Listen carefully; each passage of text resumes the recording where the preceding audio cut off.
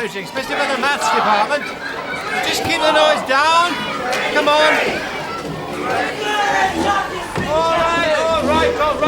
All right.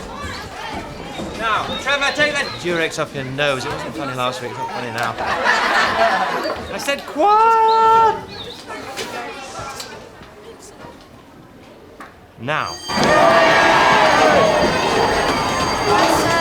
Bye, Sarah.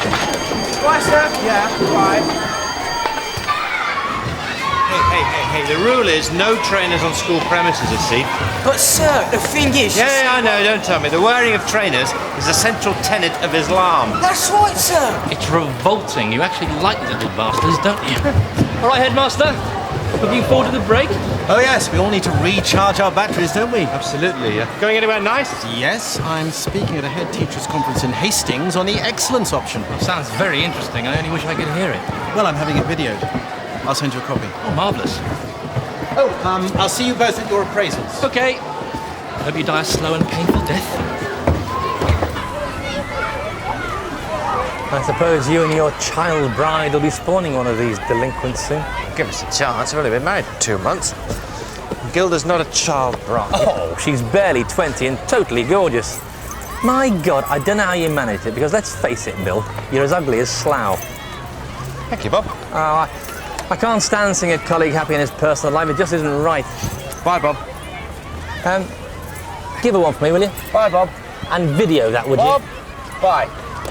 And then... Look, sir! Oh, for God's sake! Who did this? Harris! I know you're watching me, Harris. Harris!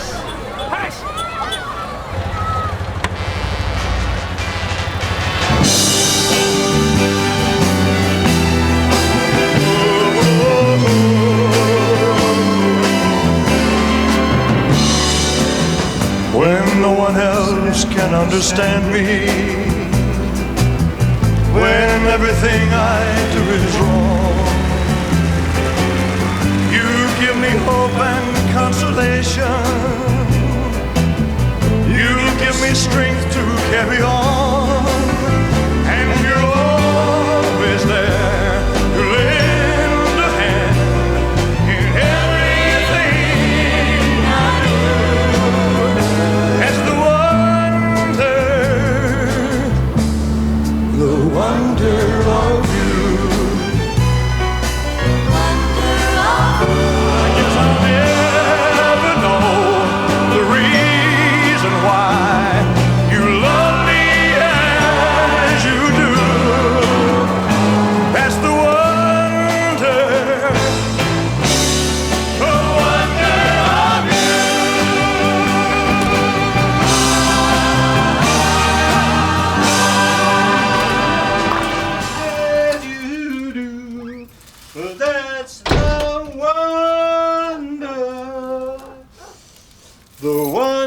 of you.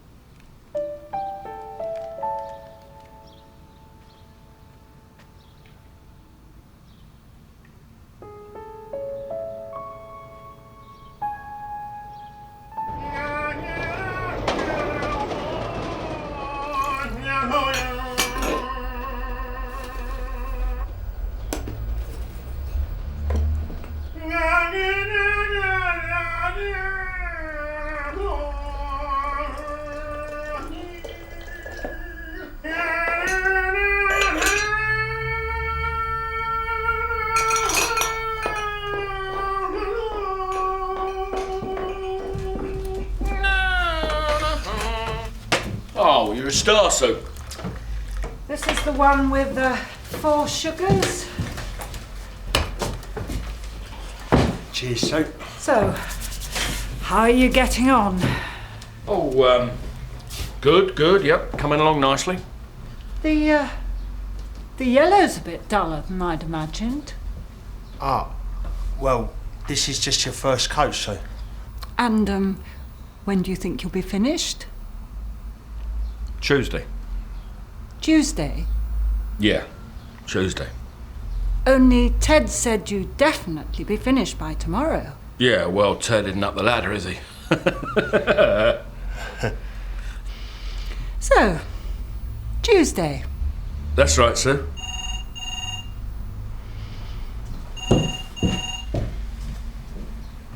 Hello. What are we going to do if she works out this isn't sunburst yellow? Stum. She's done what? All right, wait there. Don't touch anything. Just don't do anything, okay? Gary, make sure you lock up when you go.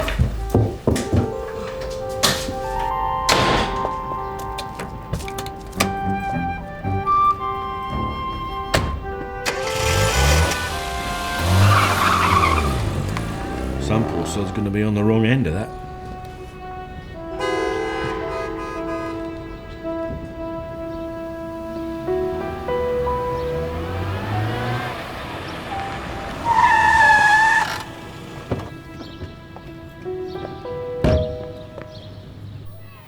All right, what happened? Well, I got back about an hour ago and she'd gone. Everything had gone. Left this. Dear Billy boy, sorry we had to steal all your stuff. I have my reasons. Kisses and hugs, Foxy. Thanks for coming, sis. You okay? All right. Oh, it will be okay. Come on, it will be okay. If in doubt, make a cup of tea, eh? Where's the teapot? That's a good question. All she's left is 3 coasters and the spice rack. Anything of any value is gone, upstairs and down. Everything except my books. Sorry we had to steal all your stuff. Even the china's gone. Most of it was cracked. Let's steal that, for God's sake. And that little Buddha doorstop I got in Thailand. And Dad's clock. What? Dad's retirement clock? Yeah. The one with the wooden carved mouse on the side? Yeah. That was my clock. Dad left it to me. I know. She's taken my clock. I'm sorry. And anyway, what were you still doing with that? You said you knew someone who could mend it. Well, I did that, and I kept meaning to bring it round. When? When what? When you started talking to me again. Oh. Well, you can't deny you stopped talking to me. Only because you stopped listening to me, you went into a complete sulk. I was upset. You kept telling me not to marry Gilda. Oh, yes, and how wrong I was. It was a marriage made in heaven, obviously. I can see that now. A 40-year-old teacher with all the dynamism of a hedgehog and an undereducated, underdressed Alita who can barely read her own tattoos. The perfect match. That clock is mine. Your two-faced little gold digger has got my clock. Well, she won't get far.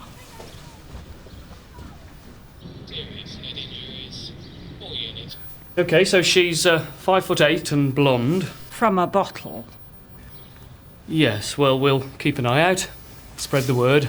Can't you issue a warrant or something?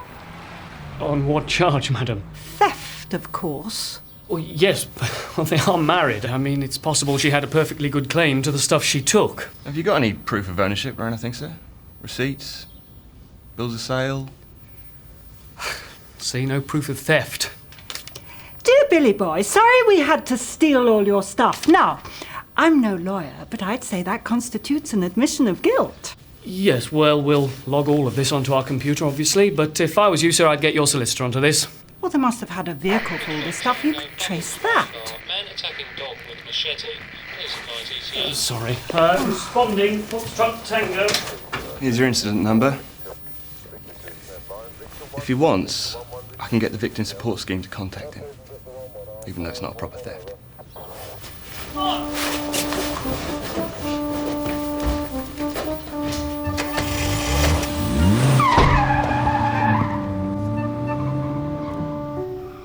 machete. It's like a different world. I'm not leaving it there. Dad wanted me to have that clock. I'm going to track down that little bitch if it's the last thing I do on earth. Please, Susan. Do you mind not calling Gilda a bitch? Well, she's a bitch. She's a conniving, grasping, poisonous little bitch. Good evening. We're sorry to bother you, but my brother here's been burgled by his wife, and we wondered if anyone had seen anything. I expect the police have interviewed you. No. Oh. But look, I've just got back. I'll get my wife. Maybe she knows something. Come in.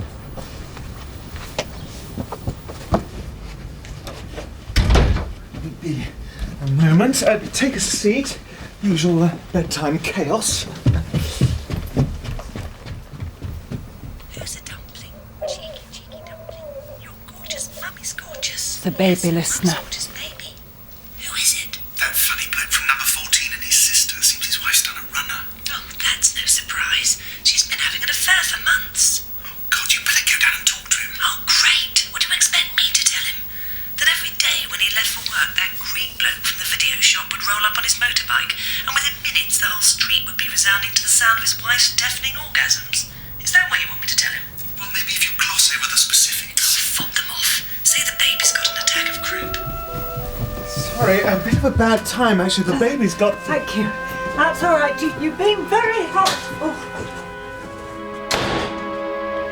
So where is this video shop? He's not still going to be there, Susan. Let's just drop it. I'm tired. Did you really have no idea about this man? No. Well, you must have had an inkling, surely. No.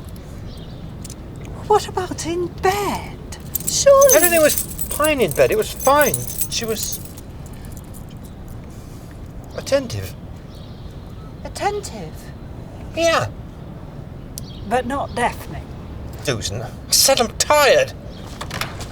I don't want to be interrogated, all right?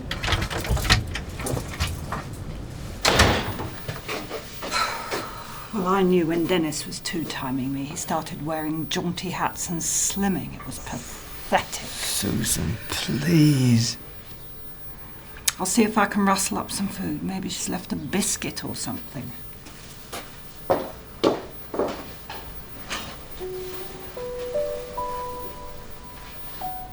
You have 2 messages. Mr. Smith, this is John Dokes from Halcyon Fitted Kitchens. Mr. Smith, our specialists are in your area this week, Mr. Smith. So please ring me on 542-9476 if you're interested in a free quote. Hiya, pal. It's Dennis here. I was...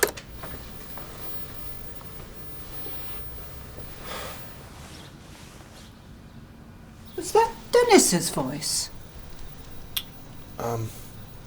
Yeah.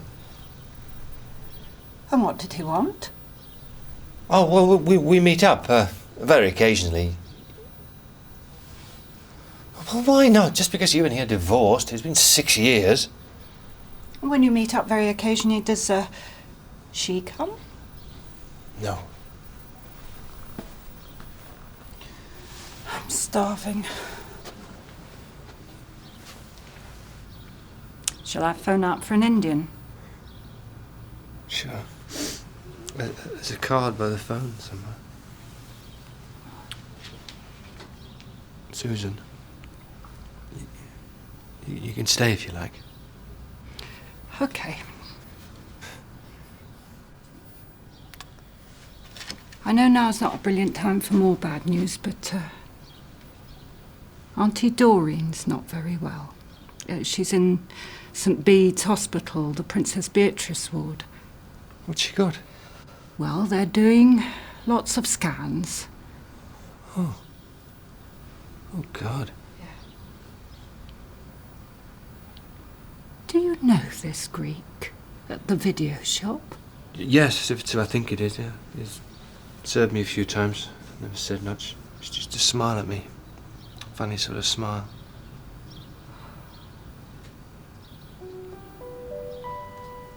I think I'll have a bath.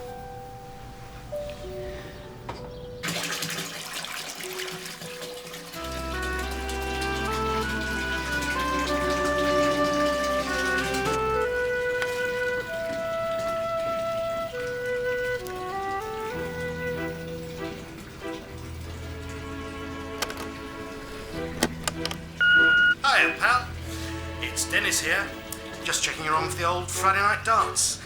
Oh, yeah, and to ask whether you and Gilda would like to come round next Tuesday. Me and Claire will have a few mates round for a fondue evening.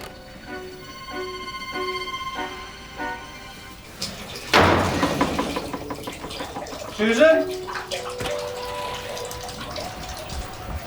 Susan? Susan?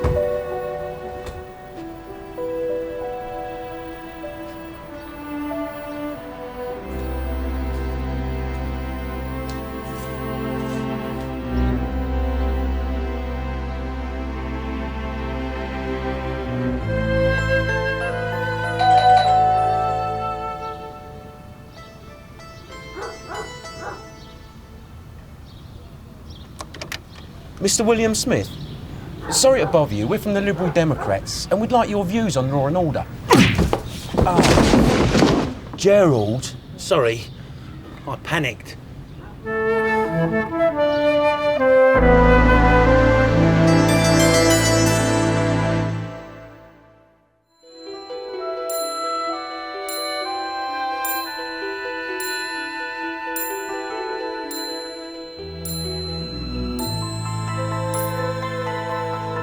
Hello there, William. Now, take it easy. You've been out a long time. No rush. Right. First things first. Gerald!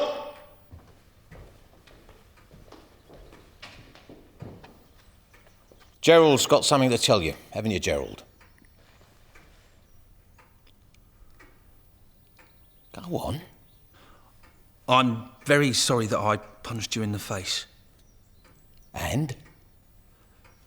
Violence is an admission of failure. Now, do you accept his apology, William? Yeah. That's very decent of you. I can only say that my employees were specifically instructed to use minimum force when collecting you and your sister. Because Susan, where is she? She's okay? She's fine. She's sleeping. We had to sedate her for her own well-being.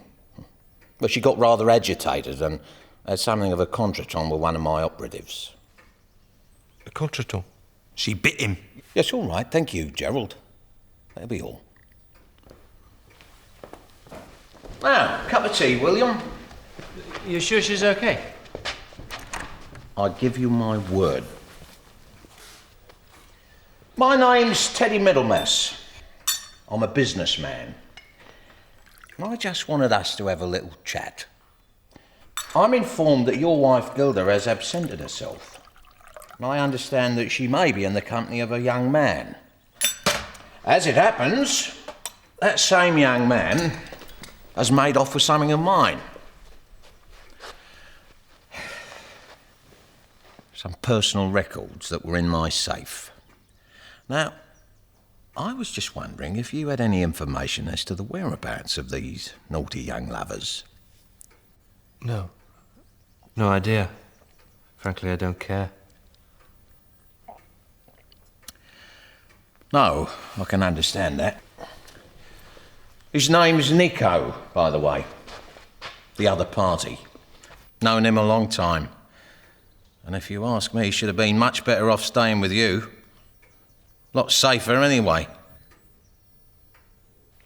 So you're saying you have no knowledge of their current whereabouts? No. No, that's right. Fair enough, William. That's good enough for me. So you're a teacher, that right? Yes. I do envy you. It must be so fulfilling knowing you're doing something really worthwhile. Yeah, your school's short of books. Only I'm running out of shelf space. I love books. I'm entirely self-educated. Well, I had to be. My dad didn't believe in giving us an education, did you, Dad? Shut up. He just wanted us to learn how to fight. Shut up. Sorry about the manners, William. Mind you, by his standards, shut up classifies as sparkling repartee. Let's take a walk in the garden, shall we? Make the most of the roses.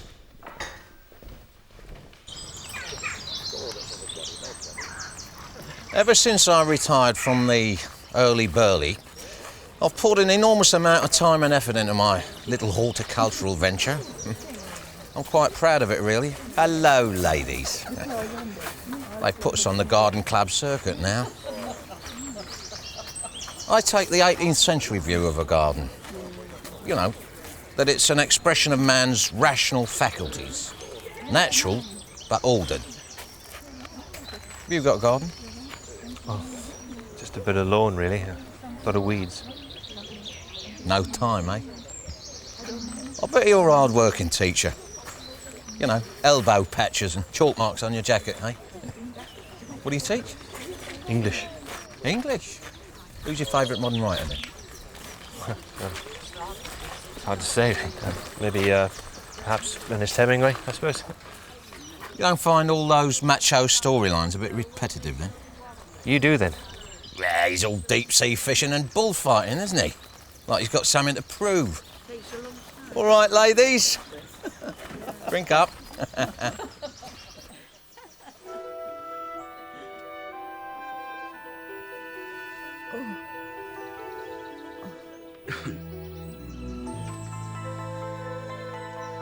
I'm more of a Thomas Hardy man myself. Well, I find Hardy a bit much.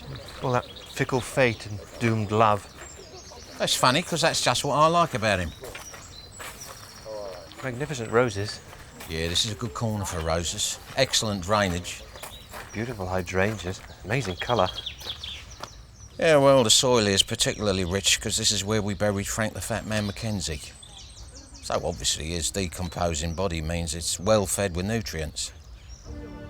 And the colour's probably because he was wearing tons of jewellery at the time. Big heavy metal fan he was. You know, iron crosses, all that kind of thing. Comes up every year. Like he was still with us, really. Mind you, I'm glad he isn't. Horrible piece of scum he was. Sold heroin to kids. You will tell me if your wife gets in touch with you, won't you, William? I'd appreciate that.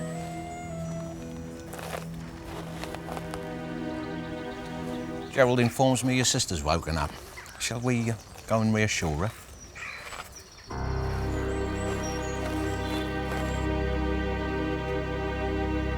And I'm sorry that I manhandled you in a brusque fashion. And I'm sorry about putting the masking tape over your mouth. Now, if you'd have come with us when we politely asked you. And I'm sorry about the use of the word slag on the occasion of your biting me.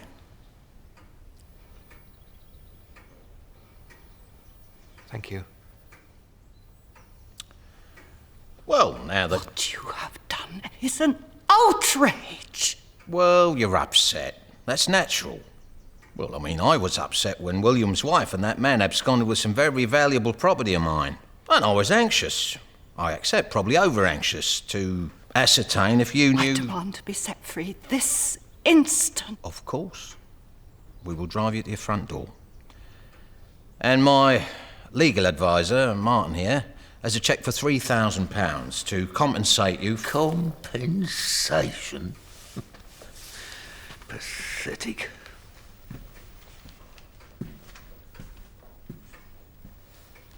Thank you.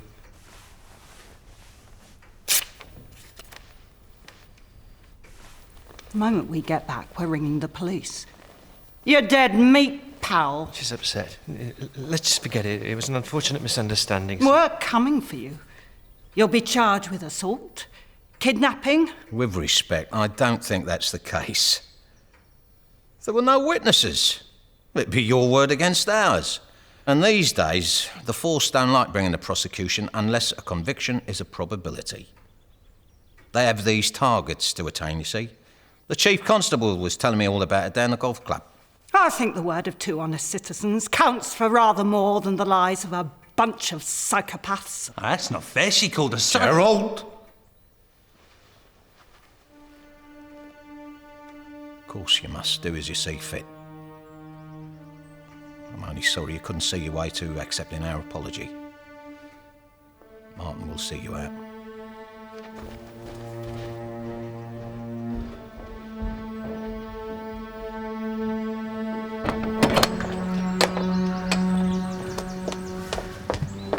Mr. Smith, my card, should you wish to change your mind about the compensation.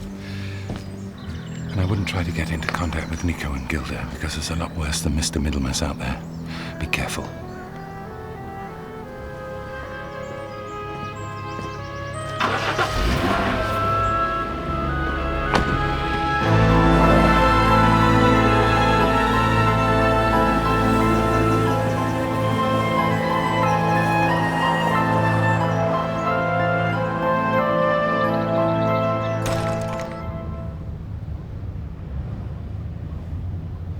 Thank you so much for your resolute support back there. I don't know what I'd have done without you.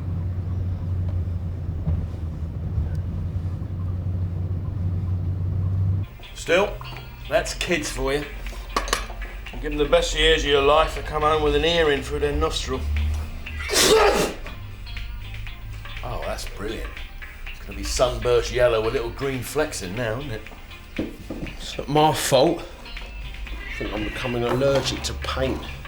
Oh, that's very handy. Hold up. It's President Clinton.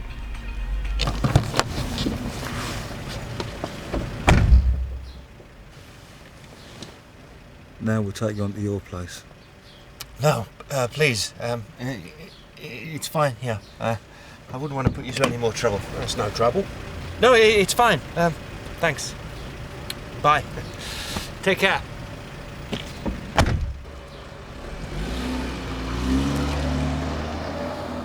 Listen, Susan, I thought it was best to be conciliatory if we don't want to end up as compost. What?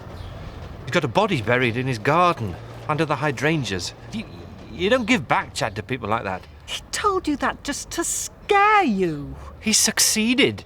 Oh, you're so like Dad. You've inherited all his jelly.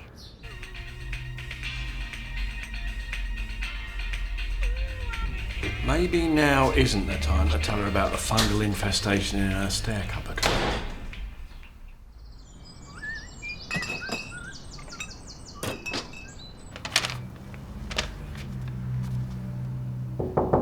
Yes!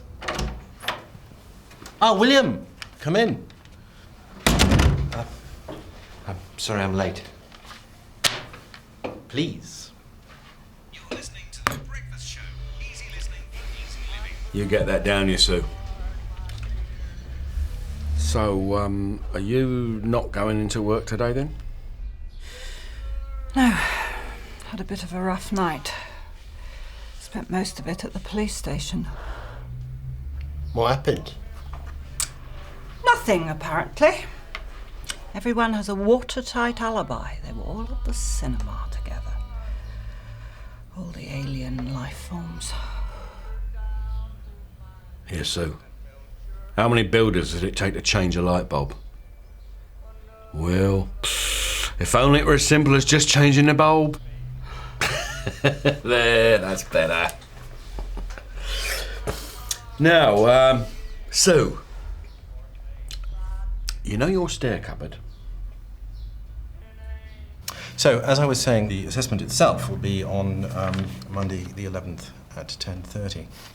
And also on that day, we'll be assessing the candidates we shortlisted after the job was advertised externally. Now, some members of staff have felt uncomfortable about having to reapply for their own post, but I only want the best for the children at this school. I only want teachers with a clear, personal mission statement to proclaim. I only want focused people. Right. I'm sorry, I'm not at my best, Headmaster. I've had a bit of a personal setback. I'm afraid you'll have to bear with me. Of course.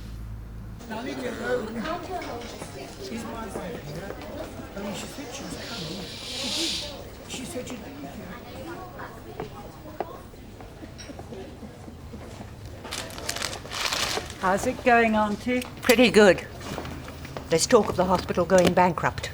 They've treated too many patients and gone over budget, apparently. I said to her over there, they might start poisoning us all to save a few bob. It didn't go down very well. You don't want any quality street, do you? 9 boxes I've got. No, thank you. So, how's the food? What is it? I don't know the scientific name for it. Seen your brother recently? Yes, yesterday. Oh, so you're talking again then? Well, we were. Oh, it's a long story. His wife's left him. I knew that would happen. She's taken all his stuff. Of course she has. She's seeing another man. Goes without saying. She always reminded me of Cousin Alice. Alice enjoyed a very good war. She had more soldiers than Eisenhower. Now, listen, Susan, and this is important. I once didn't talk to your dad for 3 years. It was without doubt the biggest mistake of my life. Apart from sitting through Miss Saigon. What was it about, eh? And how's Doreen today? Fed up with being referred to in the third person. Right. We're very pleased with you. You've done ever so well, but we want to keep you to ourselves for just a little bit longer. Have you been eating? Right, yes. Sorry. Silly of me. The catering's been put out to a private tender. It's transported overnight, pre-frozen from Carlisle. It's the cheapest option. Although, given that most of it ends up being chucked straight down the toilet, I'd say it's a bit of a waste of money, really. Still, what do I know about these things? I'm only a doctor, after all. Oh, if you'd excuse me for a second.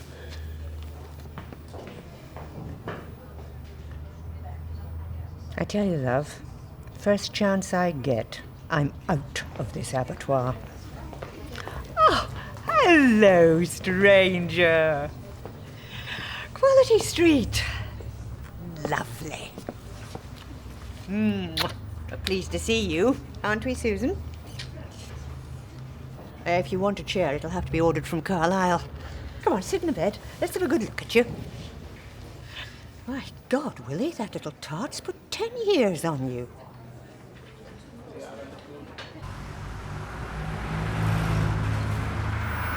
Do you really think he has a body in his garden? Yes. Then we have to go to... Let's just stay in our own little world, shall we? Look, Susan, I was thinking maybe I could compensate you financially for the clock, you know, because... It's not the money. Yeah, but... It's not the money. Well, the offer still stands. More coffee?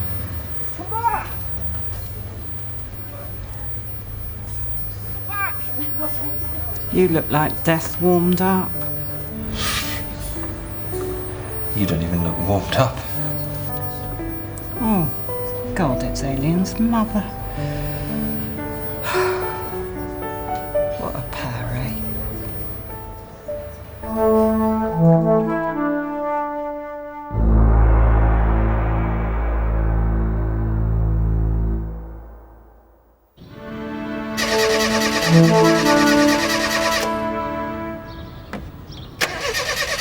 Listen, Will, this is very kind, but it really isn't necessary. I mean, it's turning into a big production. I can take it up the garage tomorrow. Oh, nonsense. They'll charge you an arm and a leg. Brothers come free. It's just misfiring. I can fix it. You can fetch me an old rag or something, could you? I think there's a box in the garden. That's if Gilda hasn't nicked it.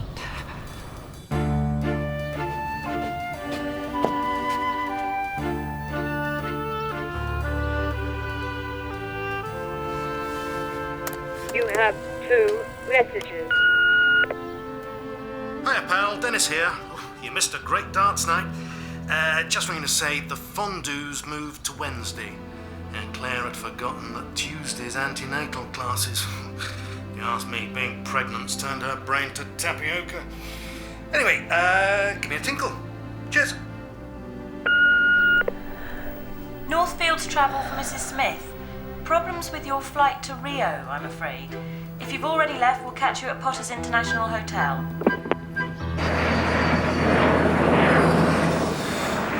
All this over a clock. And the contents of your house. Why don't you care about being ripped off and humiliated anymore? We can't even be sure they're staying here. Well, we can't. They're not registered. Criminals heading for Brazil do not check into hotels using their own name. So, what do? We watch and we wait. The drive was a nightmare. I had that lorry inches from my backside the whole way. You should have taken his number plate, I told you. Couldn't see his number plate. Just a teddy bear on his radiator. Oh, give it here. I can manage. Heard from my ex-husband again? No? Why? No reason. Like I said, he rings me occasionally. And how often is occasionally? I don't know. Once a month, maybe, if that. Oh, look, there's one of those new Saabs. I'd like one of those. Very reliable suspension, apparently. Very safe. Good built-in crumple zones. Like Volvos and BMWs. All those Nordic cars are very sturdy. Built for forests and going through streams. And how is Dennis? Is he keeping well? Is he happy? Hard to say, really. I mean, we're friends. But we're not friends. On the few occasions that we meet, we just talk about football and the weather. You know how it is. You're a lying little bastard. What about the old Friday night darts, And he's asked you to a fondue evening with his little tart. All right, Susan, I don't want to argue about it. No, because you're weak. Always have been. I think we should just drop it, don't you? No, I think we should explore it in great detail. List your character defects in alphabetical order. A is for apathetic. I don't have to listen to this. It's him. It's Nico. How could she possibly prefer him to you?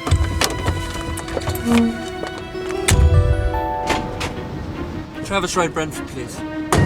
I'll do my best, Governor, but the traffic tonight's unbelievable.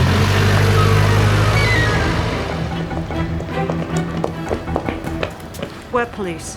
That man in the white taxi, which room's he in? Police? Yes. Now that man, do you know his room number? There are over 300 rooms in this hotel. Yes or no? Come on, don't jerk my wire. No. Right. But you better not be blagging us, sunshine, or we'll stitch you up like a kipper. I knew all those nights alone watching the bill would come in handy. You do know it's a criminal offence impersonating a police officer. I'm not about to try it twice. You don't make a very convincing policeman. Oh, for God's sake, try and look natural. You haven't got a photo of her, have you? I knew it. Susan, they won't just tell you a room number, Excuse me. I'm an officer with the Inland Revenue. We're conducting an investigation into this woman. She's probably travelling under an assumed name. Could you tell me which room she's in, please? That was a driver's licence. Now go away before I call the police. You heard her. Come on. Wait. We'll try bribing her. Bribing her? We can't bribe anyone. We're not that kind of people. We don't just... There might be a drink in it for you. I'm sorry? There could be a drink in it for you. There could be a drink in what? Now go away, or else.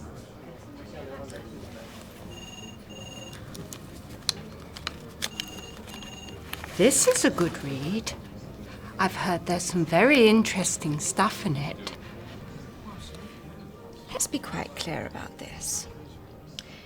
You are offering me a bribe of £20 to reveal the room number of a hotel guest. 315. I can't believe that you bought that woman with £20. Well, you can always get a discount for cash.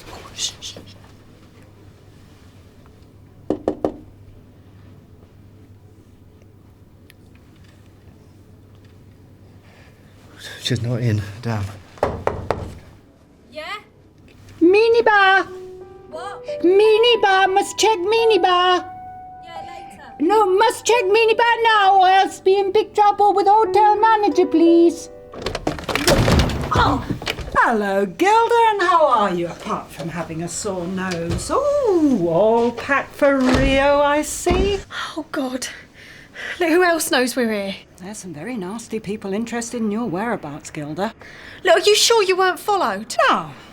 Where's all his stuff you stole? Look, I'm sorry, Billy.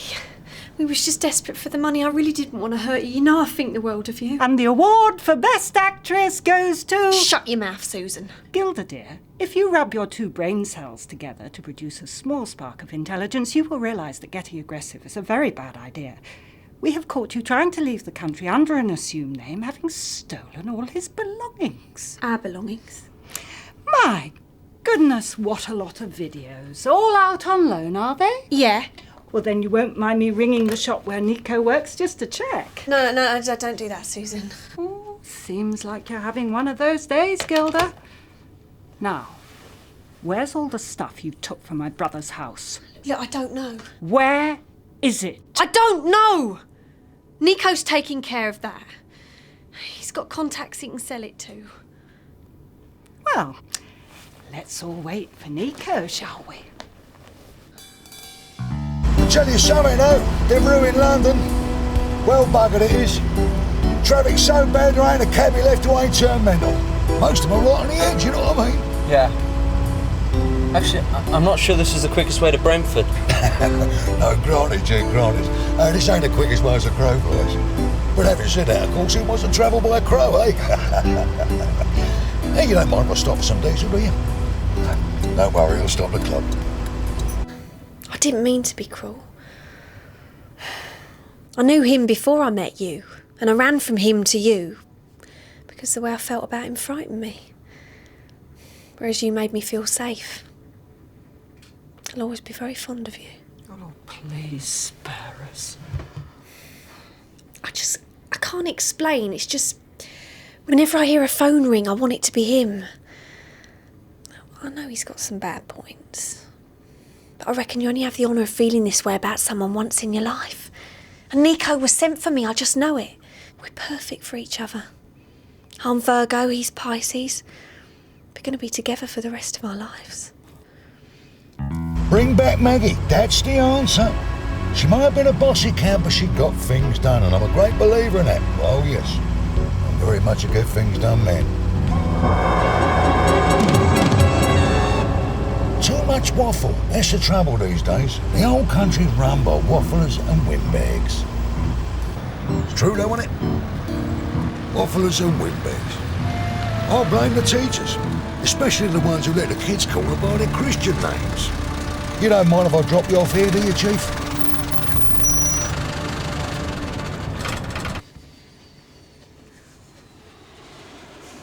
You said someone was interested in us. Yes, an animal called Teddy Middlemas. God, hell. He wants some valuable property you took from his safe. Yeah, well, that was Nico's stupid idea. Look, is Billy all right? He's been in that toilet ages. Stress sets off his nervous tummy. You've probably wrecked his digestion for life. Every time he sits on a toilet, he'll think of you. Loverboy's been gone a long time, hasn't he? He'll be okay.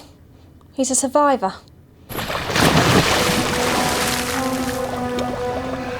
Age shall not weary him, or the years condemn. Amen. The state of this canal.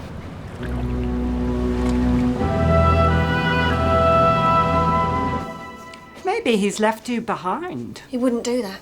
Maybe there's someone else. Look, there isn't anyone else. He wants me. I know you'd find that hard to understand. And what's that supposed to mean? Well, you haven't had much experience of being wanted recently, have you?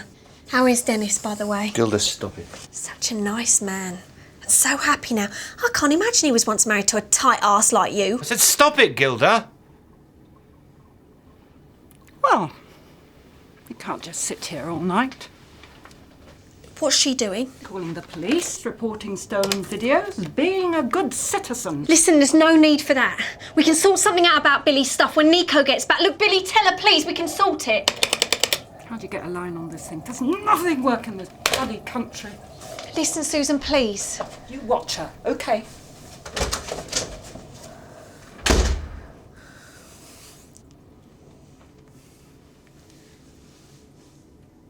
I'm really very sorry, Billy. Nico made me do it. He said we'd need every penny if we was going to start a new life in Brazil. No one made you do anything, Gilda.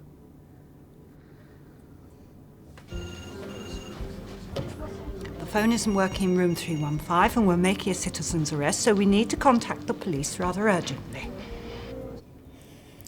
Nico wanted to take your phone, but I told him you probably need it to ring for help. Oh, thanks. I never meant to make you unhappy.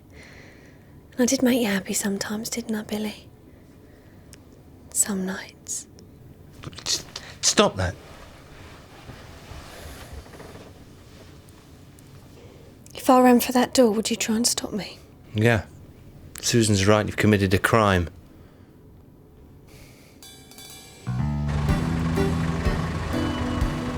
Here, where have all the punters gone? I ain't had a sniff of a fare all night. How about you? Just the one. Messy bleeder he was too. I spent 20 minutes cleaning the seat up after him. You could murder some of them, couldn't you? Oh, easily. The thing is, madam, I'm reluctant to call the police without good reason. Police visits cause consternation among guests, and I'm not keen on unpleasantness on hotel premises. Listen, you'll notch up lots of pixie points for nabbing a pair of thieves. Head office will probably give you a bonus.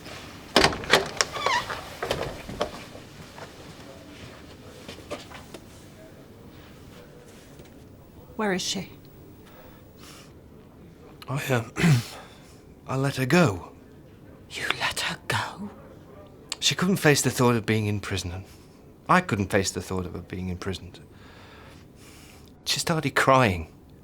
Well, isn't that just typical of men? A woman comes over all helpless and they just disintegrate. I've stood by you, I've helped you. She's tricked you, robbed you, humiliated you. And yet when it came down to it, I still came second. I'm always put second. By you, by Dad, by Dennis. She's having his baby, for Christ's sake.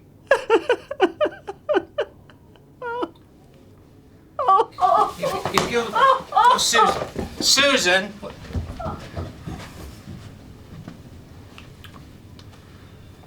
Sorry about that. I'll hold the call to the police station, shall I? Yeah. The woman who was staying here, was she a relative? My wife, yeah. Why? Well, it's just the matter of the bill. So sorry. Please don't apologise. After all, this country is just Japan's golf course now, isn't it? Don't cry. He's not worth it. He's a crap brother. Oh, quite frankly, old girl, you don't need him new more than please. Sure, love. Do you mind I must offer some diesel on the way?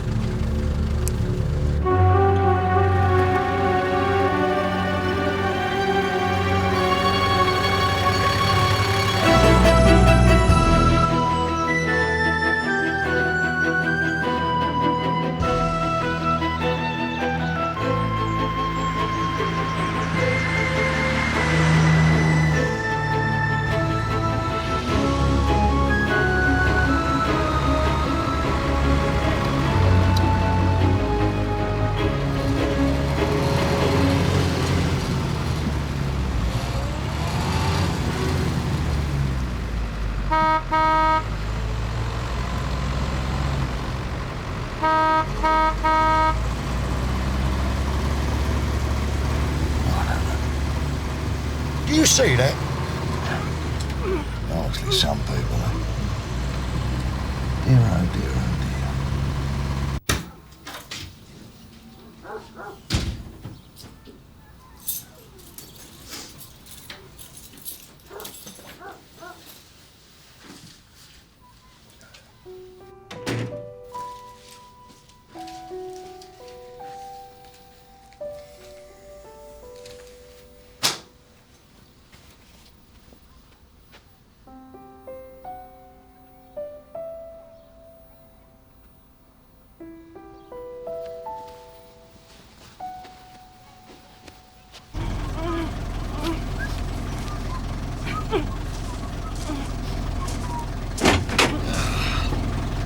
Sorry for the delay, sweetheart. You know the trouble with this country? I'll tell you. Nobody's got any manners anymore. They're not taught manners, you see, not like we were. Oh, no. And I'll tell you something else is wrong with this country. Too many old people. True though, isn't it, eh? And it's going to get worse. There's a population bulge, you see. And you know what makes me laugh? The amount of money we spend on trying to keep the old buggers alive. I mean, the minute one of them gets something wrong with them, what do? We ship them into hospital and start shoring them up with bits of plastic. You know, plastic knees, plastic hips, plastic arms even. And it's all the taxpayers' money, isn't it, eh? Nah. We should let them fall apart the way that Mother Nature intended. Otherwise, we're going to be overrun. And we're going to be knee-deep in incontinence and dribble.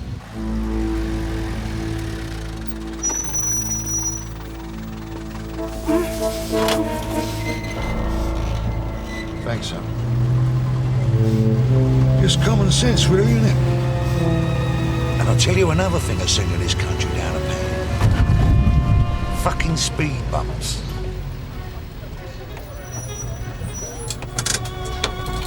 This thing will stop a tank. Do you want to try? Right, go. Hey, bravo, bravo. You did well to get out of that. Do you know that was a double bowling and a clove edge? Give us an Ainsy, will you? Is this the only way you can pull women these days, then? All right, my love. Good game, good game. Hey, I drove Brucey once, you know. Was he funny? Nah, none of them are in real life. It's an old Tears of the Clown syndrome, isn't it? They're all damaged people, comedians. Yeah, shame.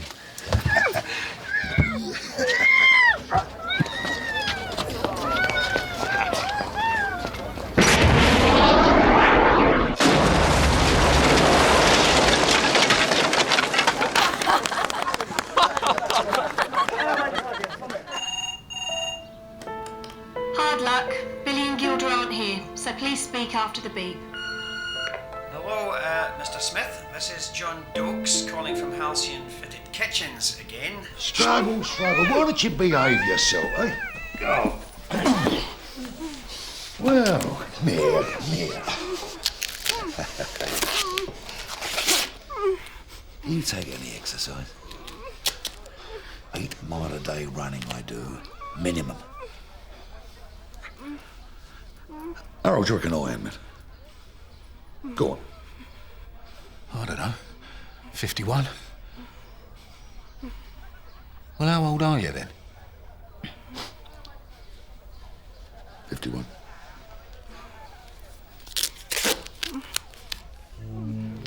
What do you think he's going to do with her? This is Susan Smith. We can't take your call right now. Please speak after the tone. Hi. It's me. Again. Look, I know that... Well, what I'm trying to say is, I'm sorry about what happened at the hotel, and I wasn't really choosing between you and her. Honestly, I wasn't. And I know she's She's a what? Come on. a thief and a slut. Woo! as you pointed out several times. But, well, I still have feelings for her, and I couldn't bear the thought of her in prison. Oh, bless him. Anyway, if you give us a bell, I'm visiting Auntie Doreen, but I should be back around. She's not here, mate. Sorry? She's not here. Bed's not been slept in, no sign of her. Who is this speaking, please? We're her builders. Do you want to leave a message? If you could ask her to ring William. William, no problem, mate. Does he sound like a sad act or what? Your looks are laughable, unphotographable. Yes, you're my favorite work of art.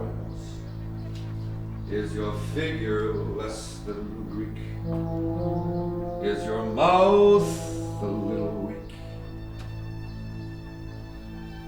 When you open it to speak, are you smart?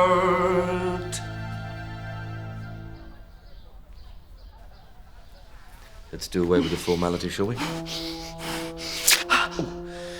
It's never an easy way to do that, is it? Your name, please.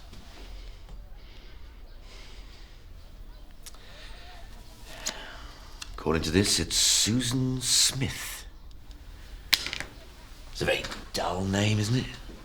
That's my personal property. I demand you return it immediately. It's an interesting use of the word demand. I've not heard somebody who's tied up demand before. The contents of your handbag were very dull as well. I was hoping for a vibrator at least. Are you single, Susan Smith? None of your business. Alone? That's a sure bet. Do you work for Middlemas? No. No, I don't work for Teddy. Funny enough, I used to. A long time ago, when you could watch a Peter Sellers film, slash up the seats, and still have change from £0.50. Now then, Susan Smith. I am reliably informed that you and a man were making a laughably amateurish attempt to stake out a certain international airport hotel, and you are asking questions about Gilda. Why? What's Gilda to you? She's nothing to me. She's my sister-in-law. She has a clock that belongs to me, that's all. A clock? Yes. It was left to me by my dad. I thought Gilda had taken it, which was why we were at the hotel. Where's Gilda now? I've no idea. Look, I've told you everything I know, so you might as well let me go. Let you go? Why on earth would I let you go? Middlemas asked me loads of questions about Gilda and he let me go. Yes, well, he and I are very different people. Oh, you look uncannily similar to me. We've got a lippy one here, Hainsey. Oh dear. How unfortunate.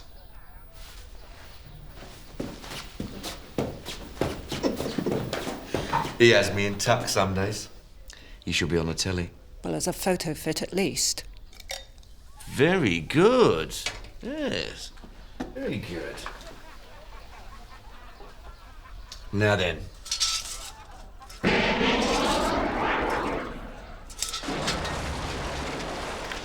Back to Gilda. It's really changed, mister. He's totally disappeared. Doesn't that bother you? He's your brother, isn't he? Only when he wants to borrow money. Yeah, but he might be in trouble. Of course he is. He's Nico. No, but I mean really big trouble. There's some very nasty... Look, darling, I'm sorry Nico ran out on you. He'd never run out on me. Fine, then there's no problem, is there? Now, if you'll excuse me, I've got a restaurant to open. Well, like, the thing is, right, I'm trying to track him down and I've got a bit of a cash flow crisis, so I was wondering if... I thought you Greek families were supposed to be close. Is that right? Well, we've all been in England a long time now. You spare any change, mister? Oh, do me a favour, please. And that's all I know, I swear. She's married to my brother, but she two-timed him. She stole virtually all his property, and now this man Middlemas is after her boyfriend. Ex-boyfriend. Huh.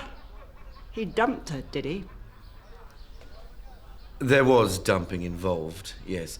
You see, the thing is, Susan Smith, that young Nico offered to sell me some material from Teddy Middlemas's safe. I thought that we had a deal, but then the little monkey started hiking up his price. Well, something I couldn't tolerate, obviously. Graham! I was just telling Susan here how you killed Nico for me. All right. See, funny thing is that Nico would probably have expected us to torture him first, you know, to find out what he'd done with all the stuff, but to be honest, he'd got right up my nose by then, so I said just kill him, Graham, didn't I? Still, Gilda will lead us to the item when we find her. She can't be far.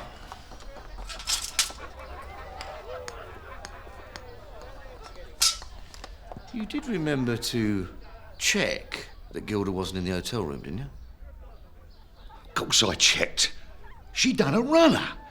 I went up to the room and all there was this one and some weedy bloke having a row. So I went back to the cab. Of course I checked Gilda wasn't in the room. Now why would I forget to do something like that? Well, you know, you're not getting any younger, are you? No offence, Graham. I want to go home. Yes, yes, all in good time. I want to go home. I want to go home. Come on now, get back into bed. I want to go home. Oh dear. It's all right, love. You don't have to say anything. There's nothing to say, really, is there? It's the kind of occasion when the English language is found wanting. Come on, love. You'll come and visit me in the hospice, won't you? Of course. It's a surprisingly jolly place, they tell me. Just as long as they don't make me play bridge. Aunt, I'm so sorry. You're sorry? I've just lashed out £600 on a new sofa. Still, you could have it now, can't you, love? Seeing as how your house is something of a furniture-free zone. Any news from... what was her name again? Gilda. No, no news. So you haven't tried to run away again, then?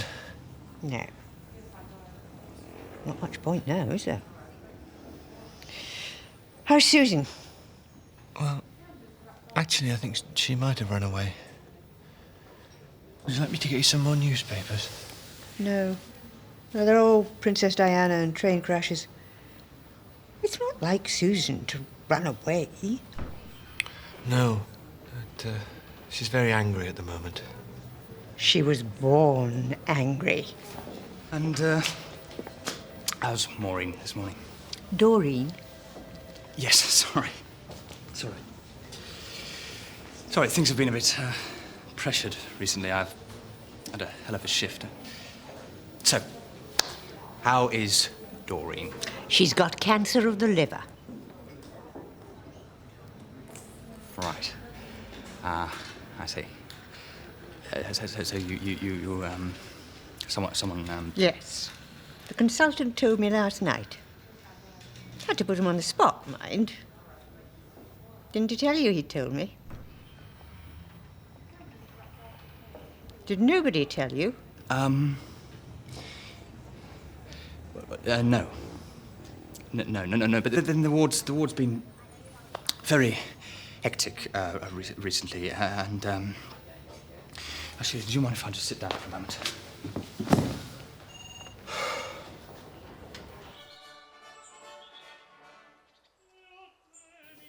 No. This just won't do. Did I leave my paper in here? What's this old shit then? It's Verdi, if you must know. Italian. Yes, Italian. Nation of wankers. You should have seen them at Alamein. They were crap. Oh, yes, dreadful fighters, the Italians. I mean, look at the ancient Romans. What a bunch of pansies they were. I'm talking about the modern Itai. You see in their football the way they roll around on the ground like girlies every time someone tackles them. Well, no sign of Gilda. We've looked everywhere. Gilda will turn up. We just have to be patient. Patient, my arse. The trail's gone cold. It's time you took your tablets, isn't it, Mr. Middlemass? I'm not taking them. But the doctor said... According to that quack, my ticker should have spared me all this a long time ago. Fine, Gilda. I need that material back. But you won't be getting it, will you? Because you're too slow to move. Too weak as always. Get out! I'll do what I like. Gerald! Come along, Mr. Middlemass. You little bastard! Any more takers, then? No, no! Come on! I could kill him. I know. That's what he wants. I really just called round on the off chance. Yeah, well, Dennis should be back soon. He's just working such long hours at the moment. The bank's rationalising, and it's poor old Dennis's job to do the dirty work. I mean, he hates it, of course. But as he says, if he didn't do it, then somebody else would. William, are you all right? Well, has been a bit of a week. I don't suppose Susan's rung by any chance, has she? Susan? Susan hasn't been in touch with Dennis since he left her. Why? Oh, long story. Hi! Look, why don't you stay for dinner? I don't think I'd be very good company. You're never good company, you miserable old bugger. My God, you look grim. What's happened?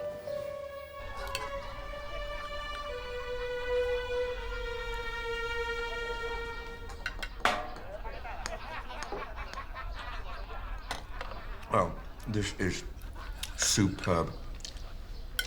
How was your dry toast? What is that noise? Oh, that is the unmistakable sound of drunk Indonesian generals playing crazy golf. Now then, Susan Smith.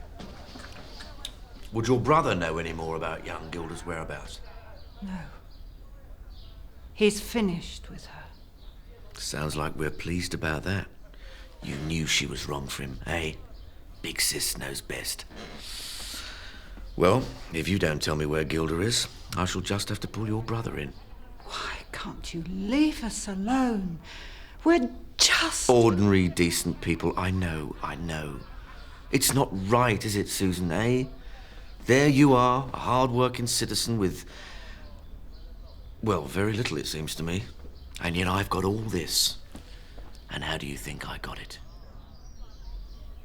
All sorts of naughty ways, none of them legal. Of course, I'm totally legit nowadays. I'm an arms supply consultant. That's my core business, although I am developing a little sideline in human organs for transplant. You know, a tourist in Bangkok gets bopped on the head.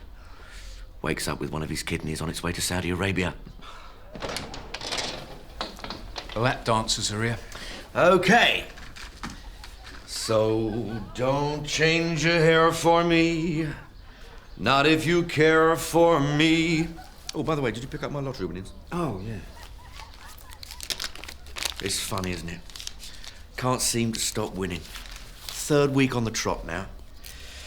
Right, well, we're gonna have a little bit of a party. And, you try and get some rest now. Could be a big day for you tomorrow.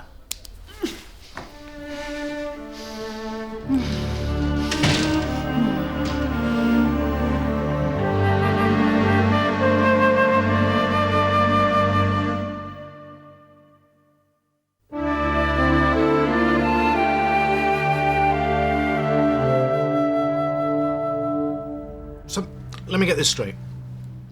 You're saying that Susan's gone AWOL, and you're worried whether she's somehow fallen back into the clutches of this Middlemass person. Well, it's a possibility, yes. And you want me to go with you to see this man? Yes. This man who buries people in his garden? Well, says he does. It's one for the police, old boy, isn't it? No point, I'm afraid. Susan went to them before they weren't interested. It's not that I don't want to help, it's just that I'm not sure what we can do. I mean, we can't just fetch up and accuse this man of things, I mean... No, I suppose not, no. I'm just not thinking very clearly, I'm afraid. Oh, that's understandable. What with Gilda running out and this business with your auntie. I know. I must have shot an albatross. Susan's probably just taken off somewhere in a moody. She'll turn up. You know her. She's HMS indestructible. One night in heaven, one night in heaven. One night in heaven, one night in heaven. One night in heaven, one night in heaven. One night in heaven, one night in heaven.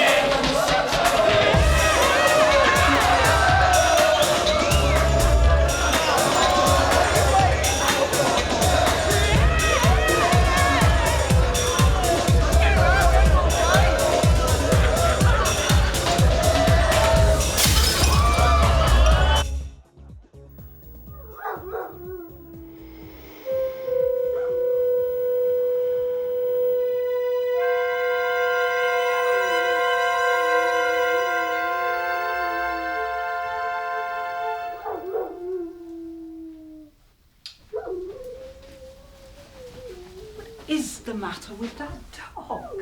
Oh, it's next doors. Used to be a police sniffer dog. They used it to sniff out drugs, and so after a while it developed a bit of a personality problem. You mean it's a junkie dog? Oh, it's a paranoid junkie dog. So, what's all this you're making? A souffle. It's a bit ambitious, isn't it? 3 weeks ago you couldn't cook and now you're attempting the culinary equivalent of a moonshot. Yeah, it's the magic of evening classes. Watch. Whoa.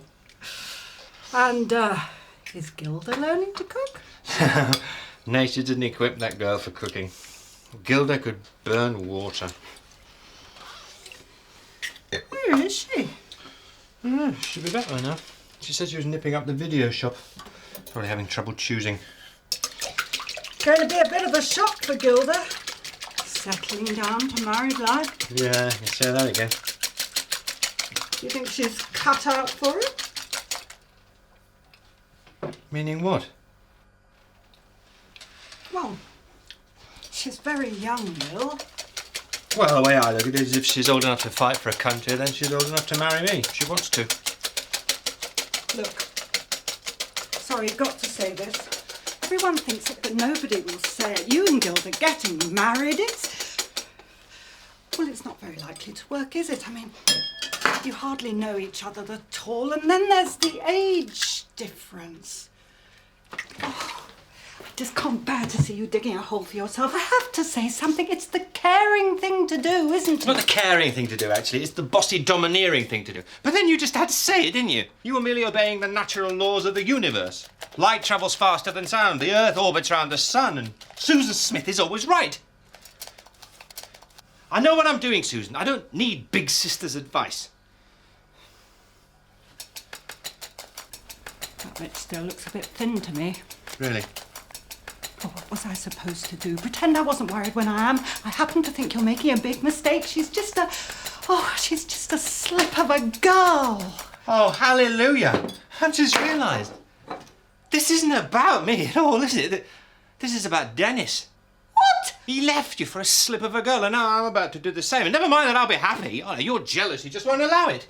Happiness doesn't just arrive. It has to be built on something. It involves putting some work in. I will be happy, Susan. You watch me.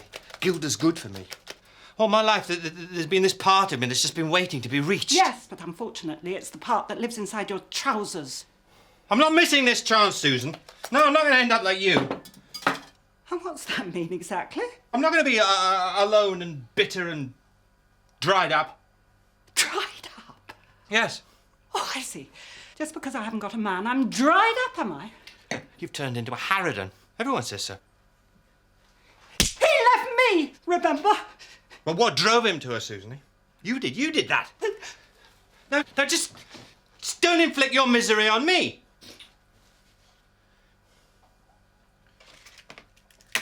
Now I've run out of eggs. Sounds like Gilda forgot a key again. He left me. And that makes just too thick now.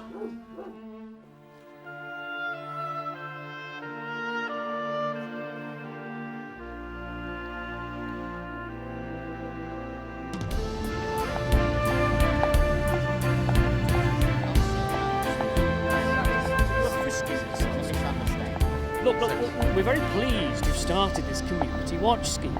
But you can't set up stop and search security checkpoints. That was made perfectly clear after the incident with the gypsy. You're not supposed to have weapons either. But no, see, this isn't a weapon. It's a restraining device. It's a kosh. Well, technically, it is Everyone a turn out your kosh. pockets, come on. It's like a Look, kosh. look, It's a sort of... nothing. What's that? That's just a piece of wood. He comes out... Useful, that's the point. No, it's a wooden... Nothing. Oh, hello, you must be Nico's sister. I'm Gilda.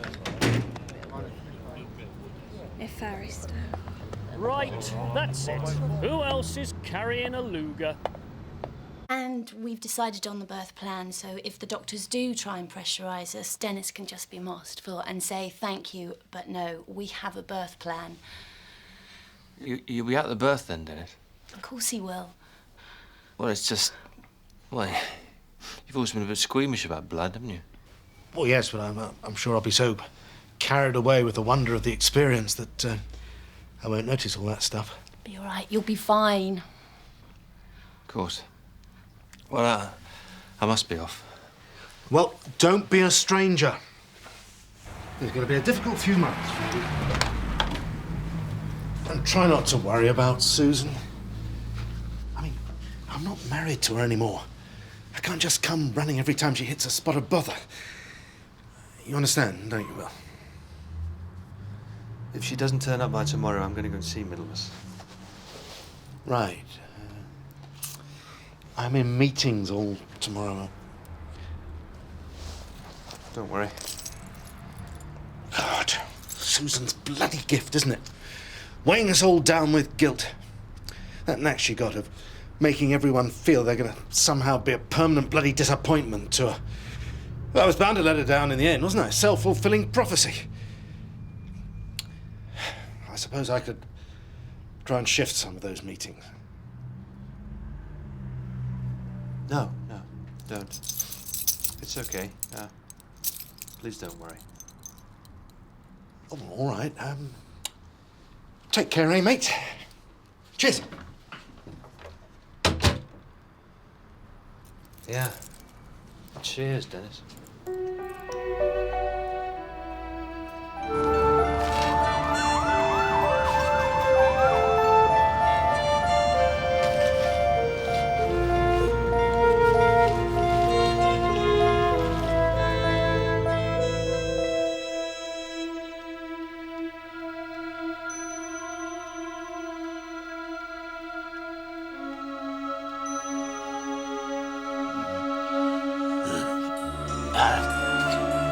Bastard!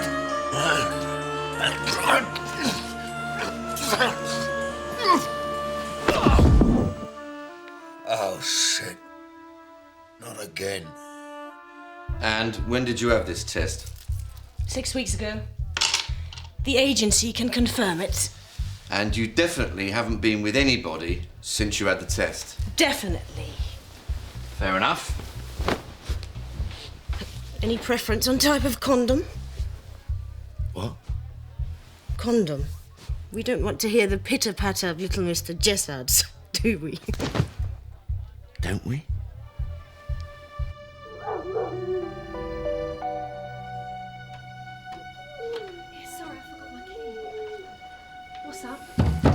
Susan. I can't believe the nerve of that woman. Uh-huh. She thinks we shouldn't get married. Well, then let her think that. So, she disapproves, so what? She's only a relative. I'm the one you got to keep happy.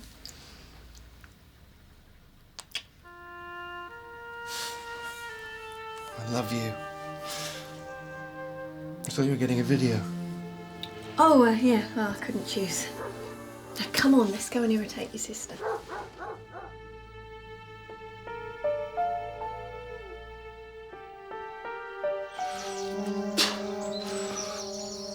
So you're a proper cabbie then? I'm a proper cabbie. Well, I just thought it might have been a cover, you know, for your other line of business. I was a cabbie for 17 years. Traffic got to me in the end. Couldn't stand it anymore. So I became a hitman instead. Less aggravation. What's the money like? Pretty good. Jezzo's got me on a rolling contract, which is handy considering the size of my negative equity. Here, you don't happen to know anybody who wants to buy a 5-bedroom job down in Berkshire, do you? Ranch style, got a new roof. Nah, sorry. He's up there.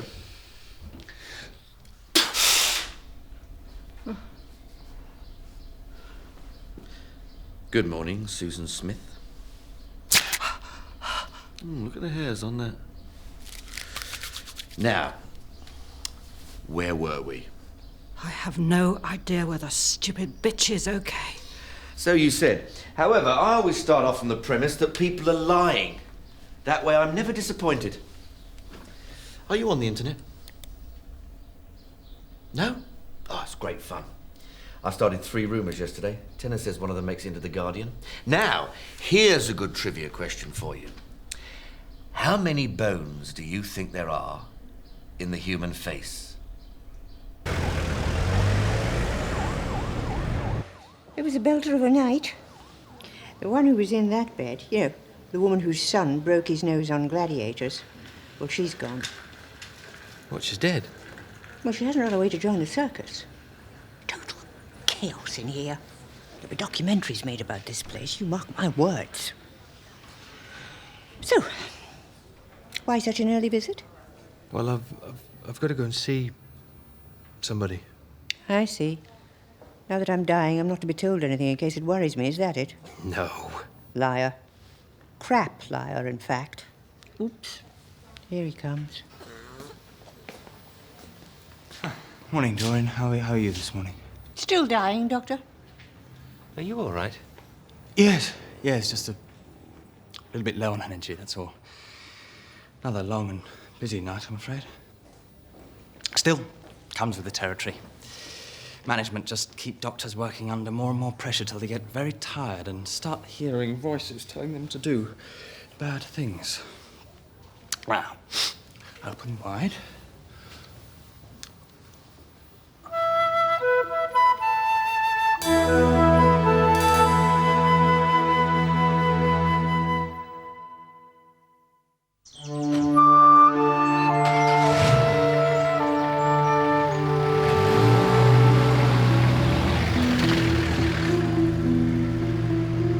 I've sent for your brother.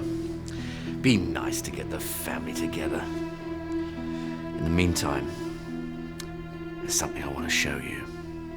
Ricky!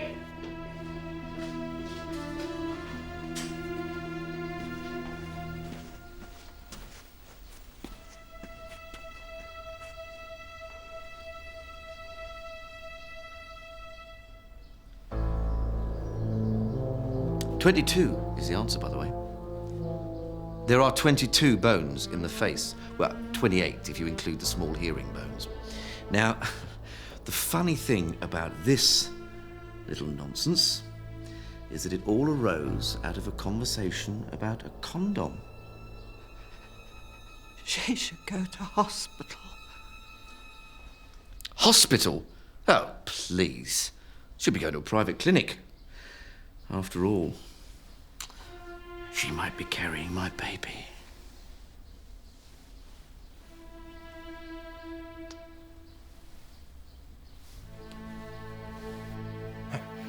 Yes, but we see this as very much state-of-the-art, post-millennial. All I'm saying is that I'd prefer something more classical.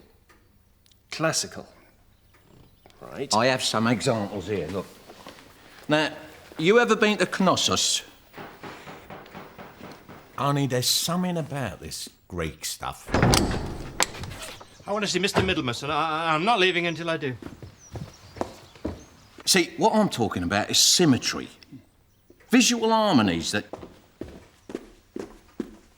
Can I help you, Mr. Smith? Yes, I've come about my sister. She's disappeared. I'll, come back later, shall I? Oh, yeah, OK. Thank you. We've no knowledge of your sister's whereabouts. Why should we have her? Well, you snatched her before. You carry on. So did it old me.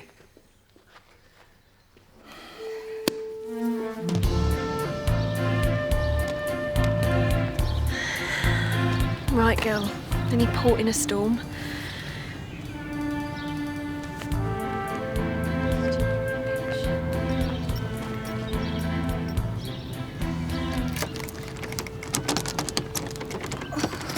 Bugger! With respect, Mr. Smith, I don't think it's fair for you to fling aspersions. I know nothing about your sister. I'm not sure I believe you. Now, listen. Can I ask you where you last saw your sister, Mr. Smith? Yeah, it was in a hotel at Heathrow. What were you doing there?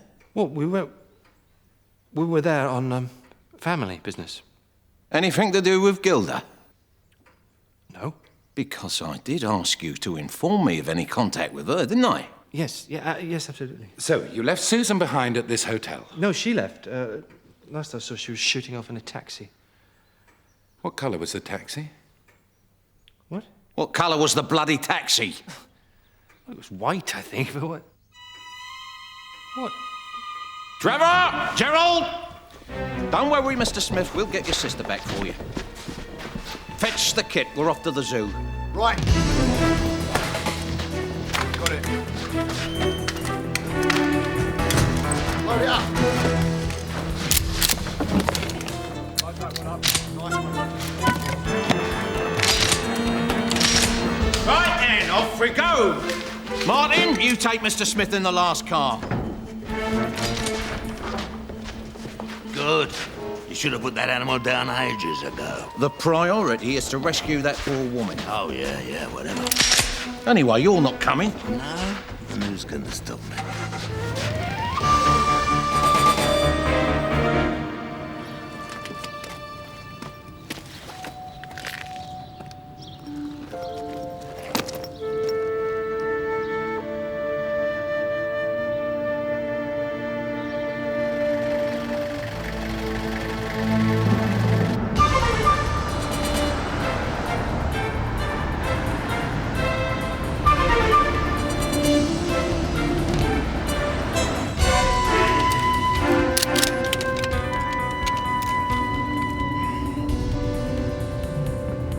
This is it. Boys, Armageddon. I shouldn't be here. I'm a very ordinary, law-abiding, tax-paying citizen. I listen to Radio 2, for Christ's sake. One day I answer the door and I end up in all... I mean, you read about these people in the paper, but you don't imagine they're allowed the free run of the place. You don't think the world could be an adventure playground for the insane. Yes, well, you may have to revise your definition of insane when you meet our Mr. Jezard. Firstly, you did not inform the station that you were going to instigate daytime patrols. And secondly, hanging about and not being from around here are not criminal offences. Yeah, well, with respect, officer, I mean, these two, they were looking really quite shifty, weren't they? Shiftiness is not a criminal offence either. Apparently, Jezard used to be an associate of Mr. Middlemas. In the days when Mr. Middlemas used to make withdrawals from other people's banks. Anyway, 20-odd years ago, Jezard was introduced to the gang by Mr. Middlemas Sr. But Jezard was a bit ambitious, and soon there was a bit of a falling out. Jezard responded by tipping off the police about a raid on a jeweller's. 4 of Mr. Middlemass's men got 20 years. That's why he hates Jezard. He can't stand betrayal. But this Jezard character, I mean, he's got no reason to hurt Susan, has he?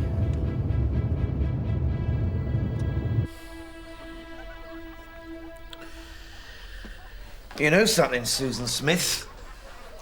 You have a real problem now because, you see, the less you tell me, the more unpredictable I will become. In fact, to be honest, sometimes I'm so unpredictable that even I don't know what I'm going to do. Not till the moment that I do it. It makes being me rather wonderful, actually, because life is just one long pageant of surprises. For the last time, please. I know nothing. Fair enough. But if you don't know anything, Susan Smith, then what earthly use are you?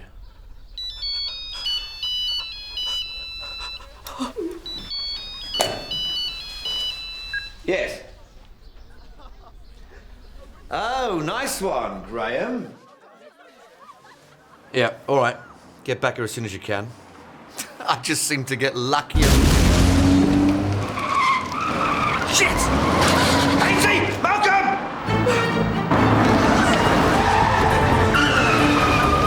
Nobody tries anything stupid, no one will get hurt. Now, fuck! Now! Move it!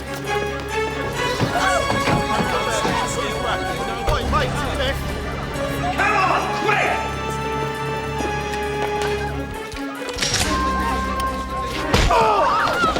Too close, son. Morning, gentlemen. Morning, Minister. Ainsley, stay here. I should be charging you for those gates, Teddy. You've put on weight. Yeah? And you've lost it. Thought he'd be dead by now. Let's take him. Careful. A lot of witnesses. I can't see the Minister wanting to give evidence, can you? Nor the generals. They just want to get home to their normal routine of lobbing peasants out of helicopters. No. You got a choice, Jezard. You can die like an animal on those steps, or you can give us Susan Smith. All this is about her? Her and her brother have no part in this. Gilda, Nico, yes. No. Nico's part has been cut. Oh, God. He stole some personal records from me. I know, wasn't that naughty? Well, he obviously didn't give them to you. I'd have known about it by now. He might give them to me posthumously.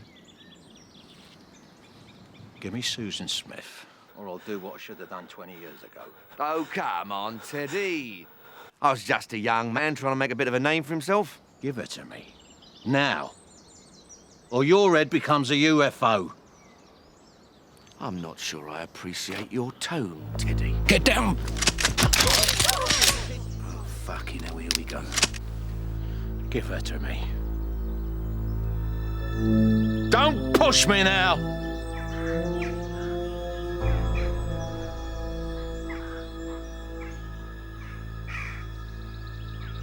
Oh, all right then. Ainsley, bring her along. Take him anyway. And that's the unfinished business settled. No. When that happens, it'll be just me and them. Oh, yes, please. I'd like that.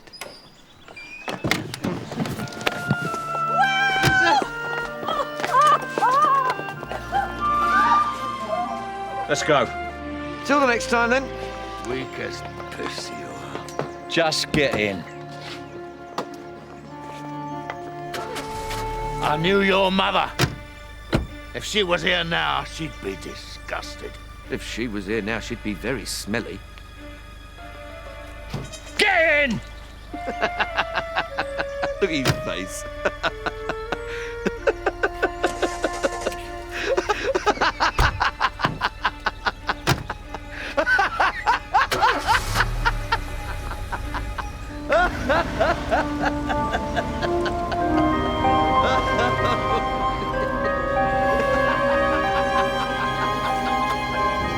We mustn't get split up again.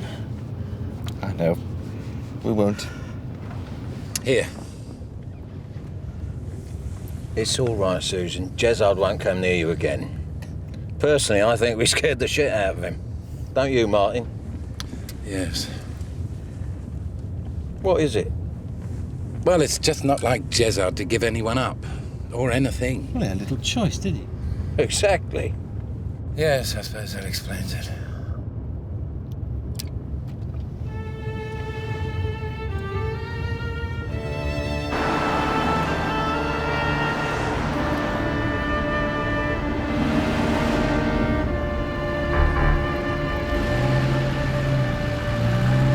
What about that couple with the kids that come to see it? I mean, are they interested? Yes, there are Rottweilers next door, but that's a very high hedge. Look, I really can't talk right now. No, I've got a fear.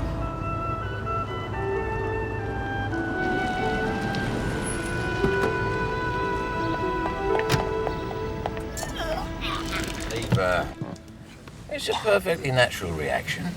It's shock. We'll call the doctor when we get back. Get back where? To my place. What? I think it would be better if you stayed at my place for a little while. Under my protection. Your protection? Oh, you mean like when you abducted us, then interrogated us, then took me around your garden and showed me where you buried Frank the Fat Man Mackenzie? Right. Granted, I may have overstepped the mark a little bit. I'm sorry. Overstepped the mark? I've said I'm sorry. What more can I do? Oh yeah, and I would appreciate it if in any further correspondence connected with the order you didn't use the term anti-personnel mine. It's touchy terminology. Well, I prefer area denial munition. Yeah, well, I'm still chasing the nerve gas. I should be hearing from my contact at Porton Down. Yeah. All right. Salam.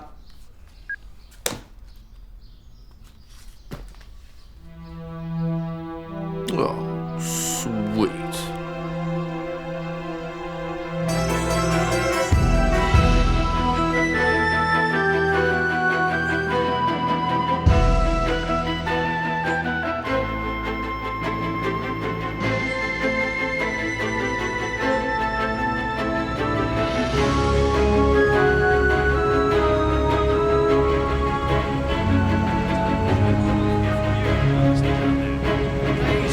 How you doing in the back there, Gilda? The Millennium. The Millennium, what do you feel about it? Ooh, I love chloroform. Shall we celebrate it? When should we celebrate it? Let's see what you want out of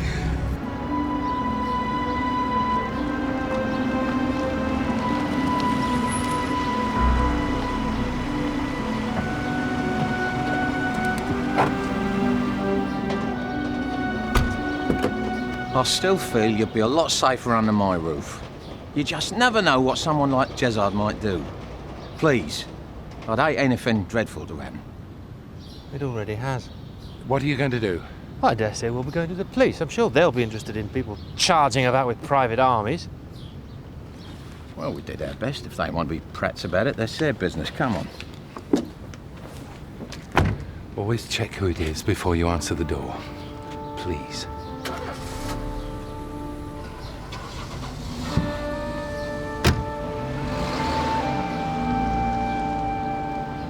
Why are we making so much fuss about a year that just happens to have a couple of noughts in it, eh? Absolutely, son. Absolutely. Yeah, I mean, what's all this about? I mean, there's the expense. I mean, Oh, shit.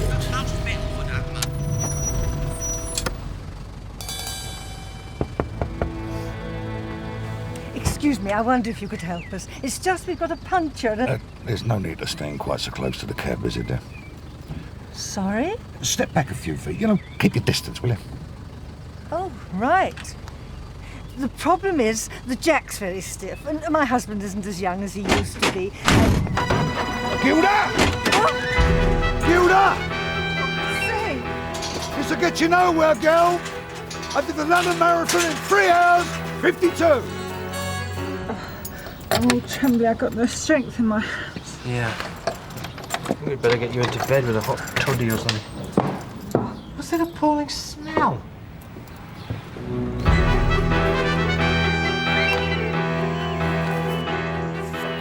travellers. Oi! Oi, you! Oi! Gilda!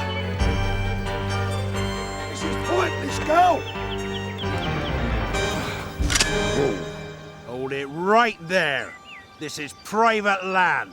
Yeah, of course. Look, I was just passing for a horse, and I'm with that girl up there. I'm sick and tired of you lot treating this like Piccadilly Circus. I'm not Shut it! Have you ever seen what a shotgun can do to a person? Well, funny enough, yes. It's not pretty. One of my farm workers blew his brains out last month, and I can tell you, it was not pretty. Listen to me. No. You listen to me. Well, it's really bad luck, actually. Because what's happened is that the waste pipe has cracked at the point where it, like, you know, joins the main sewer. And consequently, the leak from the crack has seeped into the foundations. And, well, we've got to do something pretty pronto, because obviously, fairly soon, it would undermine the foundations. It's just one of those things, I'm afraid. I can subcontract, get some specialists onto it, then we could sort it out, PDQ and ASAP. How did this crack just suddenly appear? Well, these are very old pipes. Anything could have cracked them. A bit of subsidence, maybe, vibration, decay due to wear and tear from frost. Well, the main thing is to rectify it. I'll put in a quote, obviously. She okay? Oh, long story. Susan, do you understand what he's telling you? Yes. In a nutshell, he's saying that a lake of liquid shit could make my house fall down. Well, not if we get cracking, eh? Okay, yeah, get cracking. Come on, we'll take a taxi to my place. Maybe not a taxi. Don't worry, we'll soon sort this out. And if you ever just chuck spare cement powder down the toilet again, you're a dead man. Have you got the faintest idea what it's like to be a farmer? Have you? Hey? Of course you don't. Nobody does. The hours, the isolation, the sheep dip full of God knows what. And everyone hates us. We're treated with contempt. My cousin Ralph, he's a farmer 5 miles up the road. You know what happened to him? Some bastard of a taxi driver beat him to a pulp and set fire to his tractor. Well, that's absolutely awful. I'm being taken to court next month by the Ramblers Association. They came marching through here on a demo, saying they had right of way, bunch of townies in Gore-Texes and sodden fisherman sweaters, so I splattered them with the muck spreader. It's not fantastically cosy in my place, or with no furniture. We can make ourselves a home. Maybe tomorrow we can go out and buy some new furniture. I've been meaning to do that. Driver! Can you stop, please, driver? Driver!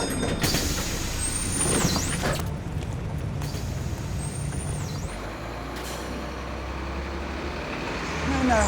Why should they? Why should they get away with it? Why should they be allowed to terrorise ordinary, decent people? Well, I refuse to be terrorised. They have no right to frighten us. And if I ever catch you on my land again, I'll feed you to my pigs! I said don't come too close, didn't I? I just wanted to... Wanted to what? Don't you talk to her like that. Careful, Grandad. Don't sell those incontinence pants. Now get out my way. You know, you lot shouldn't be allowed out in cars. In fact, you lot shouldn't be allowed out. Full stop. You'll be old yourself one day.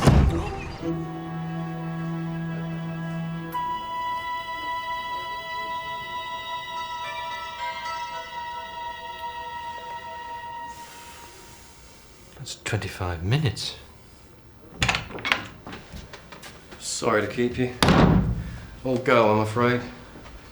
The local neighbourhood watch patrol got a bit carried away last night. You can see their point. No one wants ladies of the night touting for business in their street, do they? But shaving their heads was... well, just creates more problems, frankly. Still, there you go. I'm Detective Sergeant Macedo, by the way. Now, I understand you'd like to make a complaint. That's right.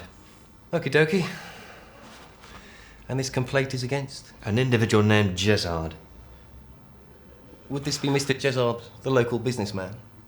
No, this would be Mr. Jezard, the arms dealer, rapist, and psychopath. Right. Well, if you'd just like to give me the details.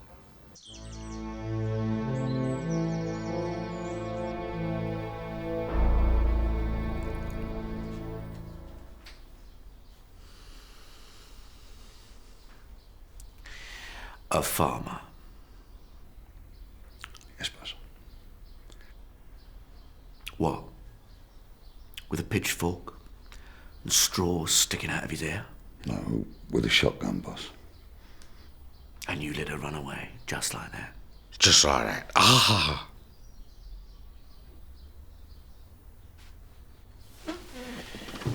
You had Gilda in your cab, and you... Sorry. Yeah. Actually, now's not a very good sign. Well, I'll come ring you tomorrow and we can discuss, dropping the asking price then. Okay. Stay agents.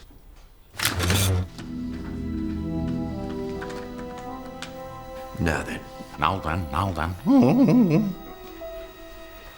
In words of one syllable.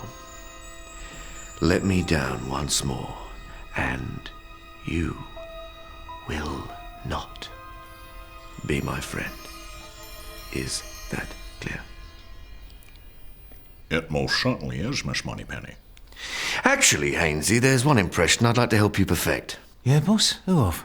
Stephen Hawking. I'll get it back, boss. No, you won't. I'm putting this out to a freelancer. Who? Keachy. Keachy? Him with the designer scar? You know how he got there, don't you? He was burgling an Avery and an owl went for him. He's a joke. Yeah, but he's solid and reliable. And he's young, Graham. He's young. She won't get far. Then we'll get our hands on all the little secrets in Teddy's safe. Keachy, how are ya? Stephen Hawking. No, don't tell me. I got a little job for you. So, basically you're accusing Mr. Jezard of murder, kidnap, assault, rape, threatening behaviour, but unfortunately none of it is corroborated. My sergeant has phoned Mr. Jezard, but that gentleman's denied all knowledge of the events you describe.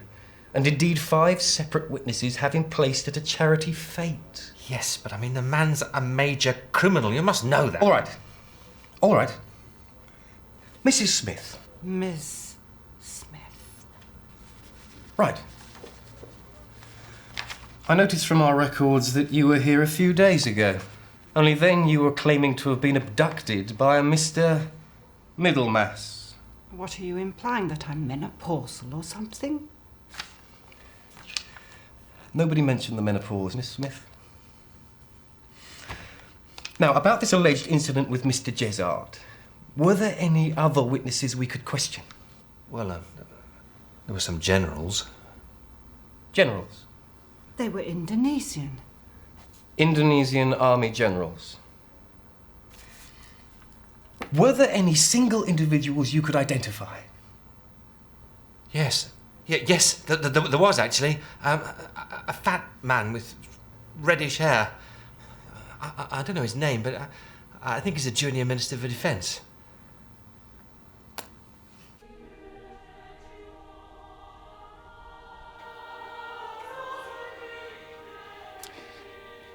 Mr. Middlemass, can I ask you something? Go on. Well, if what was in the safe was your financial records, they're clean, so why are you so concerned about Jezard getting hold of them? There was a videotape, which is... it's important. Can I ask what's on it? No, you can't. It's personal. Your father really hates Jezard, doesn't he? Everyone really hates Jezard. That's his function.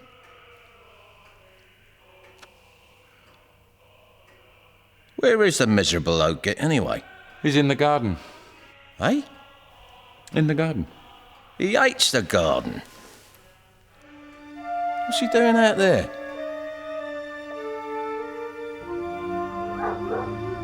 Next door lent me the mattress. Nice couple. Christian Scientists. I know that because I tried to borrow an aspirin off them once. Is that okay? That's fine. Susan, Yeah? I'm scared.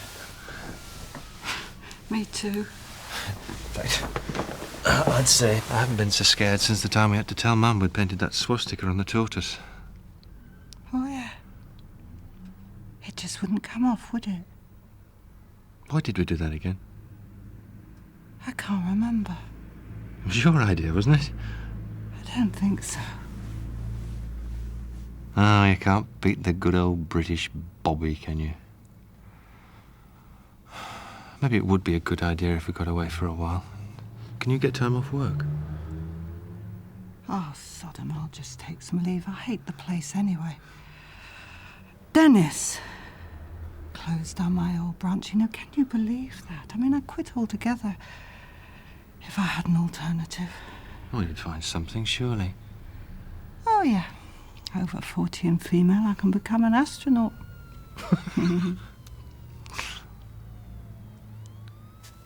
We could go to Margate. Mrs. Wilmot's bed and breakfast. Oh, why not? Oh, come on, let's go to Margate. It's full of nice memories. They're not all of them nice. Oh, yeah. Well, apart from that.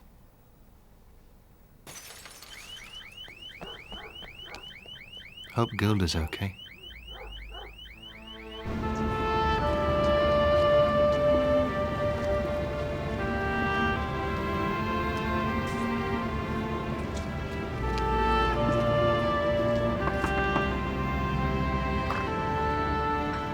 Oh, it's you again, dear.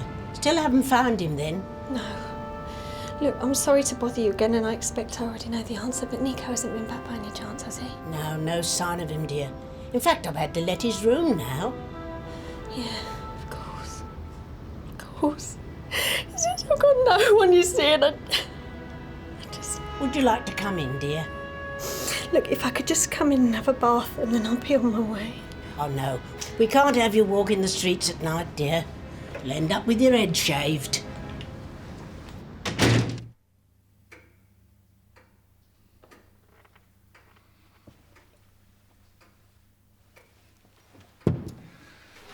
Mr. Middlemass, I've been thinking. Given that William and Susan have gone to the police, well, Jezard might turn nasty again. Perhaps we ought to post someone to sort of keep watch over them.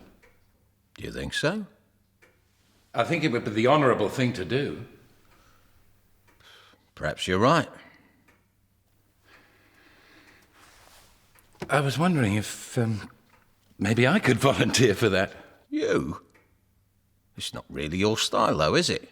You're non-combatant personnel. Besides, what if I need some legal advice? It's just I'd really like to, that's all. It's Susan, isn't it? You're smitten. No. Not at all. I mean, I do feel sorry for them, I admit, but it's just I'd like to do something a bit more frontline, that's all. Please, I've never asked for anything before, have I? All right. But you work to Trevor. Of course. Me and Trevor. And no heroics. Any trouble, you phone in. No heroics, don't worry. No problem for a lifelong coward. Okay.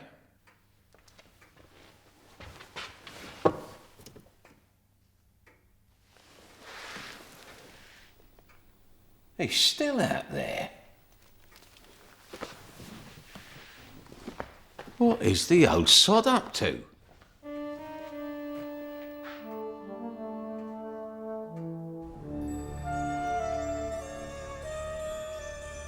Mary.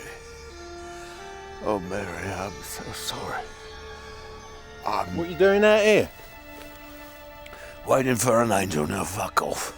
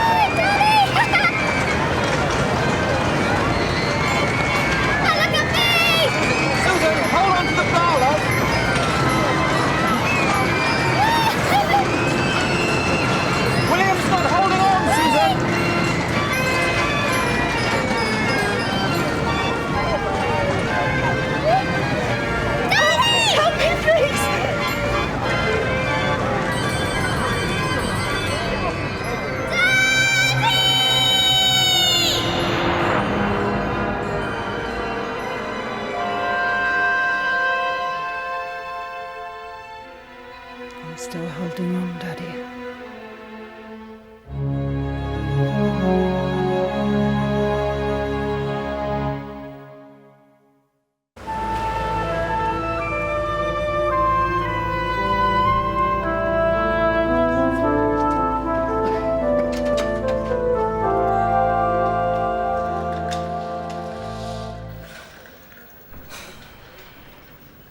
The Duchess of York's visiting the hospital next Wednesday.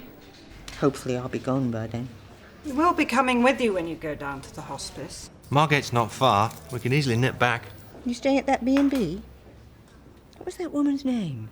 Mrs. Wilmot. Yes, Mrs. Wilmot. Face like an anvil, looked like she was built from girders. Ooh, I made some great breakfasts, mind. I remember. Huge grilled mushrooms. Never seen mushrooms that size. You'll have to be back for school, though, won't you? When does term start? Oh, not for... Oh, bloody hell, what's the date? I don't know. Excuse me. What was all that about? So, where did you disappear to then, miss? Oh, it's a bit of a saga. I'll tell you some other time. I'll tell you some other time. That's a tactful thing to say to a dying woman, isn't it?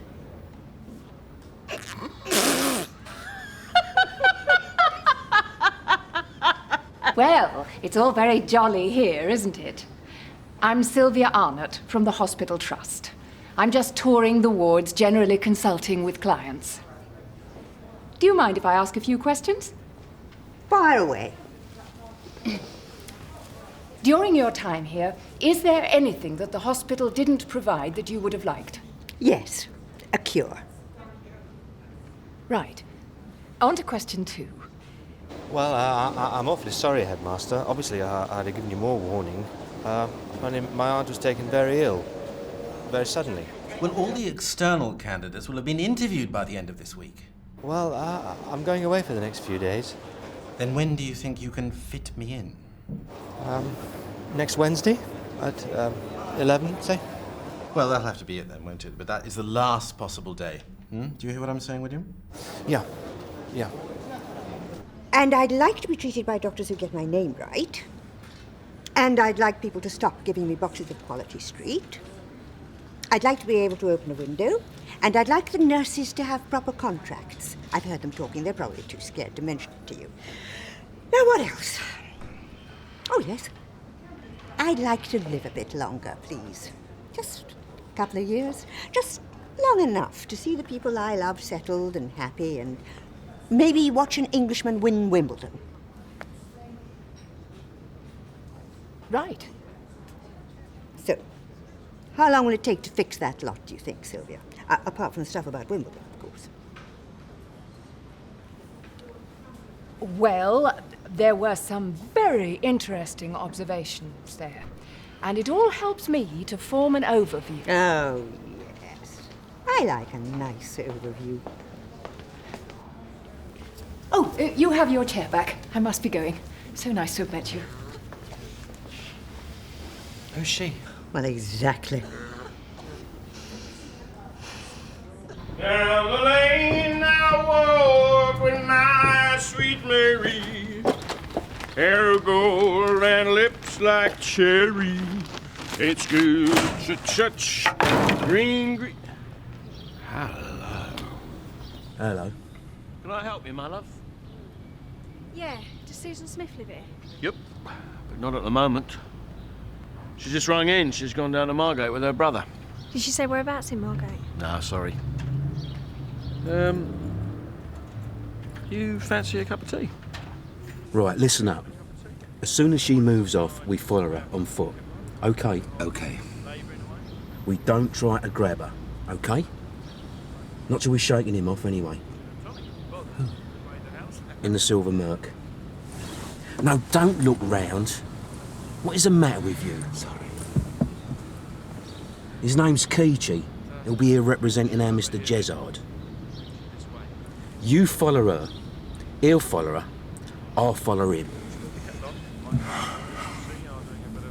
Have you told anyone before? No.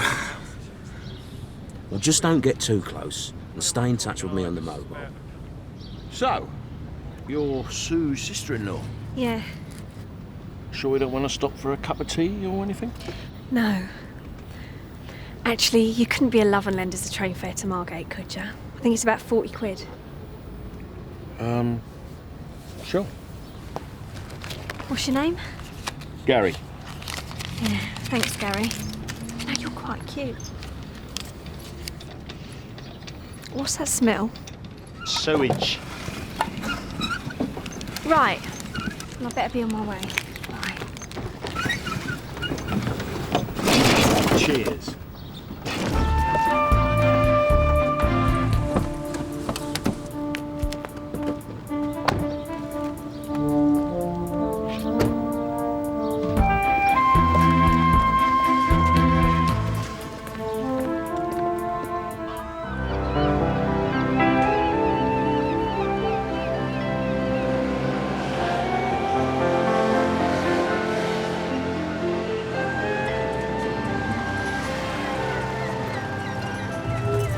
Far from the curb. Nah, it'll be okay. Someone might give you a clip. It's always happening to me. There's so many crap drivers around. I think some of this rings a bit of a bell. How about you? Anything you remember? I don't remember this sky. It's never this blue. It was always dishwater grey. Oh, I can remember some very blue days. It was bright blue the day I got swept up by the tide on that pedalo. Oh, yes. And who got the blame for that? For not keeping a proper eye on you? Sorry.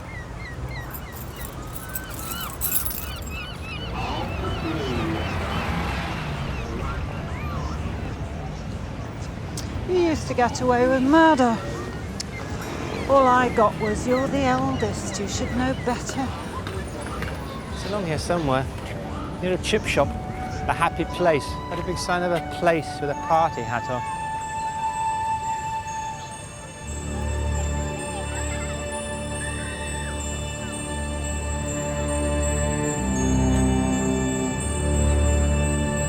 Susan? Come here.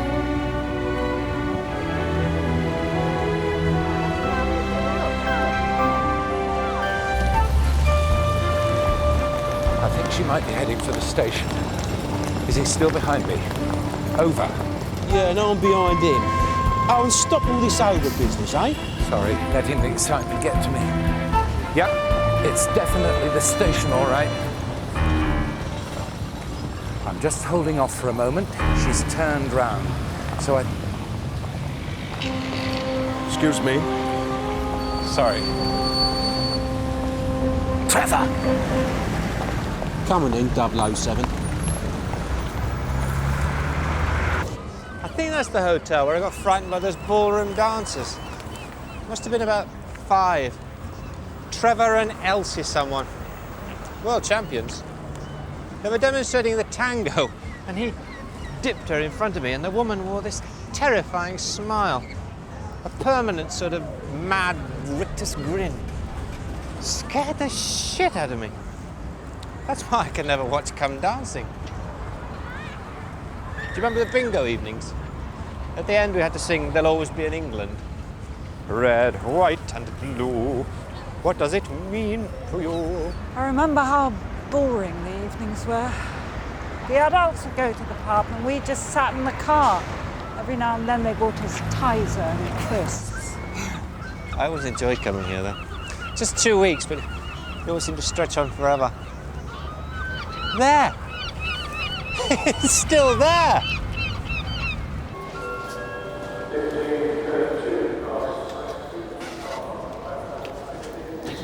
Cheers.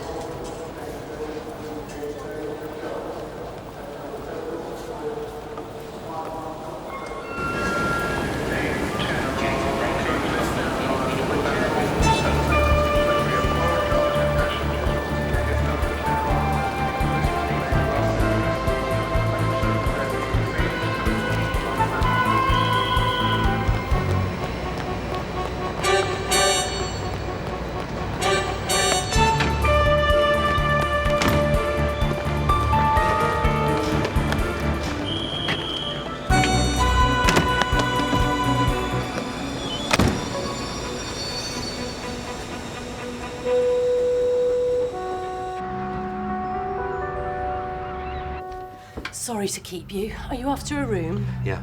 And how many nights? Well, 4. Might be longer. Lovely. And the name? Smith. Both Smith. We're not married. Mr. and Mrs. Smiths very rarely are. Brother and sister. Oh, I see. Can you fill that in? Is Mrs. Wilmot still here? Mrs. Wilmot? She died 15 years ago. Oh, right. Only, we used to come here as kids. She used to look after us all. Yeah, she was terrific. She was my gran. Oh, right. And please don't say you can see the likeness, because she was not a pretty woman. No.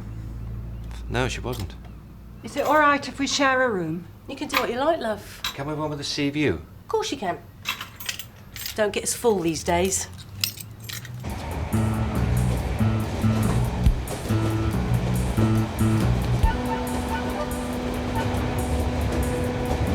Hello?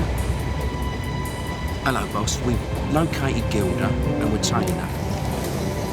Thing is, so's one of Jezard's boys. Tickets, please. Right. We had to dash for the train, I'm afraid, so could we buy the tickets off you? Of course. Where to? The end of the line, please. Twice. The end of the line? Uh-huh. What? Ramsgate? Yes, Ramsgate. We're going to catch the ferry. To France. You know these 2 seats are reserved from the next station on, don't you? Oh, well, we'll just stay here for the moment. It's very handy for the toilet. £52.40.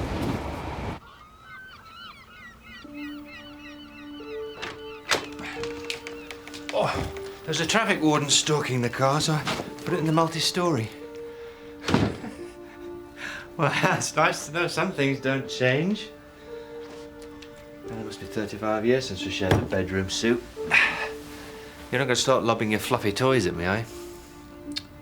I really resent being made to feel so scared. Don't you? Yeah.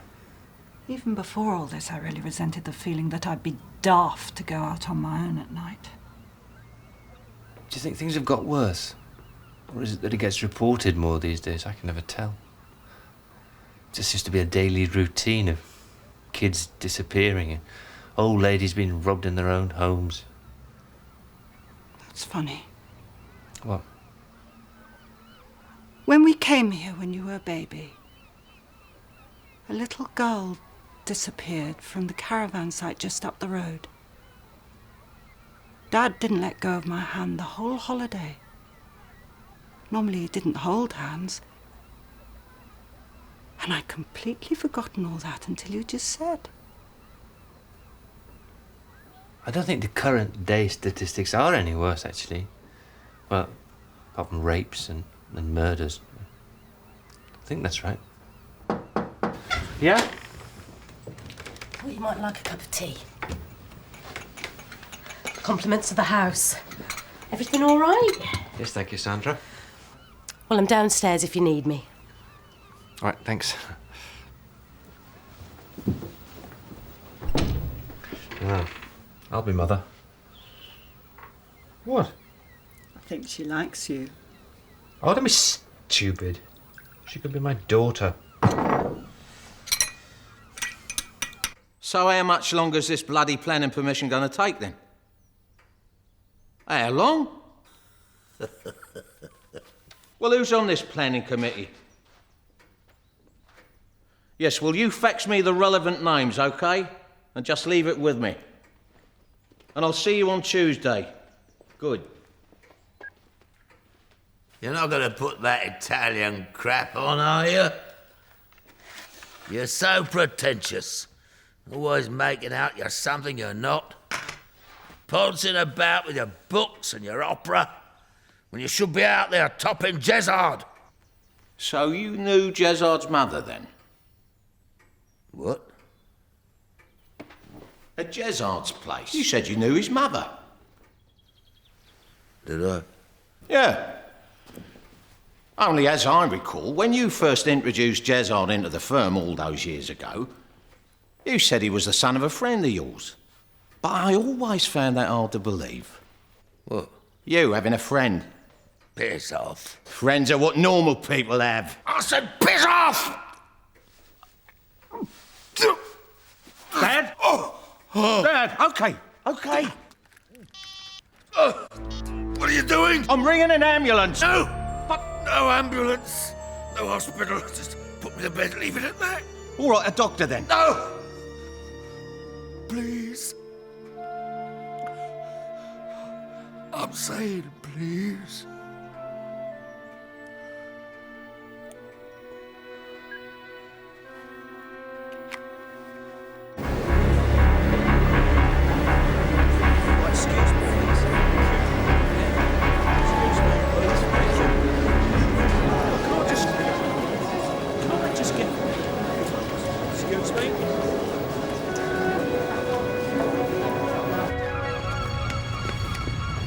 Lost them. Okay, we'll have to split up. If you spot her, you ring me. We'll go.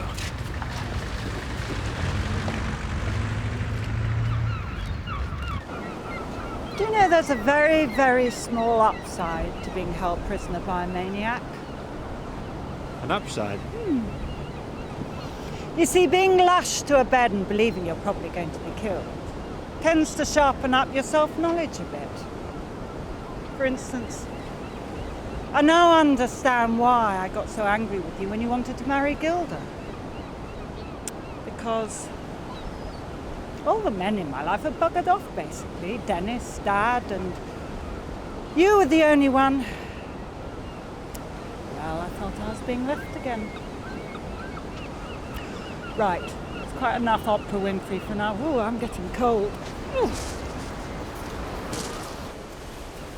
Dad really didn't bugger off, though, did he? He didn't deliberately have a heart attack. I know. But afterwards, when he took early retirement, he just seemed to fade away. He was distant enough to start with. Dad wasn't distant.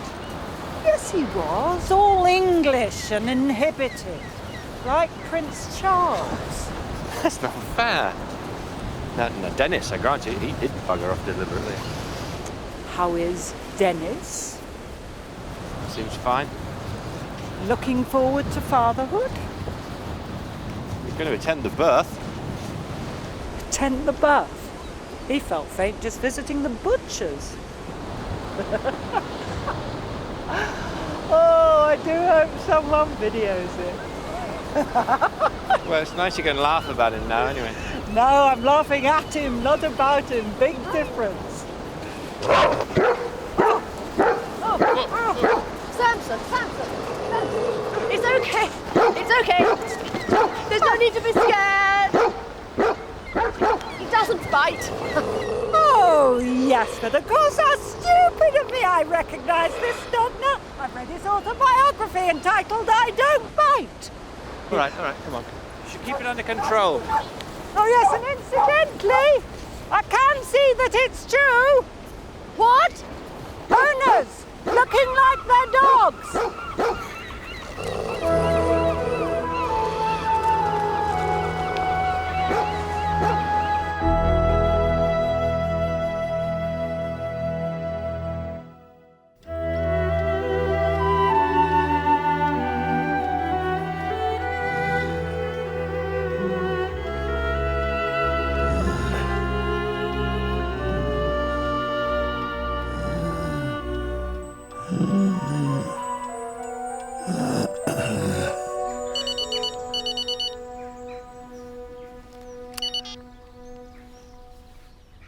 Yes, Trevor, what is it?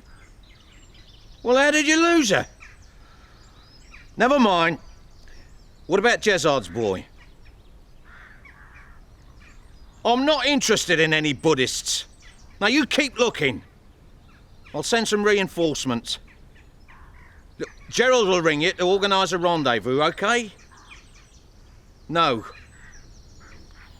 I have to stay here. You find her now.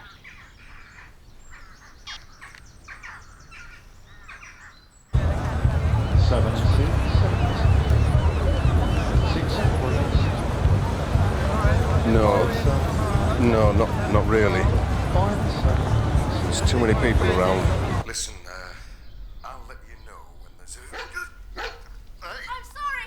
He's not really aggressive. He just doesn't like men in leather jackets. Can you pull him off? Right, no, come on, leave him. No, down. Kichi? Calm. Kichi! Do you know the worst thing about this whole bloody nightmare? It's made me realise that everything hangs by the tiniest thread, and once you've realised that, well, I don't see how it's ever possible to be happy, really. We're still in shock. That's natural.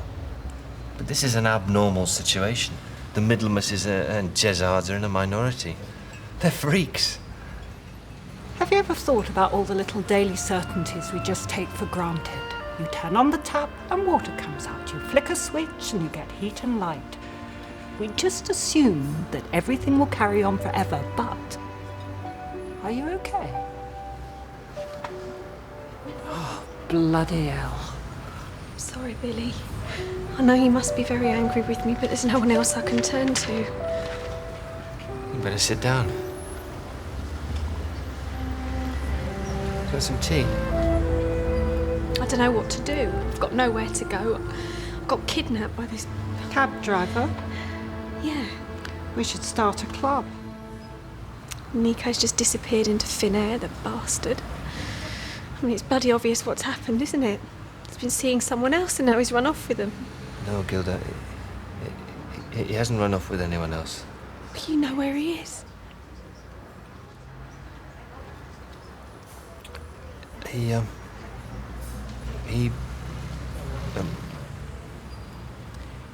I'm afraid Nico's dead.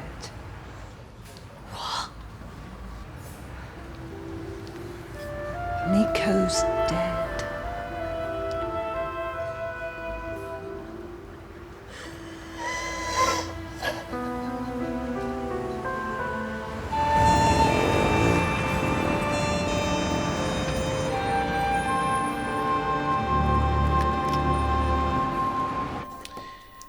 And the agency made the terms quite clear, did they? No contraception of any kind? Yes. Because for this extraordinary sum of money, I shall expect total compliance. If you get pregnant, you will have the baby, and should you be stupid enough to terminate the pregnancy, then the penalty clause will be invoked. I didn't see a penalty clause. The penalty isn't describable in words.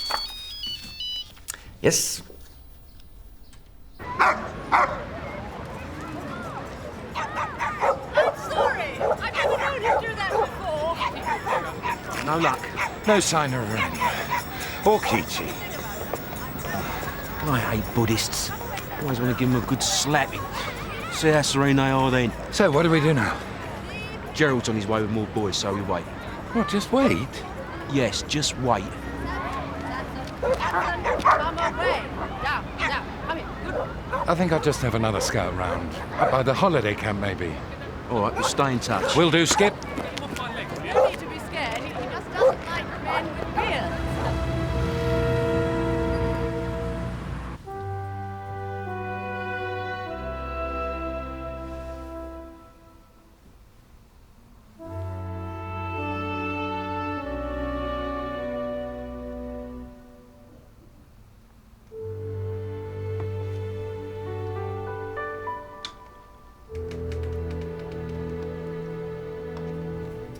while the search for those responsible for the massacre continues.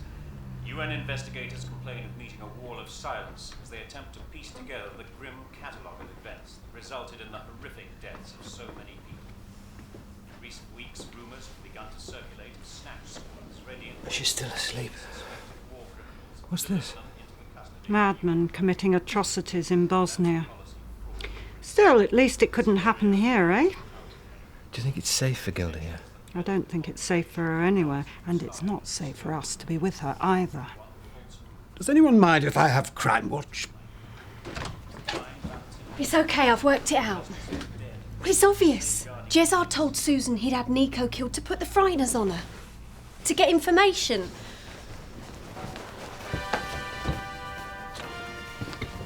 Look, Gilda, I know it's horrible, but I don't think Jezard was making it up. You can't know that. You can't possibly know that. No. Look, Nico's too clever for that. You don't know him like I do. Whatever you say. Let's go out.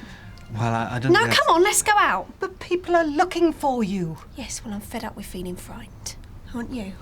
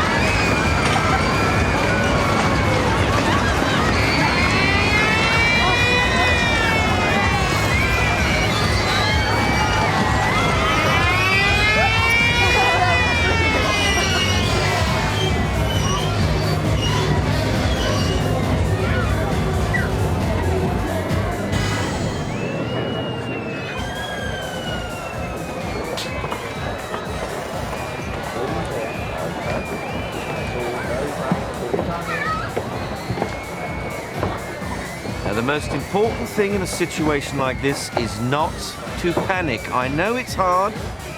You'll be experiencing all Mother Nature's little fight or flight responses, which we've developed over millions of years of natural selection.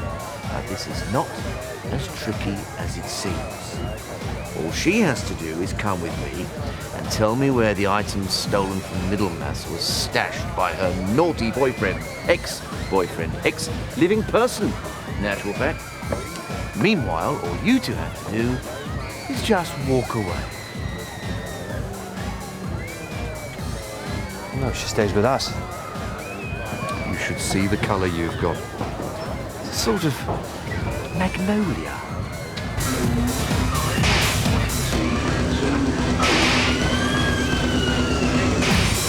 On the yellow 31.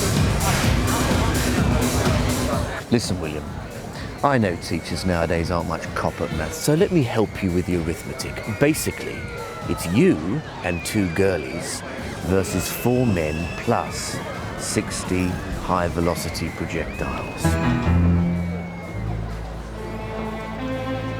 I hardly think you'll start shooting in front of all these witnesses. Witnesses are very overrated, William. By the time the police have put their photo fits together, we'll be 4 one-legged Rastafarians with Welsh accents. Now, Billy. you just walk away. William. Oh.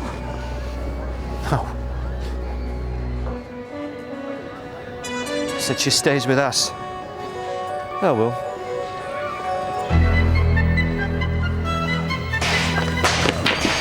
You got to pay for them, sir. You're bluffing. Famous last words, William.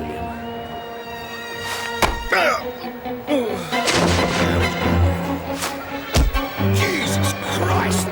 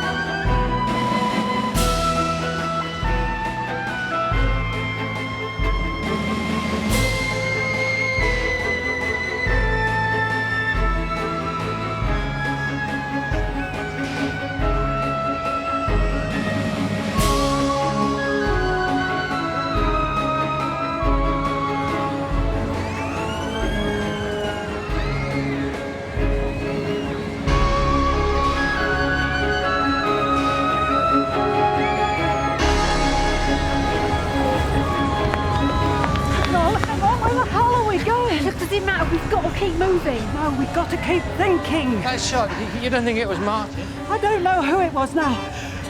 We best head for the police station. Where did he spring from? I don't know. Jesus! Keachy's not moving. Leave him. I said leave him. He looks serious. Move. Come on. Leave him.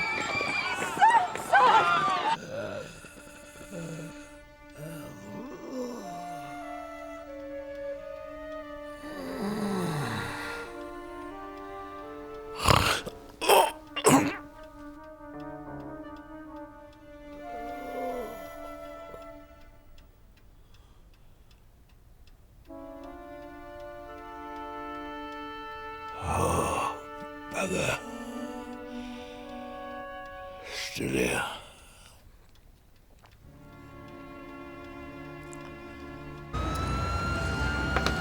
You sure you don't want one? No. Always loved these. Do you remember those cones they used to do in the shape of an oyster? Can you straighten up as you walk, Graham? You're attracting unwelcome attention. Oh, I'm attracting attention. This is from the man who shot a dog in front of hundreds of witnesses. What's going to happen about Keachy? He had blood trickling out of his ears. That's serious, that is. Saw it on 999 once. And what if he talks? We should have fetched him with us. I'll tell you what, Ainsley. Why don't you do your extremely enjoyable impression of a totally silent person? Excuse me, officer. Can you direct me to the police station, please? Yes, sir, if you'd like. All right, we'll tell the police, but we don't have to drop Nico in it, do we? I mean, that's not information they need to have, is it? I mean, it's just, Nico's got a bit of form, you see, and you know what the old Bill's like. For the last time, woman, Nico's at the bottom of the canal and we're trying to make sure we don't join him. Now, come on.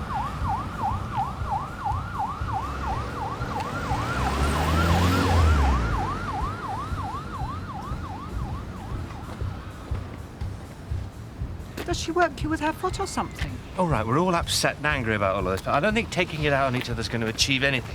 Please don't start your sweet voice of reason routine, William. I'm feeling quite nauseous enough as it is. You know, you can be a real heartless bitch sometimes. Can I really? Well, let me tell you something. She nearly got us killed. What did I tell you? The police station is where nice, decent people go when they want their mummy. OK, you grab Gilda. I'll take care of the other two. Oh, my God. Harold Stipso, right? No, that was me. Well, if I am bossy, though I notice that's a word that's never applied to men, it's because fate has seen fit to surround me with totally useless and completely unreliable... Tossers. That's the word you're looking for, Susan. We're outside a police station. I know. That's what makes it so brilliant. We've been spotted. Wait, you can't park there, you know. We shan't be a moment, officer. What the? Quick!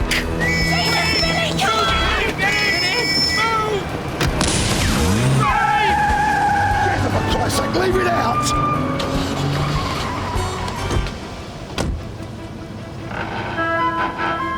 In your own time, Hainsey. Thank you. Thanks for what you did back there, Martin. It's very brave of you. You saved our lives. Did he now? Well, it's just lucky I've got a good throwing arm, I suppose. I had trials for Yorkshire when I was a boy. I once bowled out Jeff Boycott. Only in the nets. He said he got something in his eye, but it was my moment of glory. It was your other moment of glory. Bit proud of ourselves then, are we, eh? Well, this has turned into a real dog's breakfast, hasn't it? Clearly, Jezard won't hesitate to kill you two now. You're witnesses, and you've been parties to his humiliation. I think you'd better keep out of his way, Martin. There might not be a coconut shy ending next time. Now, you wouldn't accept the offer of my protection before, but you can stay here, guarded by my men, for as long as it takes to deal with Jezard. And what about me? Oh, sorry, Gilda, love. Of course, Trevor here will drive you to the station. You can't be serious. It's me he's after. Really? And why is that? Well, because... Oh, yes, I remember now. Because your two-faced scumbag of a boyfriend raided my safe and nicked the contents. That's right, isn't it? But hang on a mo. You've said you don't know what Nico did with my property. Or Williams, for that matter. Nico told you absolutely nothing, you said. That's right. In which case, you're of no relevance. Trevor? But she'll be at Jezard's mercy. You can't just throw her out. Can't I? Well, you'll have to throw me out with her. Oh, here we go. Do you know the correct definition of a hero, William? A hero is an idiot who gets lucky. Like him with his wooden balls. Is it that you still love her? Is that it? Because if it is, that makes a nonsense of everything. People have to deserve your love, surely. Otherwise, well, it's not love. It's a recipe for chaos. All I know is that if I let Gilda just be abandoned, I could never live with myself. You're wrong there. You could live with yourself. That's who we all end up living with. All right, then. Go! If you fancy your chances with Jezard. No, Martin. If that is their choice, then so be it.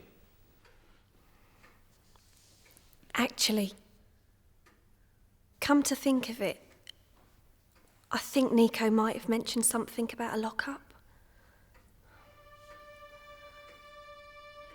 Trevor will show you to your rooms.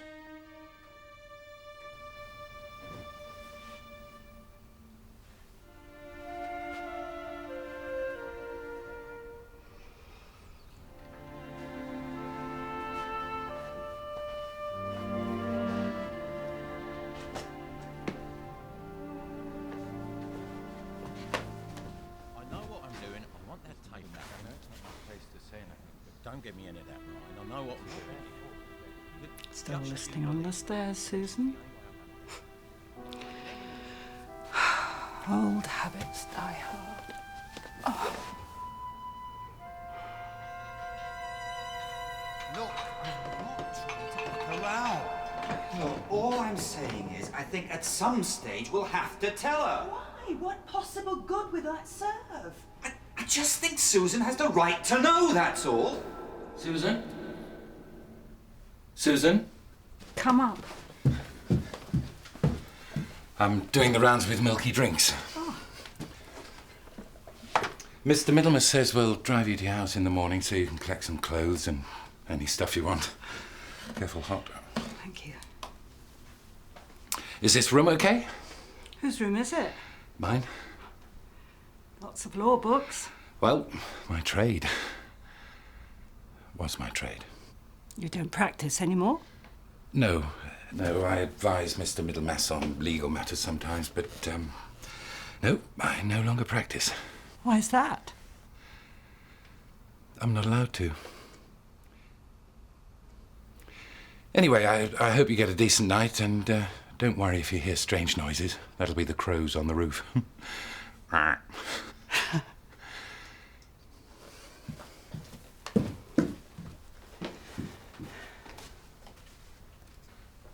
Night-night. Night-night.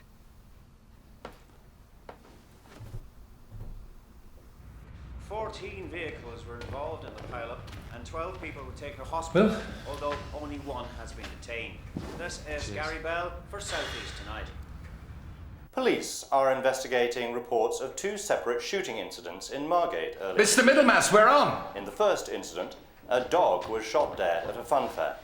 Eyewitnesses have put together the following photo fit of the armed man. He is described as short, with curly blonde hair and wearing a green anorak. Pathetic. Another man, as yet unidentified, was found at the scene with a fractured skull. Police are also looking for this man, who is thought to be violent. Hey, Trevor, quick! It's Al In a Capone! separate incident, shots were fired outside the Margate police station. The police say they have no reason to connect the 2 incidents and are treating the second incident as a case of road rage. Oh, yeah, well, nothing gets past them, does it? Gilda's coughed up an address for Nico's lockup. We'll go there first thing in the morning. Anyone mind if I watch BBC 2? It's in Attenborough about how we misjudged the cockroach. What's that noise?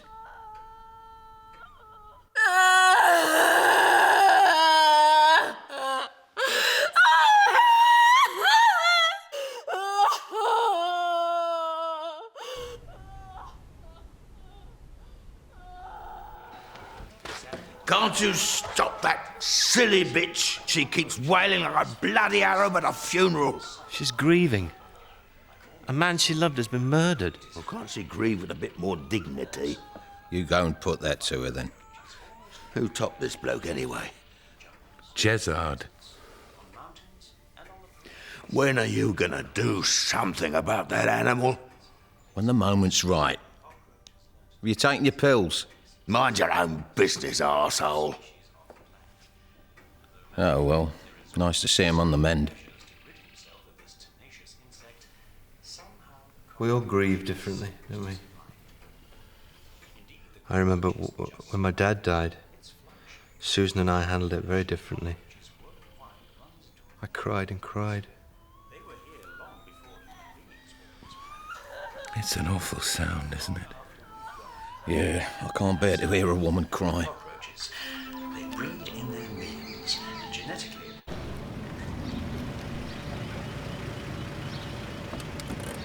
What, all of them? All right, we'll get straight back here then, yeah? Yeah, right, see you. Bit of bad luck, I'm afraid, William. I sent some boys to fetch your car, but all 4 wheels have been bricked up. Oh. Well, that's quite reasonable luck by my recent standards, actually. What is all this funny sort of italic writing they do? It's everywhere, look. Trendy graffiti, is it? I hate obscure art. Abstract rubbish. Black squares, sheep in formaldehyde. That's not art. That's just taking a piss. Hey, it's this one here, boss. Fingers crossed all your belongings may be in here, William. Right, if you'll kindly do us the honours, please, Trev. It's all about timing, that is.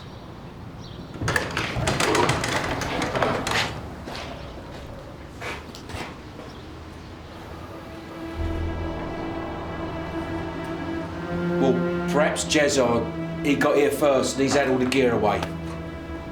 Perhaps Nico lied to Gilda. I think that's quite possible, actually.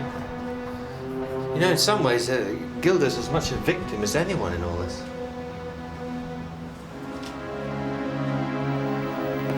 Cheer us on through the sun and rain. How are we doing? 113 for 5. I blame these sissy helmets. And anyway, they wear these things and they still duck, don't they, eh? Well, look lively, she's back.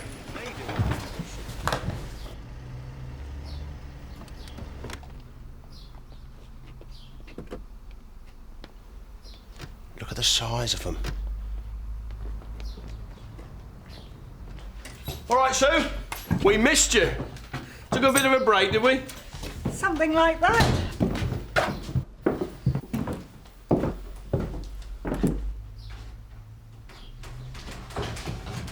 All right there, Sue. Would you like a cup of tea?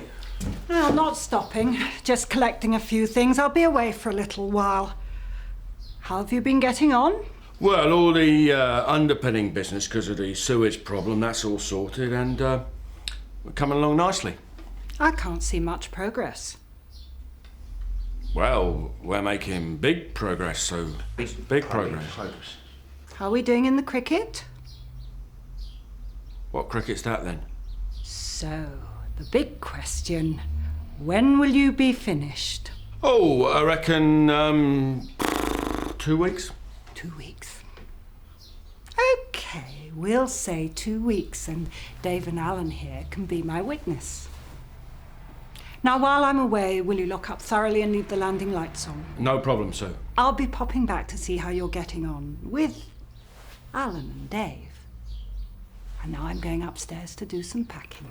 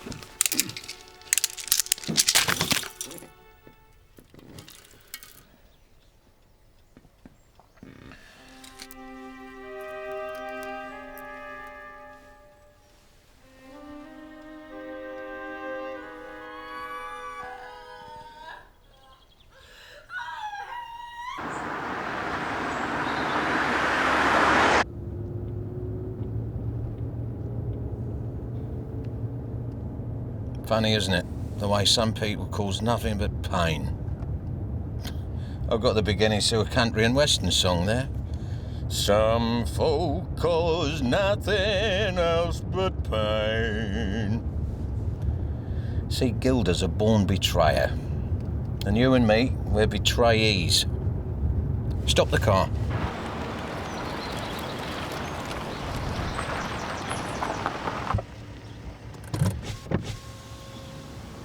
See that empty field? That's going to be Middlemass College. It'll be to educate kids from poor areas. Construction should start soon. Just waiting for planning permission to come through. That's nice. Something worthwhile. Yeah, well, it's something anyway. I've done some very bad things in my life, William. I mean very bad things. Things you'd find impossible to imagine. No, I knew what I was doing. But it was just how I grew up, what I was used to. Going in hard, hitting them first. Seemed the only way. Until one day, about 15 years ago it was, I was in Richmond Park, Pen Ponds. I'd met a policeman there to... Well, anyway, that's not important. So, I'm just taking a stroll, and I see this bloke that looked... Well, he looked just like me. Same build, same hair colour. His face was really like me. And this bloke, he was flying a kite. Big orange thing flapping about in the wind. And with him were two boys. Two little boys. In long shorts, knees covered in scabs. And they were shrieking and laughing as their dad made this kite swoop and stuff. And as I watched all this, was overcome by this awful, truly awful realisation that there are people in this world who don't have to spend their lives looking over their shoulder. Who don't have every muscle permanently tensed. People who know what it's like to come into a house and see faces that are pleased to see them. People who'll be remembered. And since that day, William, I've tried. I really have tried. And Martin can vouch for me on this. To be less of a monster. But it's not easy. Especially when Jezard's trying to drag me back into the gutter. Do you ever have that feeling that someone's operated on you in the night when you were asleep? They've come along and hollowed you out from the inside. Well, I sometimes wake up feeling a bit down. A bit down? Yeah. Oh, William, you're bloody priceless, mate.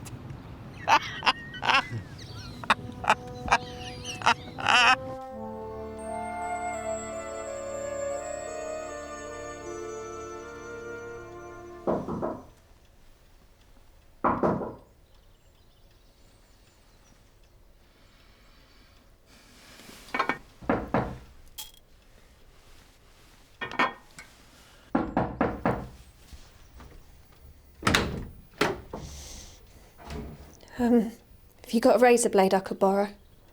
A razor blade? Yeah. What do you want a razor blade for? Is that important? It's just like to know what you want it for. To shave my legs. Oh, you mean a safety razor then? No, not a safety razor. Yeah, I've got a safety razor. No, I said not a safety razor. Razor's no problem. No, I said I wanted a razor. And ideal for leg shaving. No, I want a razor blade. What, to shave your legs with? Yeah. Well, that's silly. Yeah, well, it may be silly, but... That's totally daft when I'm offering you a safety razor. Look, it's got to be... Ideal, a safety razor. No, it's designed for the job, in fact. Look, it's got to be a razor blade, OK? Really? Why is that, then? Because I'm going to slash my wrists. There. Are you happy now? No, you're not. What? If you meant it, you wouldn't have drawn attention to yourself by knocking on my door. I didn't have a razor blade, OK? There's a drawer full of kitchen knives downstairs. Right. OK. Thank you. It probably feels like the moment has passed now, does it? Either Nico is dead, or he just buggered off and left me. I don't know which is worse. All right. All right.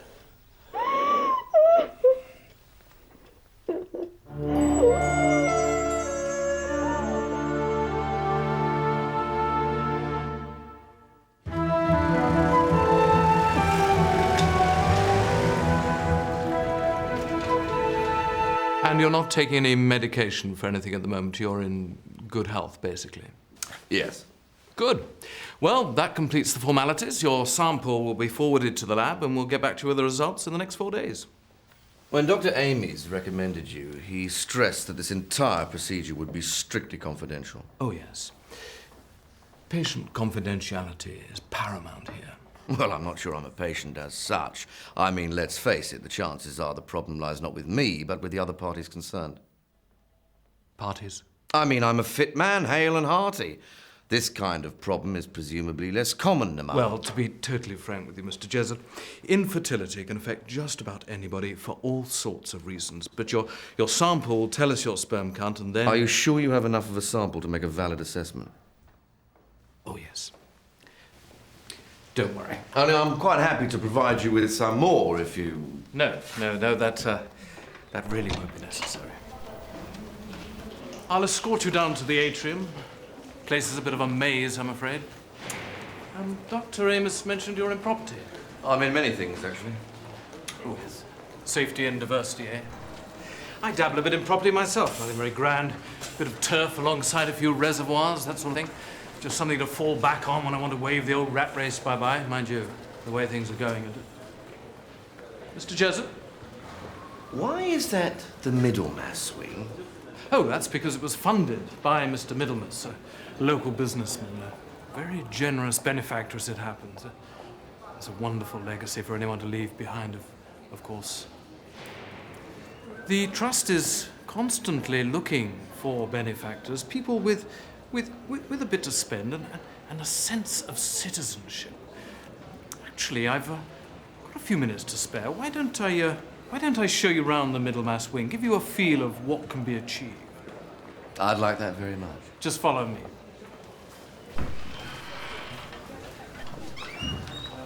I was just wondering if I could have a brief word with the consultant about my aunt, and just to get the full picture. I'm afraid he's not with us today. Oh, well, perhaps Dr. Stanforth could... I'm afraid Dr. Stanforth is... Oh, well, he's got to take a few months off. But you can talk to me. I've taken over on the ward from Dr. Stanforth. Right. Well, I suppose my sister and I were just wondering sort of what to expect, really, and maybe when. Well, I'd say Mrs. Ashton should be going home in a couple of days. Going home? Oh, yes. We're very pleased with her. She's making an excellent recovery. But we were given to understand there was no prospect of her making a recovery. Really?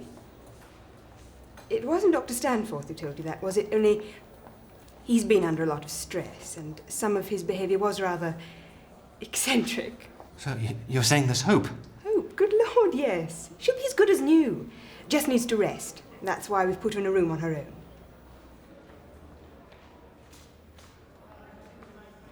Mrs. Ashted's in the ward. That's her. Halfway down on the right.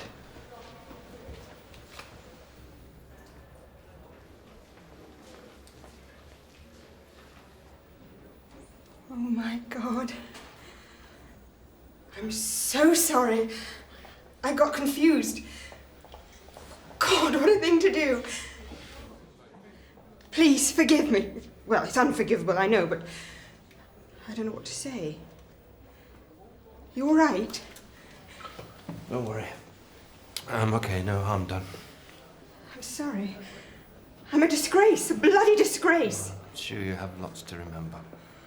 What a thing to do to someone. I'm a fucking disaster area. He's right. I'll never make a proper doctor. Honestly, it's okay, just forget it. Miss Scatty. That's me. Bloody doctor, bloody airhead. God, I'm sorry. Your aunt will probably deteriorate quite quickly over the next few weeks. She's going to the hospice, isn't she? Yeah. Please, feel free to report me. Silly. I mean it. I don't want to report you. It's not important. And perhaps if we could give Mr. Jessup here a sort of quick once round the pier tour. Only he's thinking of donating some money to the trust. Ah, well, all contributions gratefully accepted. In fact, this research unit is only here thanks to the extraordinary generosity of Mr. Middleman. I know. And what exactly is it you're researching then? Well, basically, the brain. We're investigating the human brain, trying to unlock its secrets. The brain will never let you right inside, will it? I'm sorry? Well, I mean, once the brain knows what you're up to, it will defend itself, surely. Oh, I think I know what you're getting at, but we're very careful in any experiment to ensure that the subject doesn't know the purpose or technique of that experiment, so the brain can't second guess us, so to speak. What's this? That's the brain of a psychopath. You see this little yellow area? We think that might be the key to the age-old question as to why some people seem to have, I suppose you'd say, it's a little bit that's not firing properly. And because it's not firing properly, these people aren't able to connect with the outside world in the way that you or I do. Is that right? I've called in at your place. You've got some post. See that crane out there? This window here. All day yesterday, people were jumping off it on those long elastic thingamies. Bungee jumping? That's it. God, but my memory's buggered. How are you doing for reading matter? Mobile library woman came round. All she had was books by... Oh, that silly old cow who always dresses in pink and writes all that stuff about virgins and gypsies with eyes like blazing coals. Barbara Cartland. Yeah. Always got one of those dogs on her lap. Horrible wheezy things. Look like a weasel that's been hit in the face by a shovel. Pekingese? Pekingese. Yep. Can't remember any more names. Or where I put my slippers. Wish I'd had a go at bungee jumping. Looks like fun. Must feel like committing suicide, only without the messy bit. Have you brought my post? Yep. Couple of cards, bill from British Telecom. Well, they can piss off for a start. Let them try sending me a reminder where I'm going. Generalizations are dangerous things, but there are certain core characteristics common to many psychopaths. Selfishness, callousness, using other people as objects, the need for constant stimulation, a high sense of self-worth, promiscuity. Sounds like a lot of fun, though, doesn't it? Yes, I know what you mean. No, really. I mean, someone's bound to enjoy themselves more, aren't they? Living by their own rules. Or no rules, even. Well, you could argue that, but there again, not having access to a lot of feelings means that they're missing out on a very enriching aspect of human experience. What you don't know, you don't miss. Well, true, but... And it's all down to this yellow bit, you say.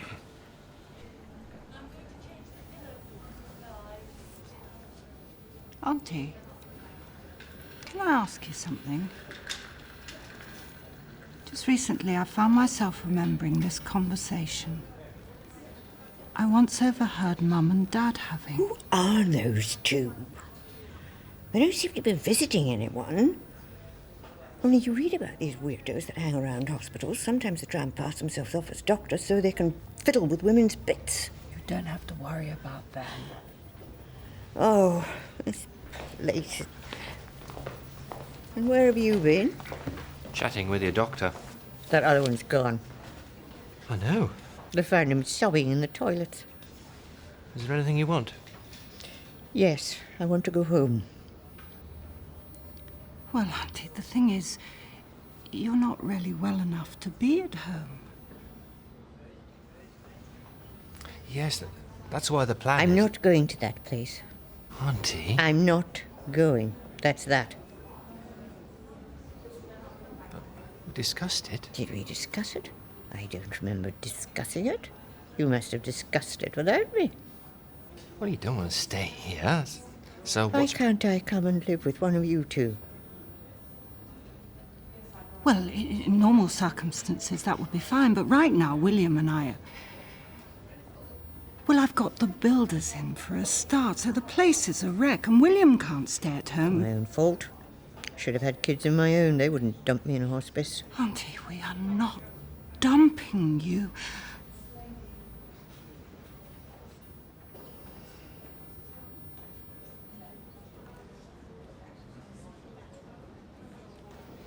Tim Henman one again.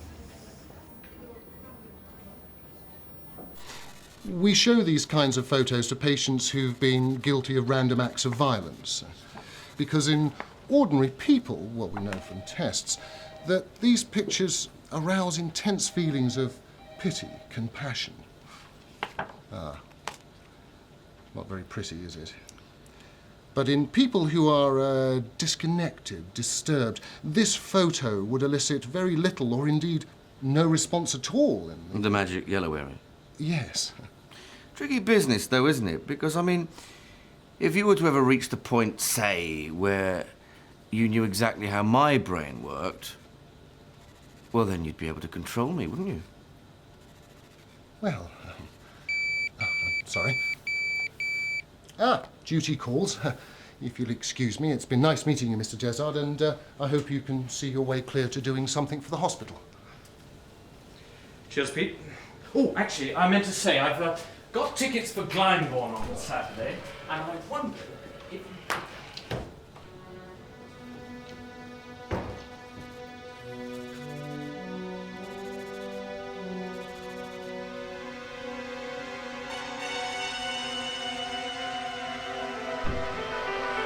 Well, hope that was interesting. On with the tour. Well, I still think you should complain. Oh, what's the point? This is about the worst thing any doctor can do to give someone false hope like that. Well, it was only a split second of hope. Just the briefest of glimmers. Besides, the poor girl was mortified. I thought she was going to disembowel herself, so I don't think... Hello, Susan. Well, Hi. so, what are you doing here? Auntie Doreen's here. Oh, yes, of course. I'm sorry. Which ward's she in? Princess Beatrice. Well, perhaps we'll pop in on her if,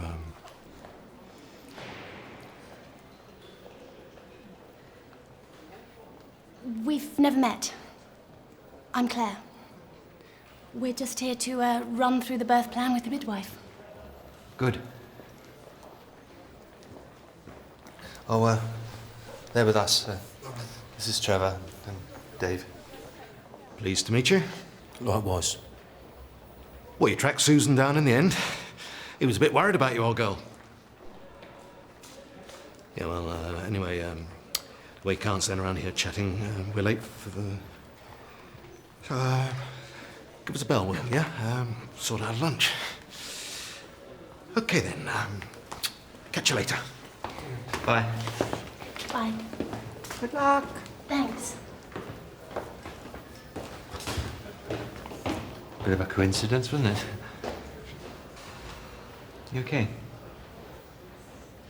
He's going bald.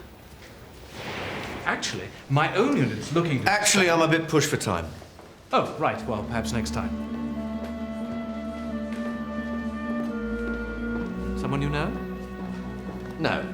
Just admiring the decor.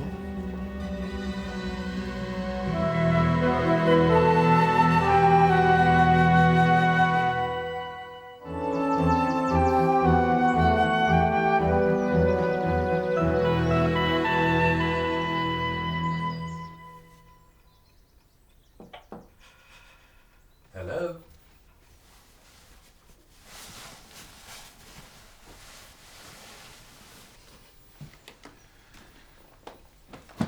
I thought you might fancy something.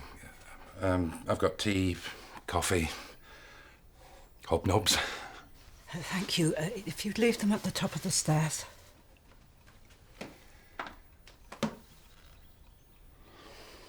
You're not waiting for a tip, are you? Oh, no. No, it's just that William... Well, he told me what happened at the hospital, and I was just wondering if you needed someone to talk to. Oh, I'm being offered counselling, am I? No, not at all. He never wanted kids with me, you know. Dennis always said we weren't cut out for parenthood. So we did nothing, just footled along.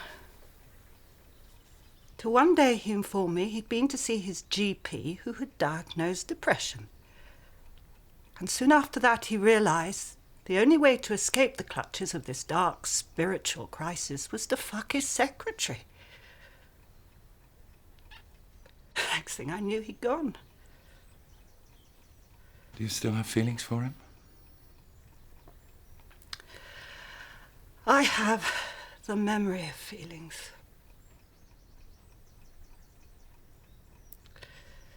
Have you got kids? No. Married? Used to be. Who left who?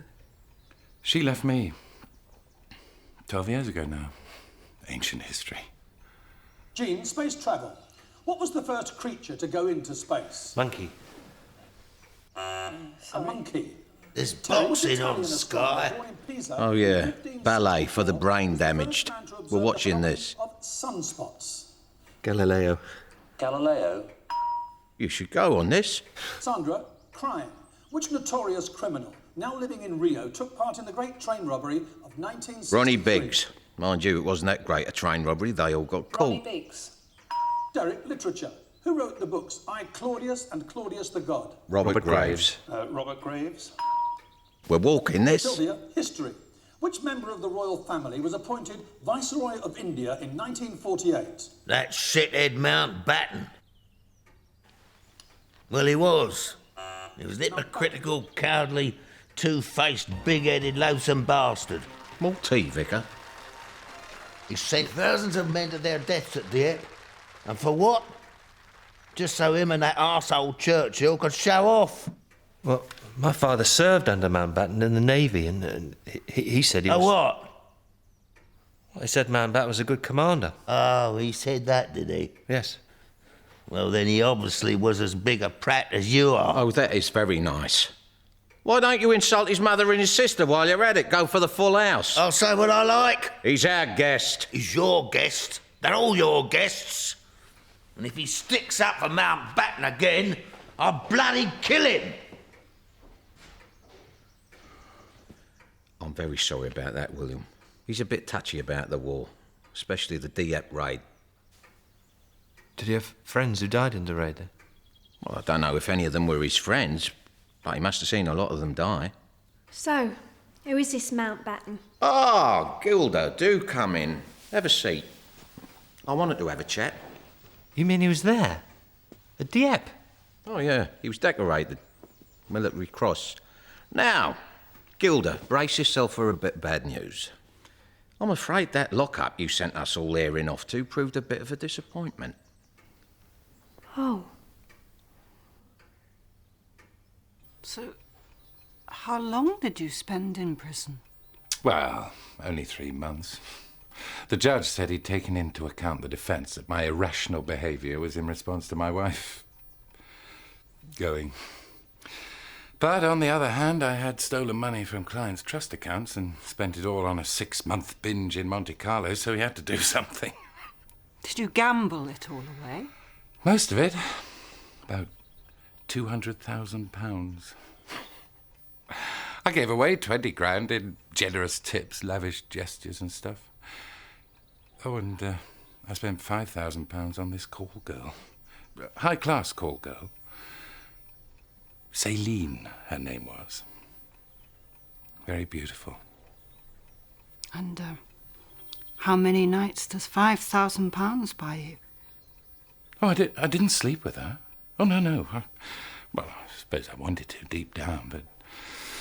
No, I just took her out and spent money on her. Perhaps that was gallantry. No, I don't think so. Anyway, when I got out of jail, no one would touch me with a barge pole apart from Mr. Middlemass. I'd done the conveyancing for him on this place, and he took pity on me, I suppose. Well, I'll get these things out of your way. Just shout if you want me.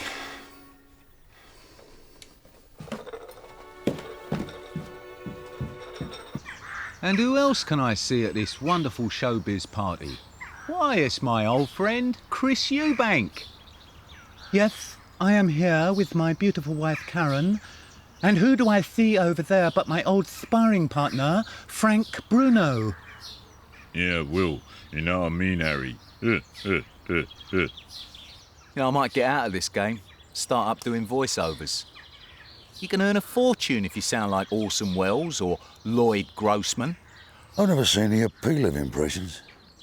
I mean, it's a bit like a dog being able to lick his own arse. You think, that's clever, what's the point? Hello. Action stations. Come on, don't worry about it. I've got a good feeling about this, William. Maybe I should just ring him and cancel. Just get in the car. So how many are left with Guild on the system? No, the odds aren't good enough. You stay put, keep me informed. Sorry about that. Now, where were we? Well, yes, you see, obviously I'd love to help. You know that. But you see, I'm just a junior minister in trade and industry. You need someone in environment. Although even then, the question of stopping planning permission for this... The Middlemas College? Yes, well, that would be a local matter, really. You should be talking to someone more on that level. Oh, I see. Yes. So you're saying that you can't intervene in this matter? That's right. You need to deal with someone on the relevant council, say, or the planning department. Right. With your contacts, I'm sure you could find someone who could help. Well, possibly, but the only trouble is I wouldn't have any photographs of them, would I? Photographs? Now, the point is, I've met several external candidates who all met the required standards of excellence and quality. Now, you, on the other hand, nearly missed your first interview, arrived late for this one. Well, it has been a period of extraordinary personal upheaval, Headmaster. I'm sorry, I don't think I can listen to any special pleading. All staff have their personal problems, me included. Now, I think we have to face the facts here, and I have a duty to respond to underperformance. Hello there. Sorry to barge in. Teddy Middlemass, personal friend of William's here. I just came in to ask if I could possibly borrow a pen. This is a confidential interview. I know. Will you please leave my study, Mr... Middlemass. As in Middlemass College. Middlemass College? It's going to be built a few miles up the road, but don't worry, it won't be competition. It'll be for problem kids who need a hand. Not the clientele you're aiming at. I like your poster, incidentally. Poster?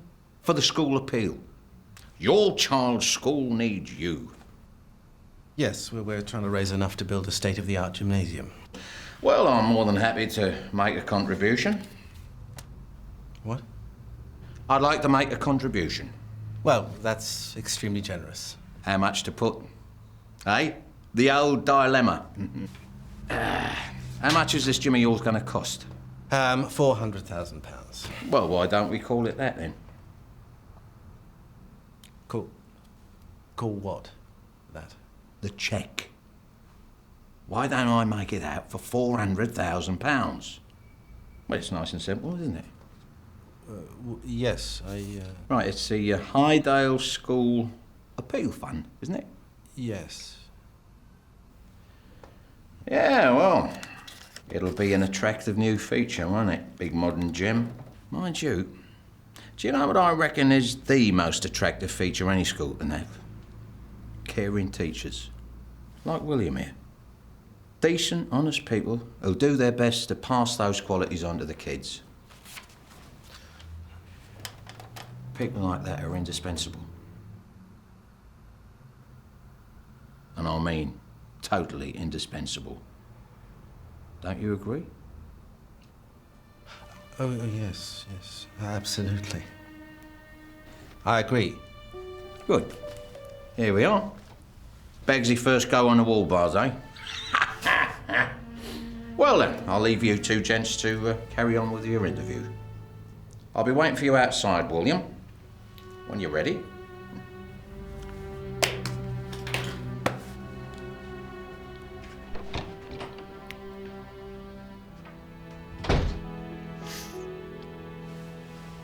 You were saying, Headmaster.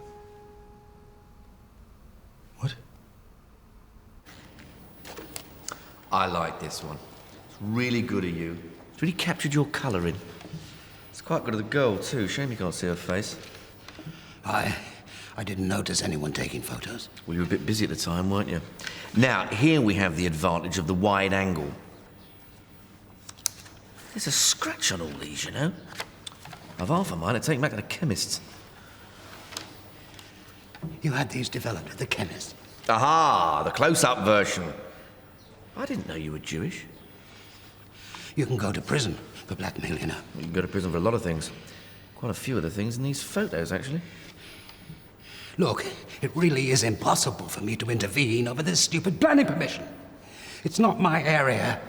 A minister in one department can't just breeze into another ministry and start asking favours. Government doesn't work like that. Each ministry has its own integrity. Now, you almost had me believe in you then.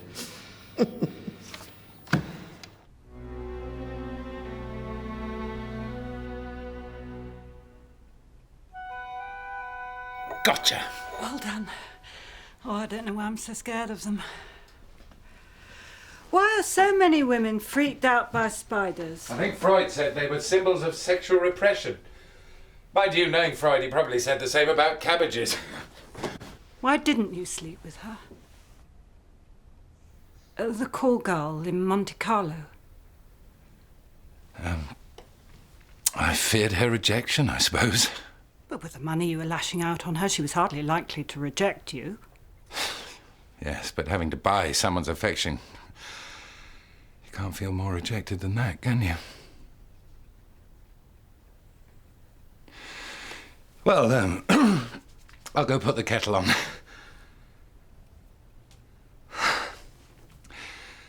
Look, you must forgive me. For some reason, I get all awkward and stuff when I'm near you. Oh, well, I'm sorry.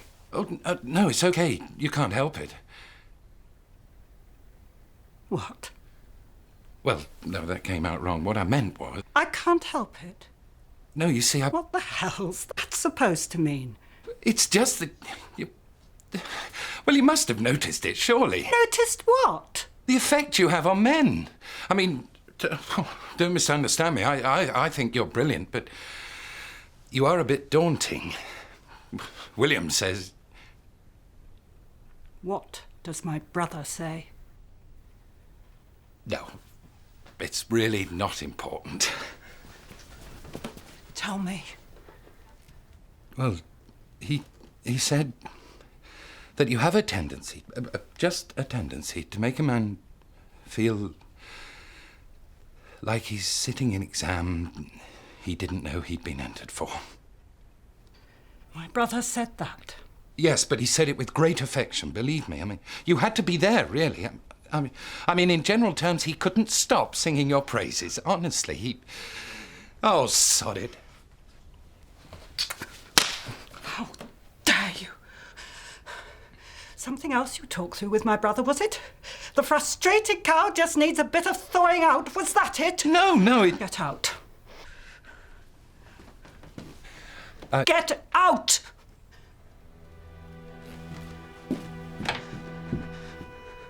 How dare he?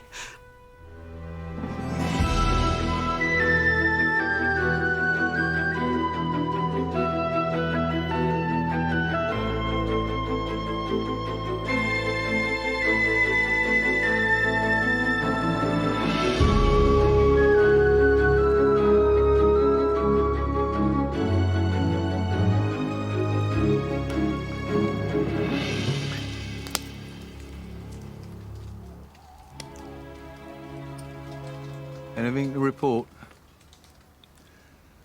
Something's going on. And reports are coming in of something going on. Ainsley, one more impression, and I'm gonna have to kill you.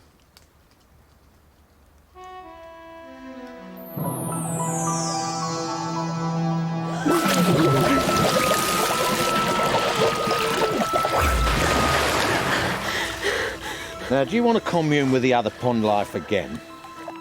Or have you remembered a few more of Nico's little ideals? I've told you everything I know.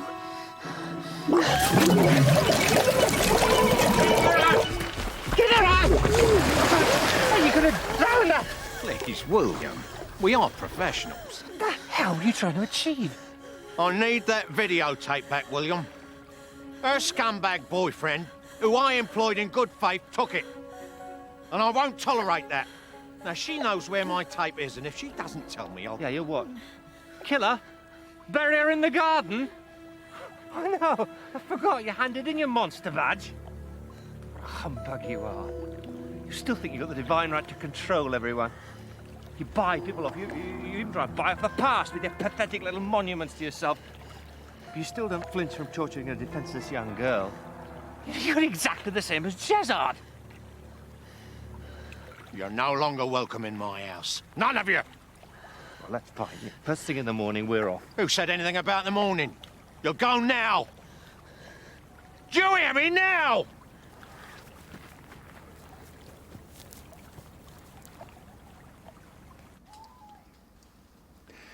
There's a lot of arm waving and finger pointing going on. I think Middlemass has given them the eve. Right. Well, if it looks like they're leaving on their own, let me know immediately. Is that clear?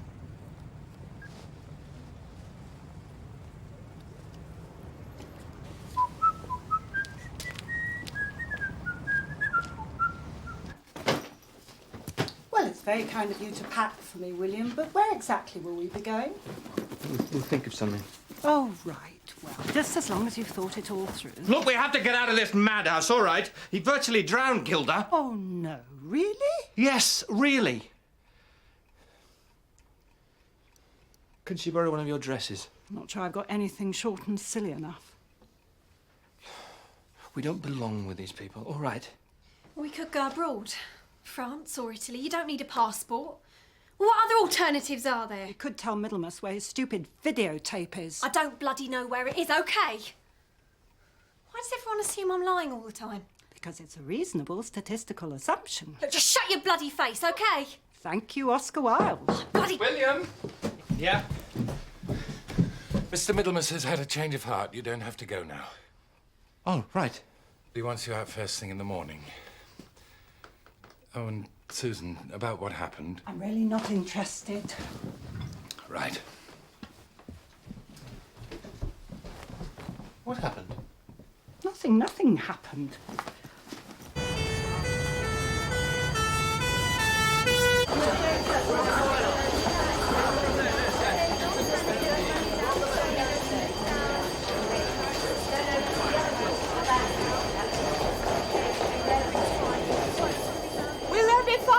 Coming. Only I've always had a bit of a thing about firemen. I'll take this one, nurse. Thank you, Doctor. Jezard. Dr. Finlay. What's going on? The fire, apparently, in the Middlemass wing. Middlemass? Oh, I see you haven't lost your memory then, Keaty. No. And I haven't forgotten how you left me behind, you bastard. They're charging me in possession of a firearm, you know. I'm not getting sent down for you, Jezard. Was that a threat, Keaty? Because you do know I'm allergic to threats, don't you? Just say it, that's all. I'm not a mug like Ainsey. You know, I had you down as reliable, Keaty. But you're actually quite a flaky person, aren't you? Are you supposed to, use the lift during a fire? No! But you won't be using the lift. Huh?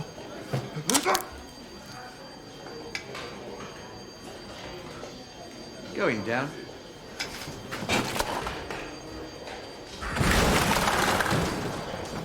This way, no.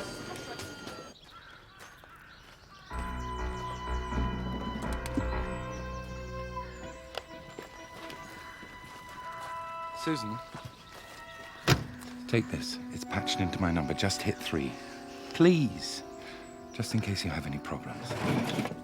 What's taking so long? I want those buggers gone.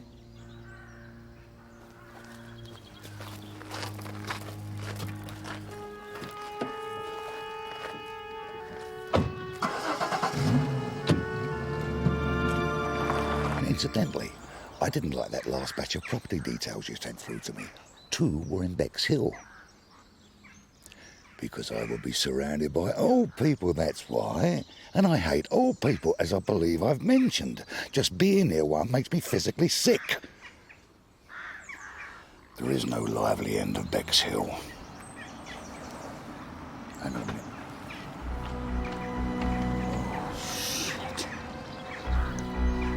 I'll call you back.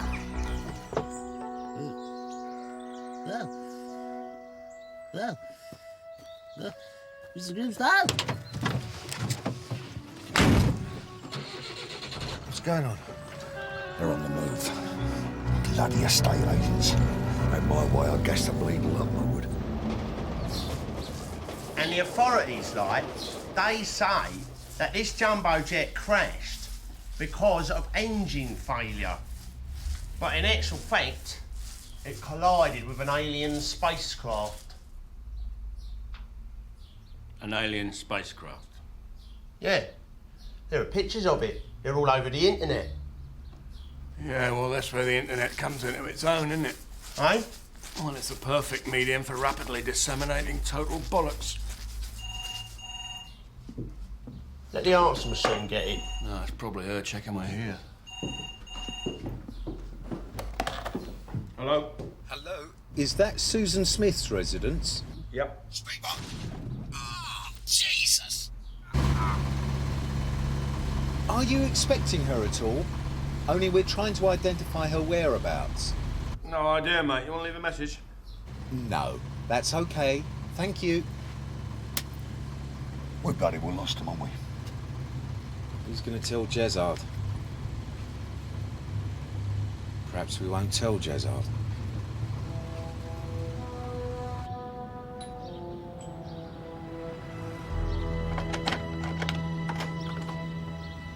Hello, Dennis. It's not that we don't want to help. Obviously we do. You're obviously in a bit of a pickle. A bit of a pickle? And we'll do what we can, of course, but I don't think that can include your staying here. It's just not practical, is it? Well, we've got to help somehow, Dennis. I know. Just put the old thinking cap on. You don't know of any places that are standing empty? No. Yes, you do. There's the bank you've just closed down on the high street. Yes, thank you, Susan. That's 7 branches you butchered in 6 months, isn't it? The bank is clustering its services in order to respond to the realities of electronic banking. Now, I'm sorry that your branch was rationalised as part of that inevitable process. Well, at least we all got a nice day out anyway. We all got driven to the Holiday Inn where we were given counselling and a continental breakfast. Well, I don't know what you're moaning about. You've only been relocated. Oh, that's bank speak for transferred and demoted. Look, I don't enjoy closing branches, but someone's got to oversee it.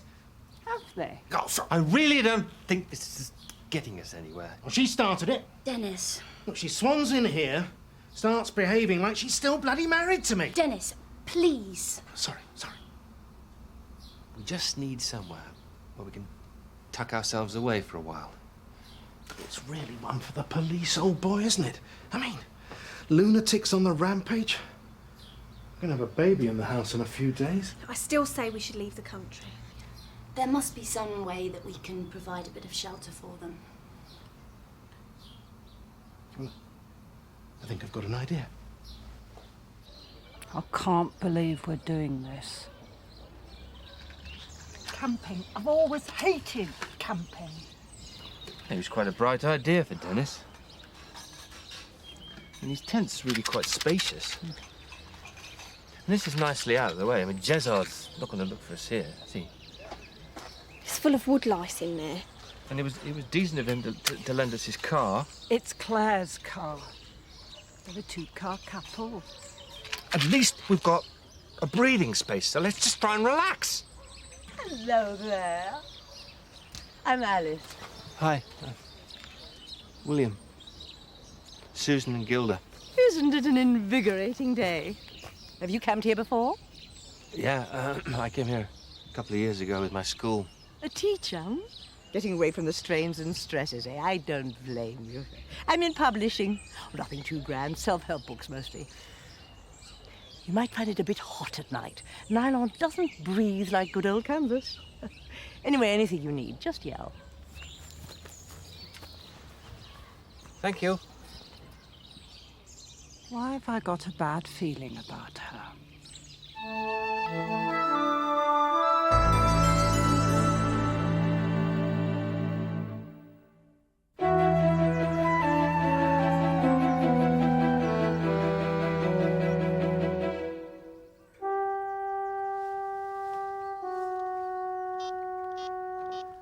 England 241 all out.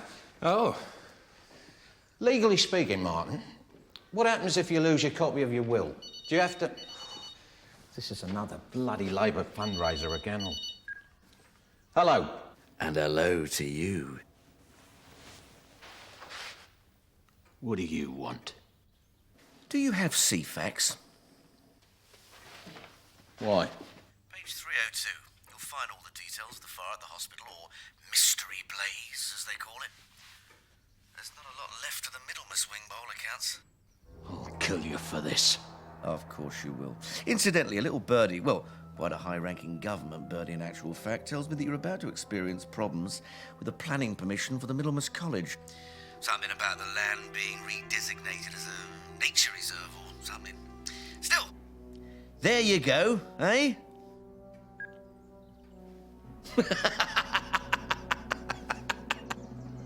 Who was that?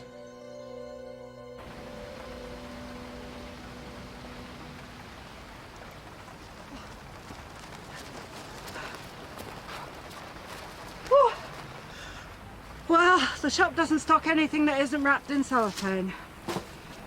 Are you okay? Perhaps Gilda's right. Maybe we should go abroad for a bit till things calm down at least. Let's not panic, okay? I'm not panicking, I'm simply saying And I'm simply saying... that I'm a panicker. You've always said that, from as far back as I can remember, and it's not very helpful, actually. Okay, okay. I just can't believe how pathetically wrong I've been about everything. 2 weeks ago, I thought I had a happy marriage. I thought I had a secure job. I thought I lived in a neat, civilized little country. Well, we all build our lives on some pretty shaky assumptions. I thought Dennis was too ugly to be unfaithful. God, it's been 30-odd years since I've been camping. I loathed it. You remember that time, the tent caught fire and we had to go home early?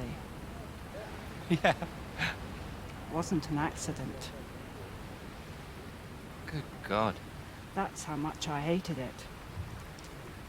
And Mum hated it too, the insects, the damp, the washing up in cold water. And you and Dad always off somewhere enjoying yourselves. Hail, mighty warriors! What bounty from nature's larder! These vagabond shoes are longing to stray. That's the upside of being in the arms trade, boys. You can always lay your hands on an anti-tank missile when you need one. So what's it for? For Middlemas. I just given his cage a good rattle, see, so he's gonna come storming over here, smoke pouring out his ears. Now, when you left, Gilda and the others were still at his place, right? Yeah. Well, they were there when we left, anyway. Yeah. Good. Yeah. Right, okay, off to the races. Oh, by the way, I've got some rather sad news about Kichi. This is what Jezard wants. Just stop and think, please! He burned down my neurological unit. That was there to save lives and prevent suffering.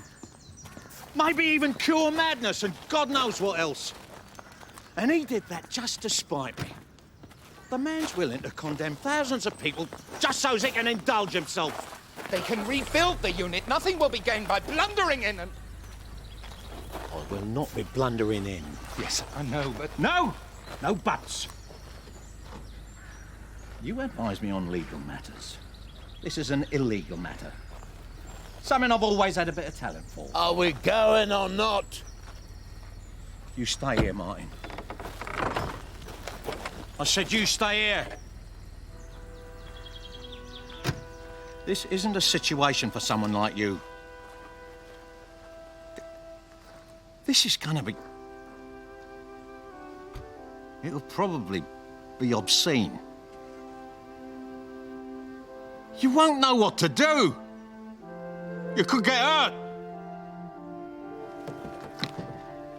Oh, well, please yourself.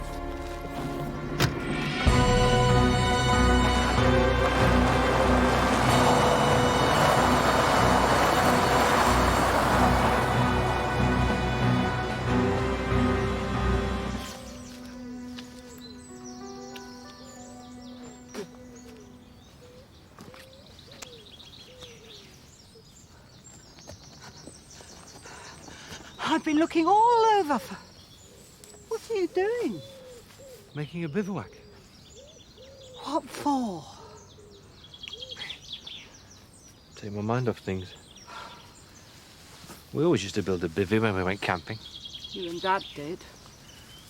Well, you could have joined in. I wasn't invited. You didn't have to be invited, you just had to join in. Given the circumstances, don't you think it would be better if we all stuck together? I can see our tent from here, and you can see me. I'm simply thinking about our safety, so don't cast me in the role of bossy Harridan, okay? I don't! You do! I'm always down as the hard-hearted, bossy little madam while you get away with being the creative, eccentric younger brother. Susan. You've always got away with murder because you're so sensitive. All right, I'll come back to the bloody tent. It got even worse when we were teenagers. Dad and Mum were much harder on me than they were on you. When you hit 16, you just had carte blanche. That's why you're so easygoing, because you had the going easy. Oh, well, is that right? Well, I don't think I had the going easy, because I had a Tiller the hen for an older sister. Oh, yeah, very funny. I always laugh at that one. Oh, Susan, no, laughing is one thing you never do. I should have smothered you in your sleep. Do you know that? Because the day you were born, I became invisible. Oh, well, that's not fair on Mum and Dad. Oh, yes, it is. Especially Dad. And, do you remember the amusing little nickname I had for you? Squirt Bottom? I had gastroenteritis. And you were only 7, I know. Squirt Bottom, Squirt Bottom. Oh, don't mind me. Just collecting nettles. For soup.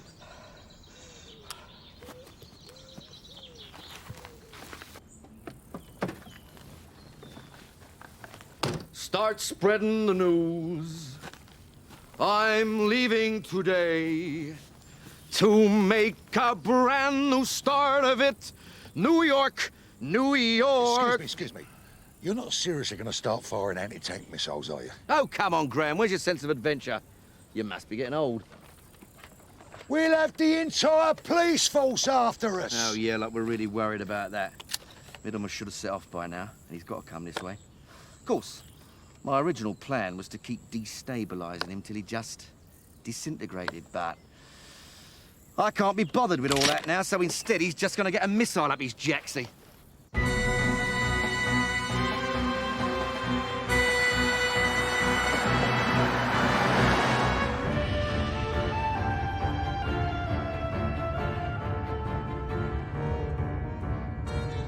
Back in the gutter.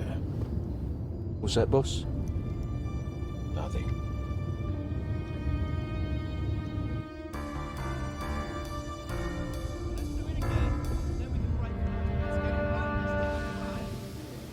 Could I ask you just to wait here for a while, Anna? We're just doing some filming and one of our action vehicles is parked across the road.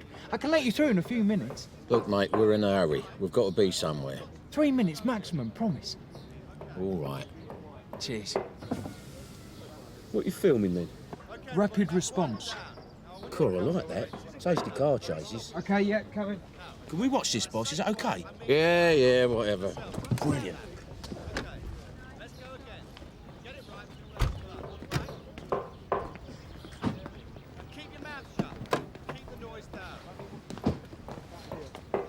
Okay, everybody, positions please. First cue is for you, Tim. The second cue is for you, Piers. Okay, everybody got that? Okay. Nice and quiet on the set, please. I said shut it! Okay. Turn over. Speed. 768, take 1. And action. Go!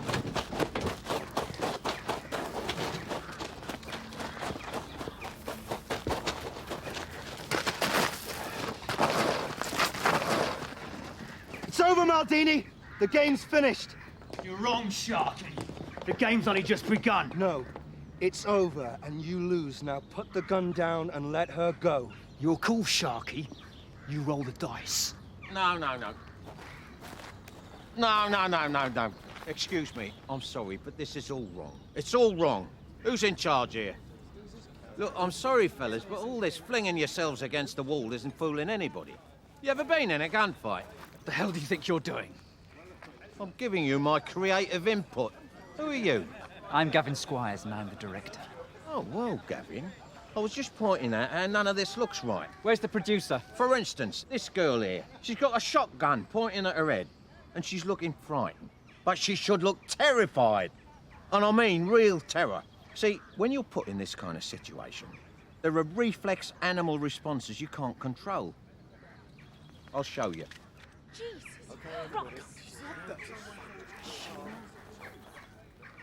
Yeah, that's it. See, you start shaking. Mr. Middlemas, I really In a think we ought moment, to Martin. Now, Gavin, all the colour's drained from your face. Oh, you're gonna sort of cordite grey. Perhaps makeup can make a note of that. Yeah, and something else that normally happens. Oh, yes, there it is. Animal responses, see? So, Gavin, how's this episode of yours going to finish, then? No, don't tell me. Poor old Maldini will get shot and the girl will be okay. Is that it? That's how it ends? Well, that's where you're wrong, see, Gavin. Because it won't end. See, if I shoot you now, that's one story. But then there's the pain and loss for your loved ones. And without meaning to, they pass that on to their kids, and so on. So when you shoot someone, you actually start lots of stories. Horrible stories, for generations. That's how far one gunshot can reverberate. I hope that was helpful. Oh dear, there goes Gavin. Well, good luck with the series.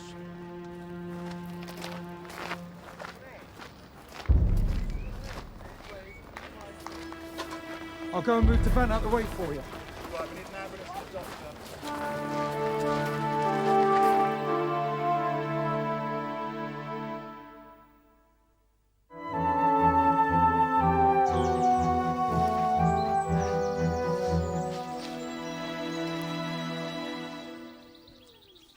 That's a nice bijou residence.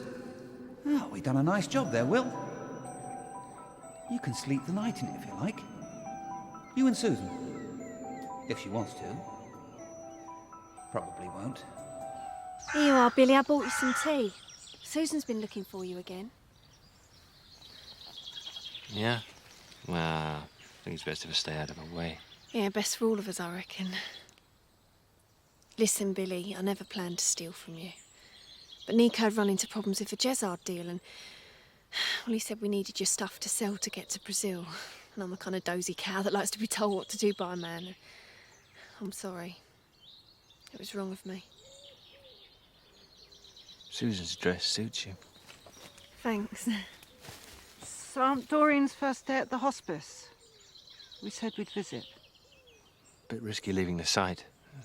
but we promised, didn't we?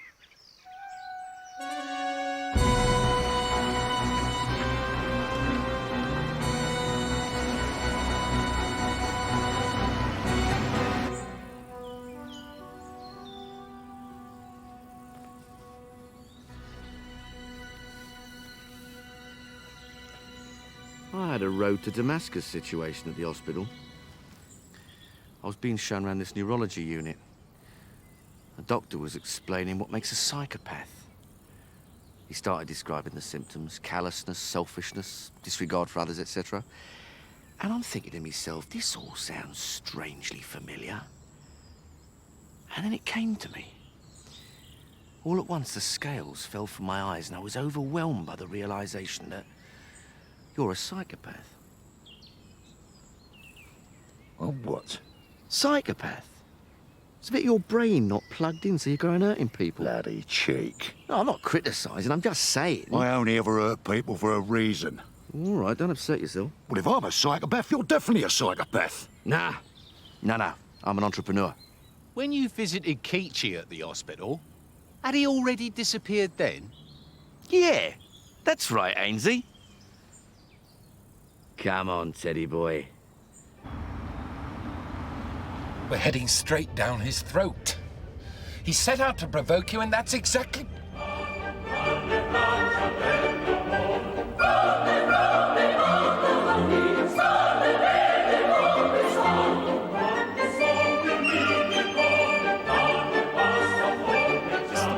Please listen.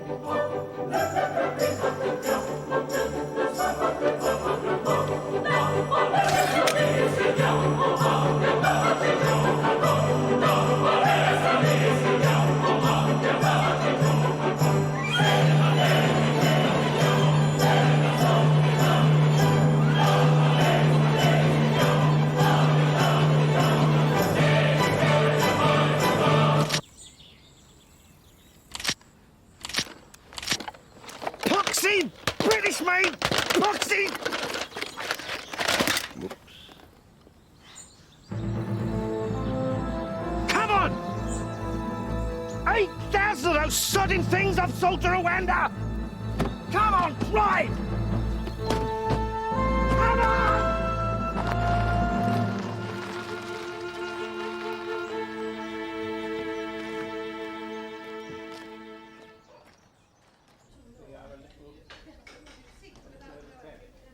$20. I win again. Well, I'm not sure we're supposed to be playing for money. Don't be such a misery. You can't take it with you.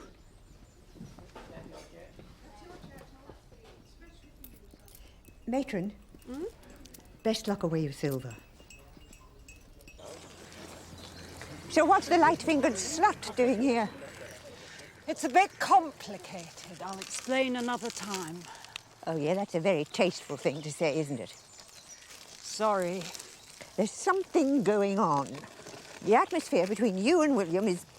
well, I just don't like it, that's all. It's very pretty here. Too pretty. Makes it more painful. Boo! Auntie. Well, he gets on my nerves. Get down them steps, Grandad. Go on. Where's your boss, Sonny? Says he don't know. None of them know. We found something quite interesting in the basement, though.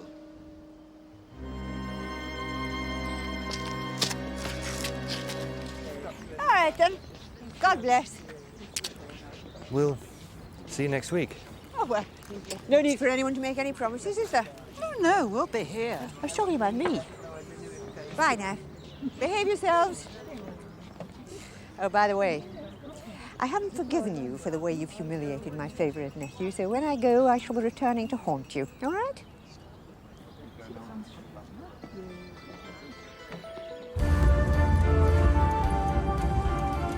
What the hell are we calling on Dennis again? Because Dennis has got a brother living in Normandy. I was thinking we could hide out there for a while. What, Nigel? You mean stay with Nigel? It's better than being hunted down by Jezard. You don't know Nigel. He's a dentist. He's got halitosis. You could stand furniture on. I mean, coming here's a risk. What if Jezard's watching this place? Thank God. I thought you were the ambulance.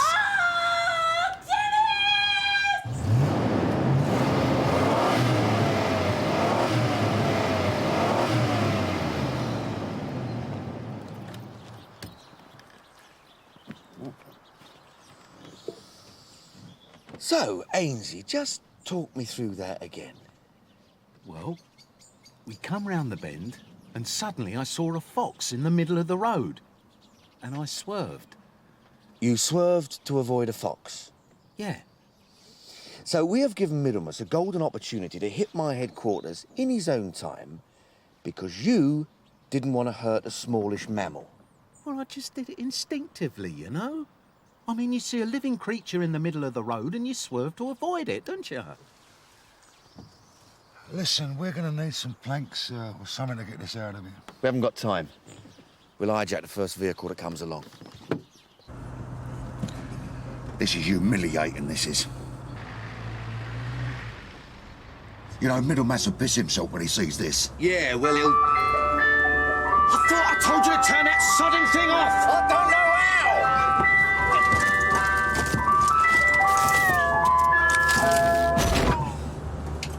You know, they may just have heard us coming.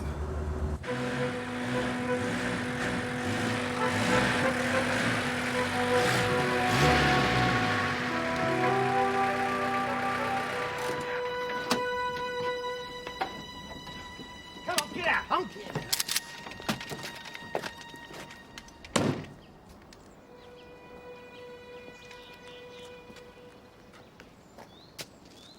Where are the cars?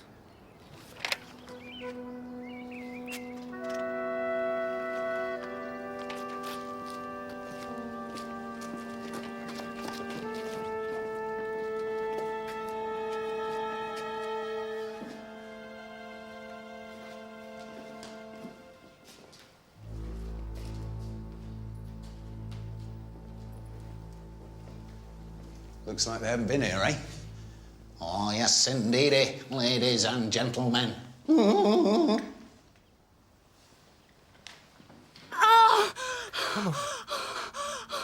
That's it. Oh. All right. Okay. Got a bird plan. Brilliant. Oh. You're doing great. Well, what the hell's it doing now? Oh, the computer sent it to the wrong address.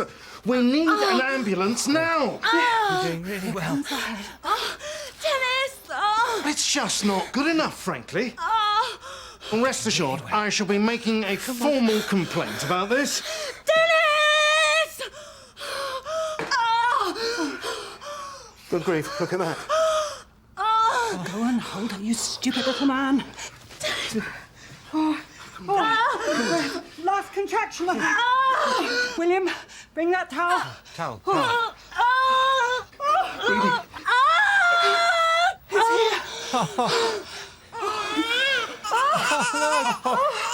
It's a boy. Oh, congratulations. It's a beautiful little boy.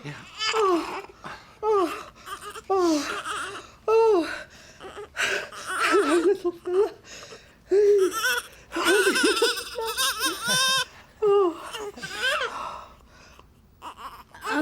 Could I hold him, please?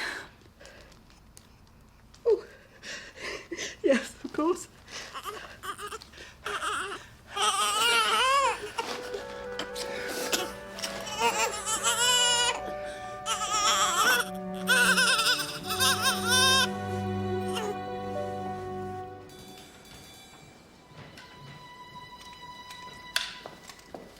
Any sign?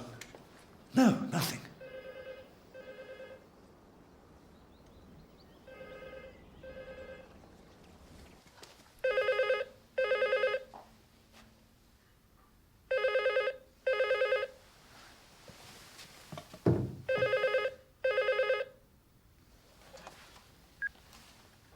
Hello.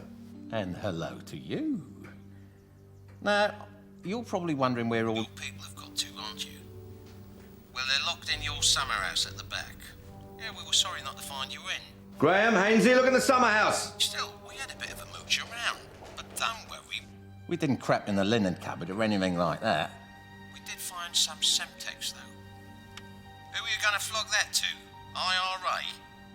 Someone like that. Well, you won't be able to now.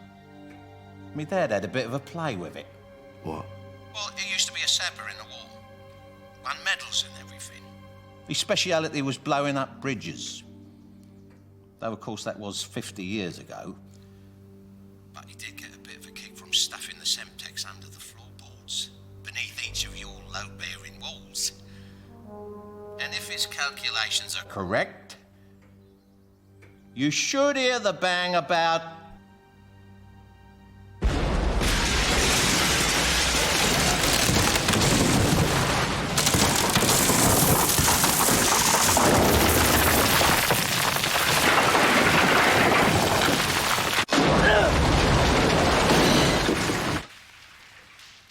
Good.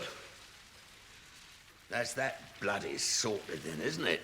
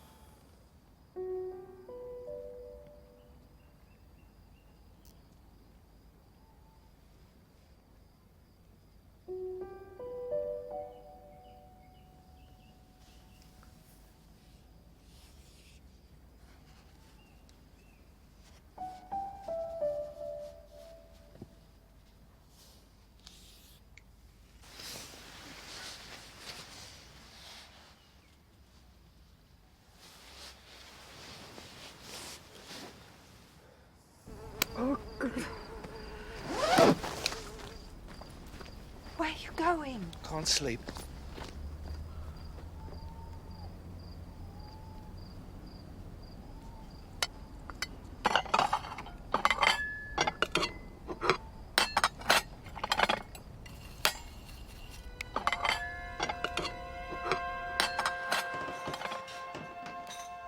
Look, all I'm saying is I think at some stage we'll have to tell her. Why? What possible good will that serve? I just think Susan has the right to know, that's all. Look, I don't want to discuss this anymore, okay?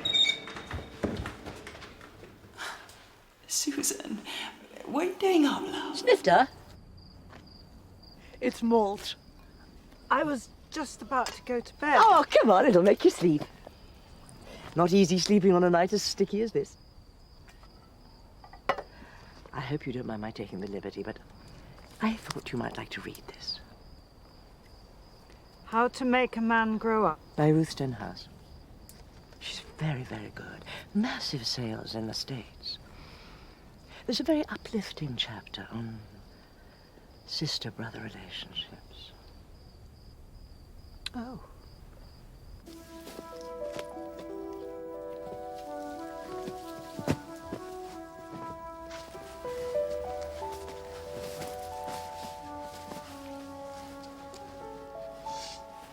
She really is the most wonderful writer. Really? Oh, yes. Well, we stock all her titles. I Belong to Me, Empowerment for Beginners, Make Friends with Your Inner Child. That's very, very good. And then, of course, all her biggest sellers. There's Reach for the Self, The Love You Deserve. I can recommend them all. Yes. Actually, I'm in the process of writing a self-help book. Really? Oh, that's splendid. I think it will fill a gap in the market. It's called Just Fucking Get On With It. Right. Well, it's time I was off to bed. Good night, then. Don't forget your book.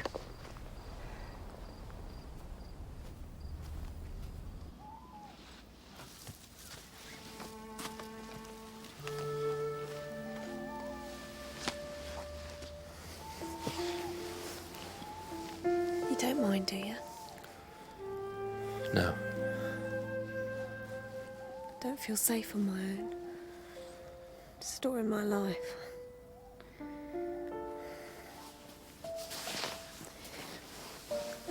Billy. Yeah. I know we got off to a dreadful start, and I know that was my fault, but... Well, I was wondering if maybe you and I... Just go to sleep.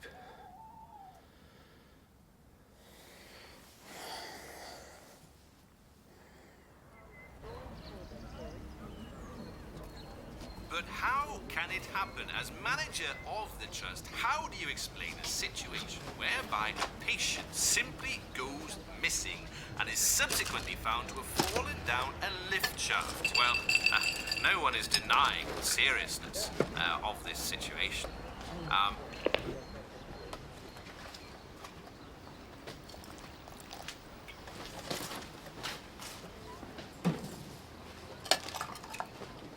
Where's Gilda? Still asleep. In the bivouac. Oh. No, not oh. She's scared. All right, so there's no oh about it. She's going to start pushing all your buttons again. I don't have any buttons. You know, it's funny. I had thought that maybe this whole ridiculous nightmare might somehow bring us closer together, but that's obviously a silly expectation. We're clearly not cut out for this brother-sister rubbish. So I think it would be better if we didn't bother. William! Susan! Great news!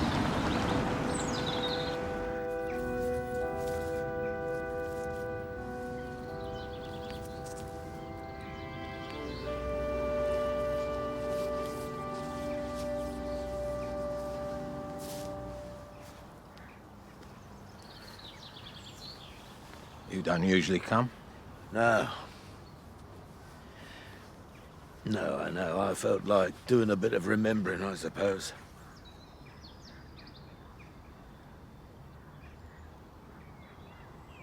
Did you ever love Mum? Like in the beginning? Did you love her? No. Oh. I see. Still, At least you came to pay your respects. Yeah. But not to her.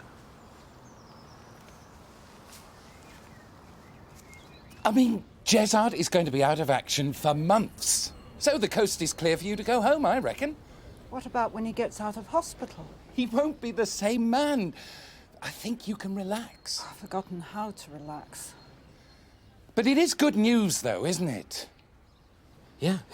Yeah, it is. I'll go and tell Gilda.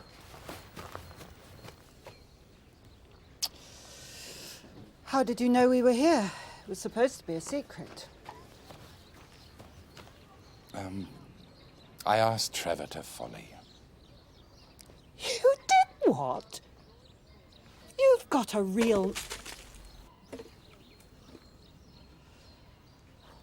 Let's go for a walk, shall we?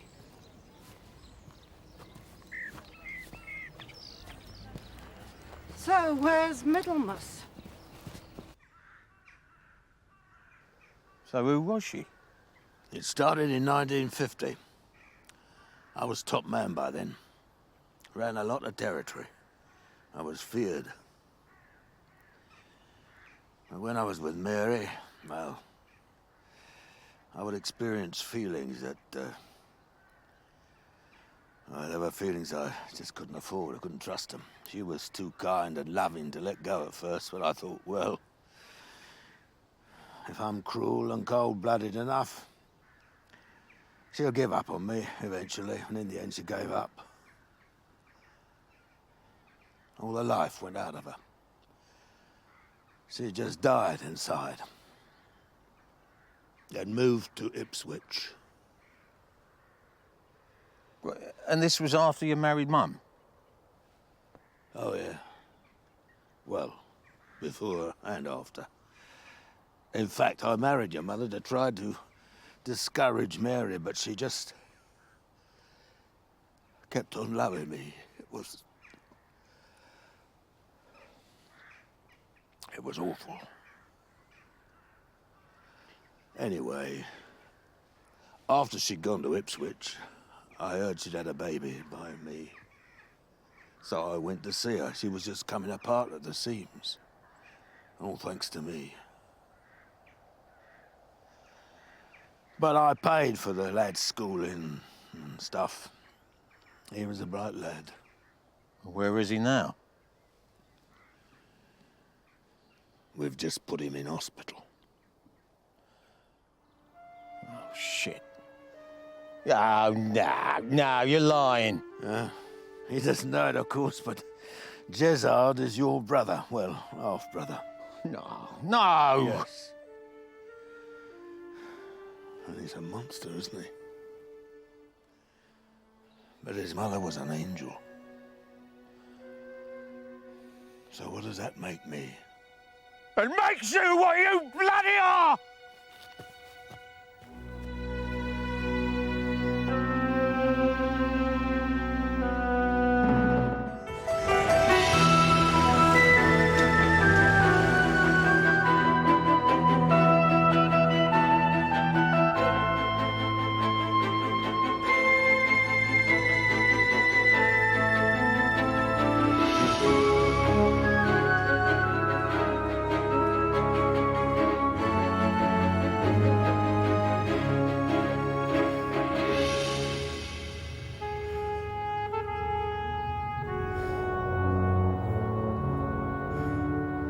In a way, it was all quite lucky, really.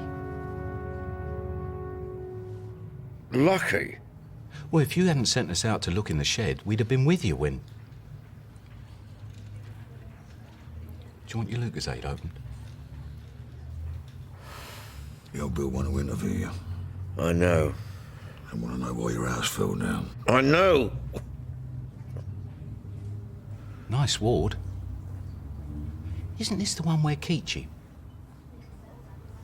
They found him, you know. The bottom of a lift shaft. Oh, dear.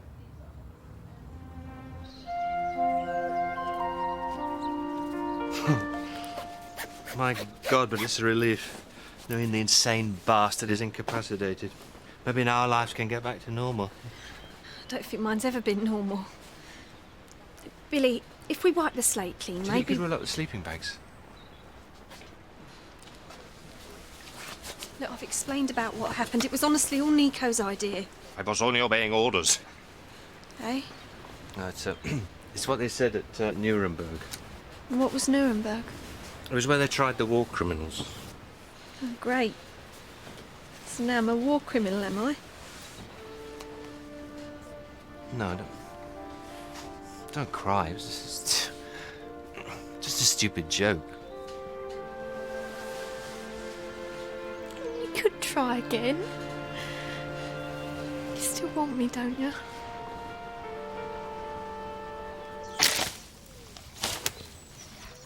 Why are we doing this again? Well, there's no point in leaving it here because we're going to be off, aren't we? William built it, you say? Yes. Let's face it, there has to be something a bit strange about a man who builds shelters out of twigs and leaves, hasn't there? Are you all right, Susan? Yes, why? Well, you seem a bit speedy. Do I? Do I really? Well, I've been under a bit of stress recently, in case you hadn't noticed. Right. Only, I thought maybe I was the cause. Because of trying to kiss you that time. Anyway, I'm sorry if... You just love apologies, don't you? I'm sorry I kissed you, I'm sorry this, I'm sorry that, and they say sorry is the hardest word. Perhaps your being a sorry-holic is what drove your wife away. Why did she go? She committed suicide.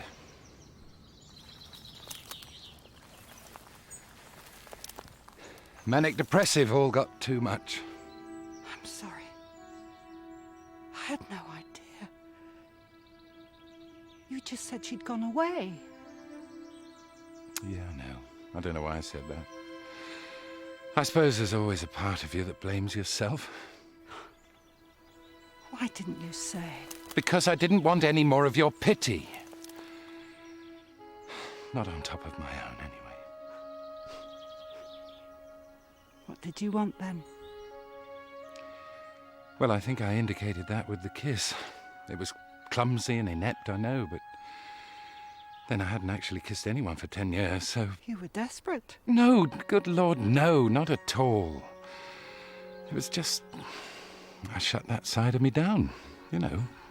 Just remove the batteries. I haven't kissed anyone for 6 years. Oh. What's worse is I haven't felt like kissing anyone for 6 years. Right.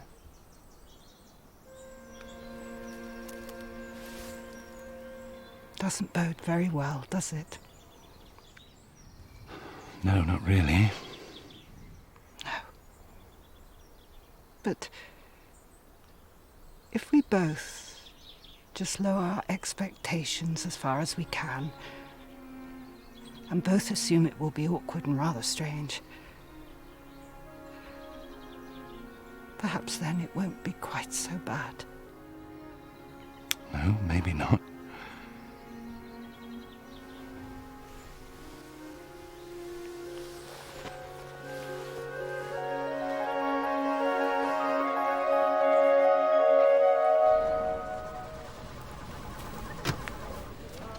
Will you be needing a lift then? No, we'll be okay, thanks. Just waiting for Susan. Well, she went off with Martin. I know.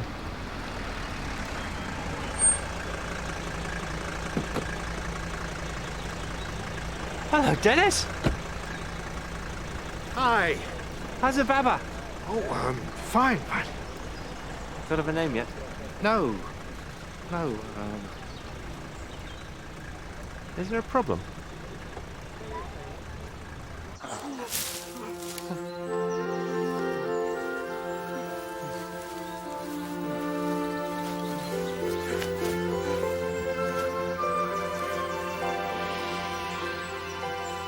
So I said I was on compassionate leave because of the baby. But they said I had to go in for the meeting. And when I got to the Holiday Inn, there were 7 area managers, all heavily involved in the clustering of branches and so on. Then Simon Belmont from head office got up and thanked us for all the hard work we put in modernising the structure. Then he outlined the bank's future.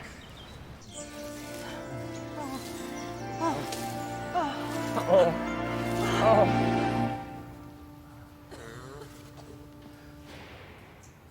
17, eh?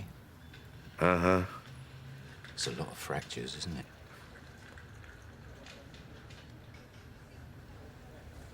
Actually, I've got a bit of news.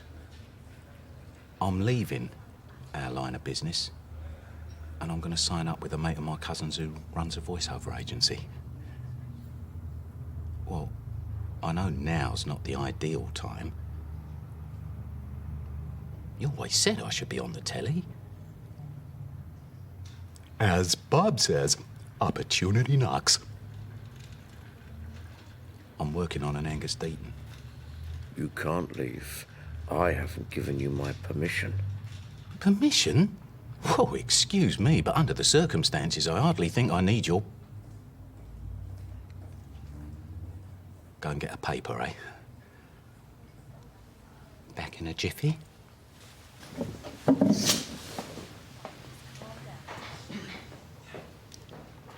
Let him leave, he won't sign him in. No, you're right. You're glad to see the back of him in his stupid impressions. Yeah. Especially the one he does of you. What? Gosh, it's not very good. He does an impression of me? Oh, yeah.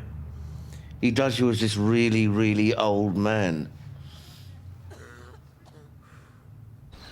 Well, basically, they're decommissioning the intermediate strata of policy and acting personnel. I'm sorry, I'm afraid you're going to have to render this into English to us. I'm being sodding sacked, okay? I've worked my bollocks into the ground for them for months. Doing their bloody rationalising. No, I've been bloody rationalised. I'm sorry.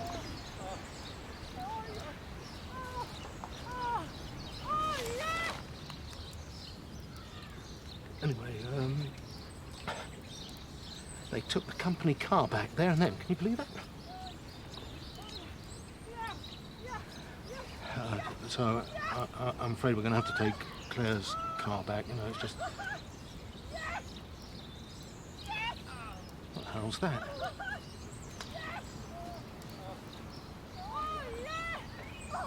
Good grief.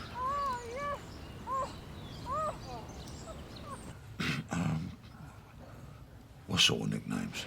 Oh, he's got loads for you. Wrinkly, Methuselah, Body Rot. Body Rot? Yeah. They're not exactly respectful, are they? Of course, I've always been able to see his hidden agenda. Basically, he's always been trying to convince me that you're past it. Clapped out, as he put it. Anyway, you're quite right. Best to just let him walk into the sunset, eh?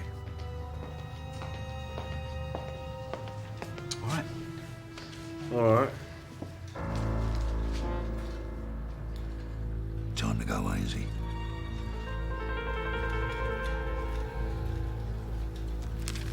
You do understand, don't you, Will? It's just we need the car with the baby and everything. That's fine, yeah. Trevor's going to drive us all home. Here comes Love's young dream. Hello, Dennis. What are you doing here? He needs the car. Oh? He's, I've been laid off. Well, that's banking. Incidentally, Susan, I think you made a complete exhibition of yourself. Dennis, please don't talk to me like that. We're not married anymore, remember? Oh, campsite could hear you. I don't know what you're talking about. Oh, it was you. I recognised the shouting. Really, Dennis? I don't think so, not from what I remember. Bye, Dennis. OK, chauffeur service. Where to? Home, James. God, this feels weird. First time in weeks I haven't got this knot in my stomach. Billy, You best come with me.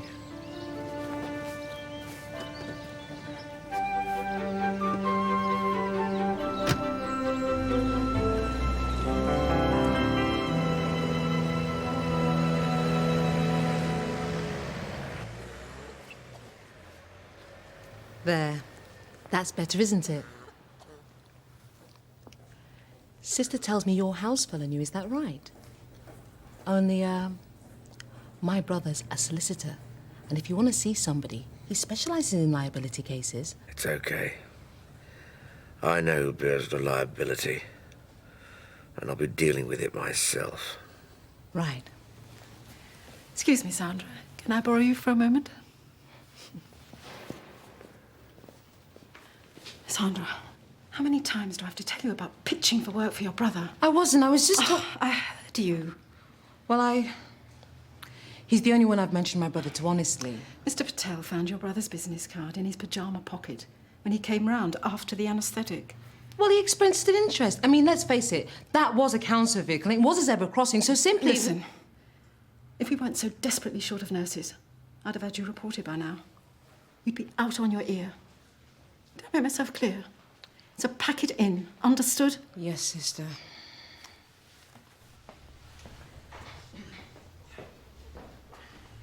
Sorry about that,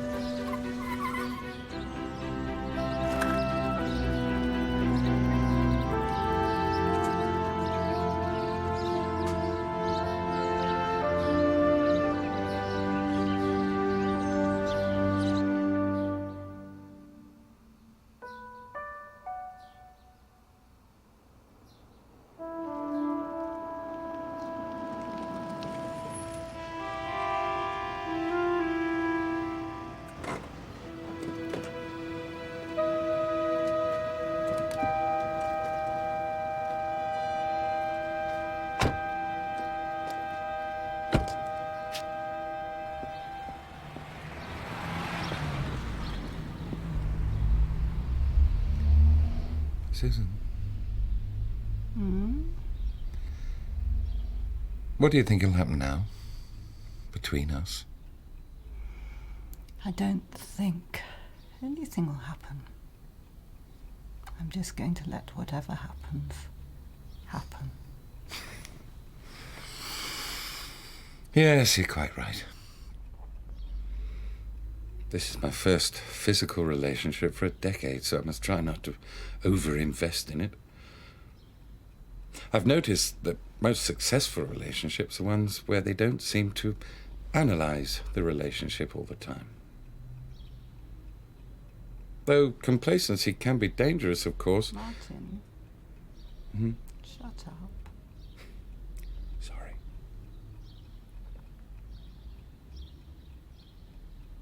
Susan.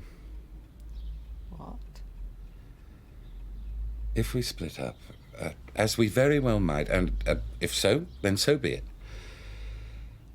can we promise that neither of us will say that it was because the other one wasn't enough? Because that's the real killer, isn't it? Okay. Can we think it?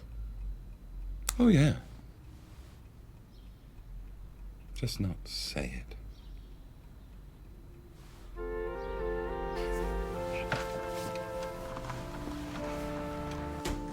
Would you like a cup of tea or something? No, thanks.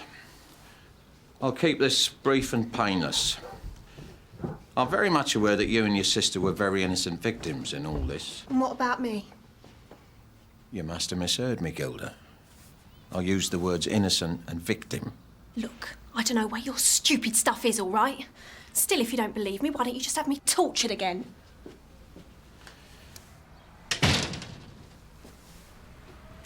Anyway, William, what I wanted to say was, I thought I told you to stay in the car.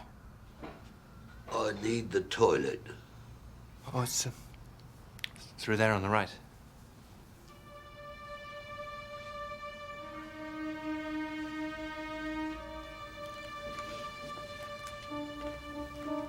I'm taking him to a hotel. He's going to live there for good. For good?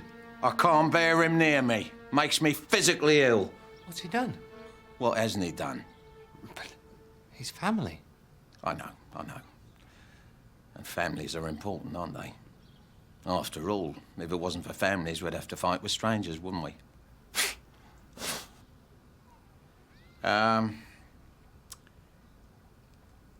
This is the last time you'll see me, William.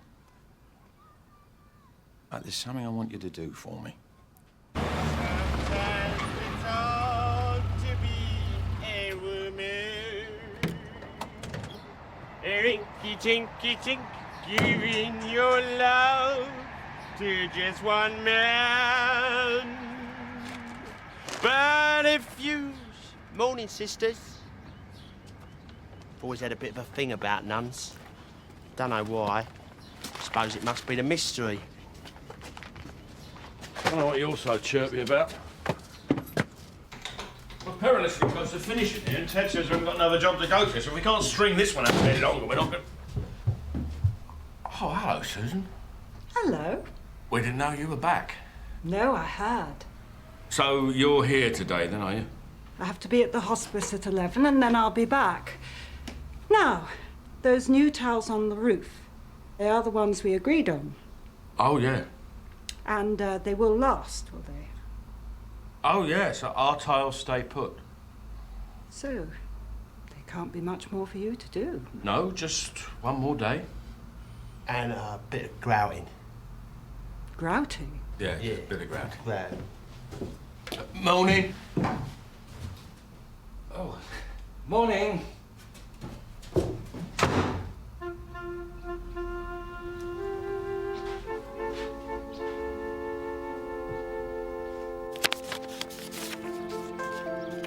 £10,000? Is that enough? I'll happily make it more. It's enough. I've made it out to you, but it's for you and Susan to share. Compensation for all the unpleasantness. Well, I don't know.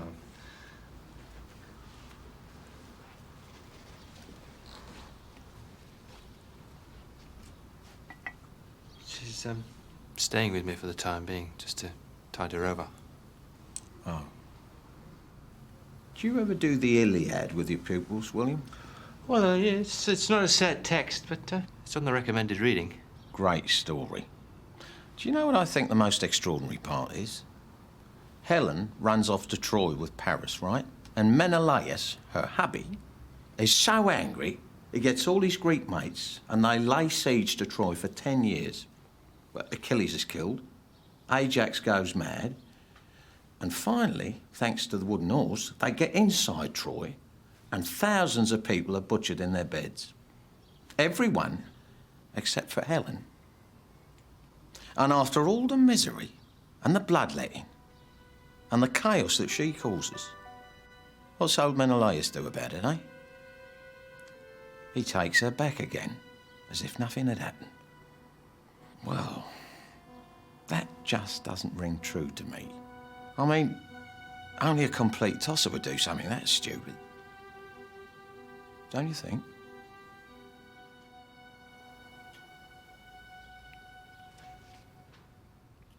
I don't think I can accept this.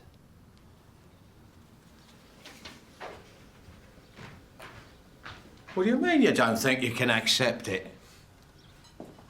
You have to accept it. No, I don't.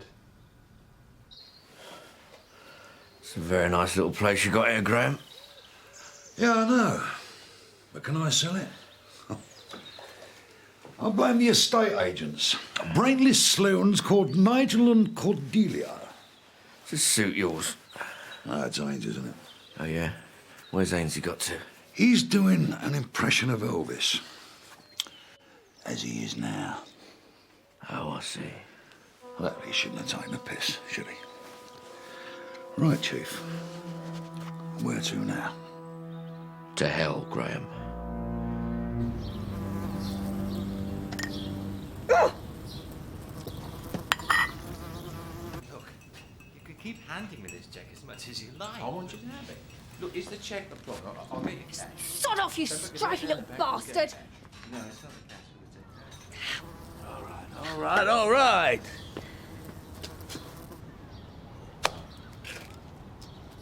Didn't that hurt? Only for him. You've not managed to commit suicide yet, then? Not so easy, is it? I've meant to kill myself dozens of times. The first time was 55 years ago. 55 years ago? Yeah, at Dieppe. During the war. The war with Germany.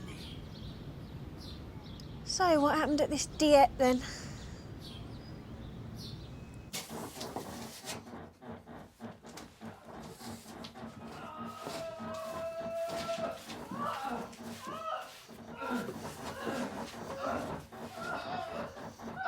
Well, you're supposed to grow with that going on. So me and the other sappers got pinned down by this sniper who was firing at us from the second floor of the casino. There was no cover. So he just picked us off. Till finally there was just two of us left, me and this Mick. I forget his name. Anyway, further along the coast, we can see all these Canadian boys just being mown down. But they're still coming ashore. I heard later that they were ordered off the landing craft at gunpoint. Anyway, me and this Mick watched them die in droves from behind this concrete block thing, part of the beach defences. Then the Mick stuck his head out to have a look-see. Next thing I know, I'm covered in blood and stuff. And the stuff's come out the back of his head. I'm 20 years of age and I'm standing there with a human being's brains splattered all over me. So now I'm on my own. So I run. I run hard towards the casino and I'm roaring. I don't know why. And I can see the sniper taking aim at me. So as I'm running and roaring, I'm thinking any minute now, he'll hit me, and that'll be it. But he just keeps missing me. So, now I'm in the casino. I'm running up the stairs, still roaring. I get to the second floor and he's just standing there. And he looks even younger than me. And he's petrified, frozen. That's it. He ran out of ammo. The funny thing was, so had I. So what did you do? I beat him to death. I remember the first blow with my rifle butt. But actually, I don't remember anything between that moment and realizing that he was dead at my feet. But the upside was, it made the rest of the war a lot easier for me. I was never scared again. And after the war, when I was hardly going to be scared by a few coppers or getting caught or whatever, it was the secret of my success. So that's your excuse, is it? For living like an animal? It was all Hitler's fault. Oh, and Mountbatten's, of course. And don't forget Neville Chamberlain. Oh, yes, they all forced you to treat people like shit and go around spawning grotesque little monsters.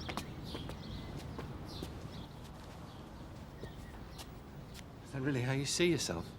I wasn't talking about. Anyway, he probably made all that up. He's never mentioned any of it to me. This is all his fault, you know. I mean, literally. There'd be no war with Jezard if it wasn't for him, because there'd be no... You must do as you see fit about the cheque. I won't be troubling you anymore. None of us will. So, you can go back to your own planet now.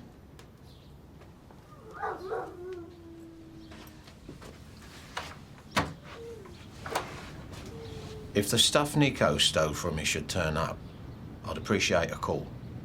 Of course. So, William.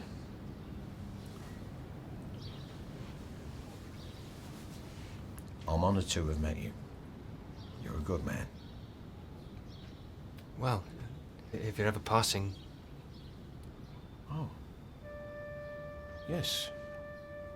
All right, maybe.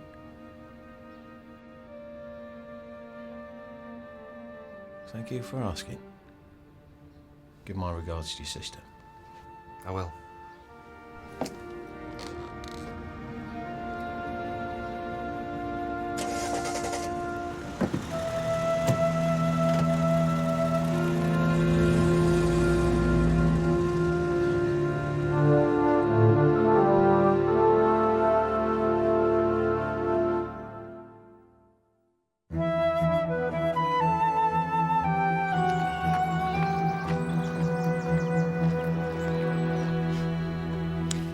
You're not cleaning them out at Pontoon, then? No. It's not such a good day today. I don't want any hymns, by the way. I've always hated hymns. I want cold porter and meatloaf. Meatloaf? Yes. Bat out of hell. Right.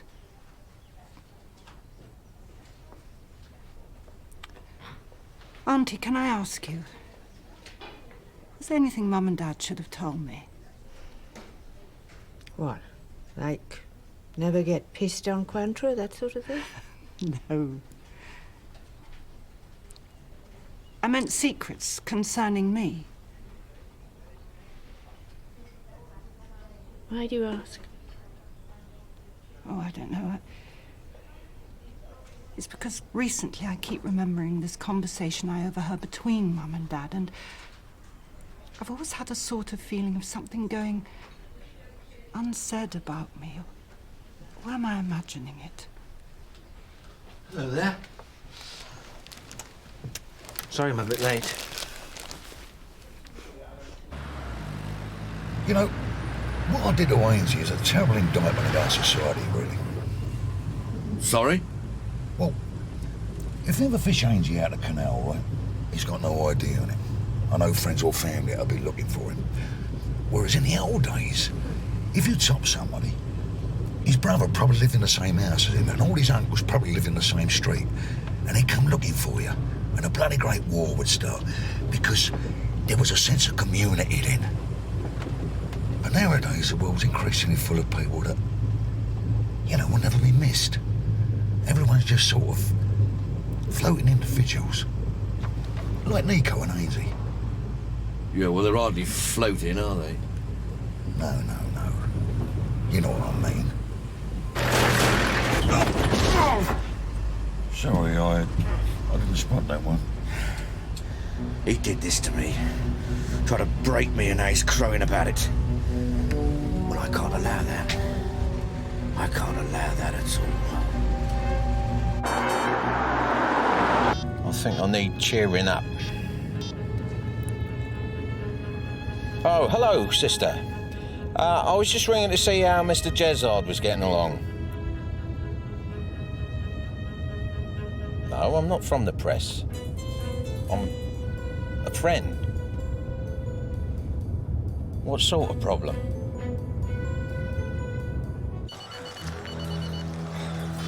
Hello? No, she's not with me. Actually, could you hang on a moment? Yeah.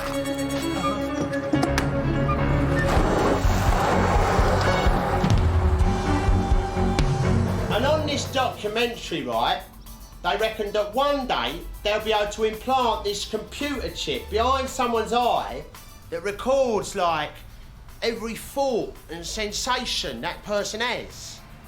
And then, like, they could whip it out and plug it into another person. And they could relive your life. So in a way, you'd never die. People would sort of rent you out. Like a video. They even reckon they'll be able to implant into the brain of a newborn baby all the experiences of an already dead person. I mean, granted, it'd be a bit weird for a baby to have memories of, you know, applying for a mortgage and that. But still, you've got to admit, it's a bloody clever idea, isn't it? It is clever, you're right.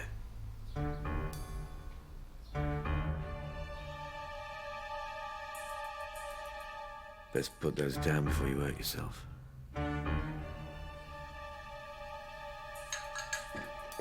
Now, I want you to implant some information from your brain into mine. Please. He's got kids. Has he? It's all right for some. With nice strong sperm, sporting proper tails. I want to know Susan Smith's current whereabouts. We don't know. You don't know? No, she went out. She didn't say where.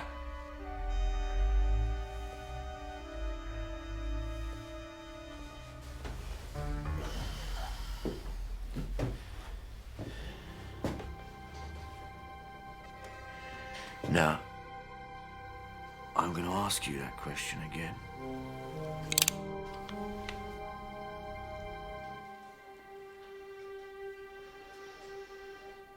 The brain's going. I can feel it. Bye-bye, brain. Where's the strumpet? Well, if you mean Gilda, she's staying at my place. Why? Was there something she forgot to nick? Once I start talking gibberish, you're to stop coming. Auntie, you and I were talking about a family secret. All families have secrets. It's an essential requirement.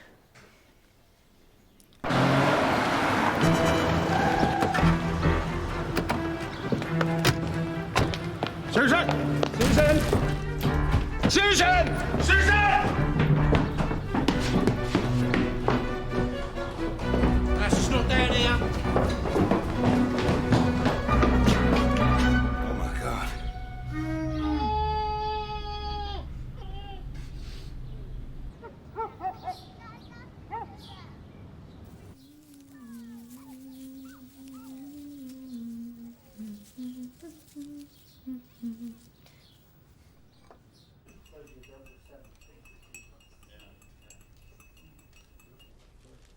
We're doing quite well in the cricket.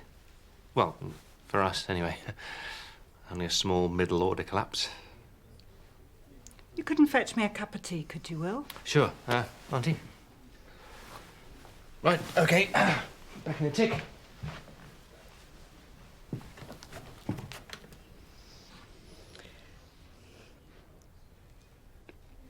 If I tell you, Susan, you're to promise not to get angry with anyone. Of course not, Auntie.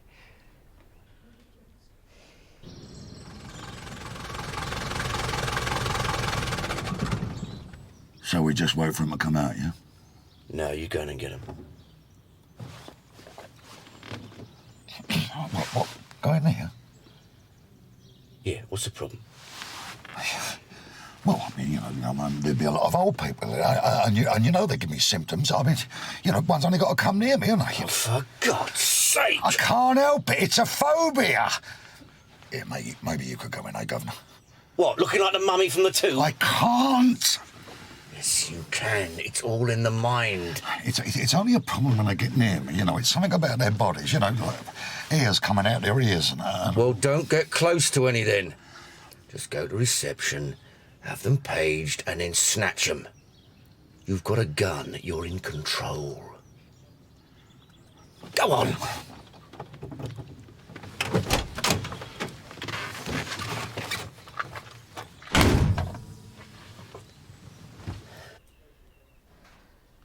I think if it had been left to your dad, he would have told you. You see, your dad was not your biological father.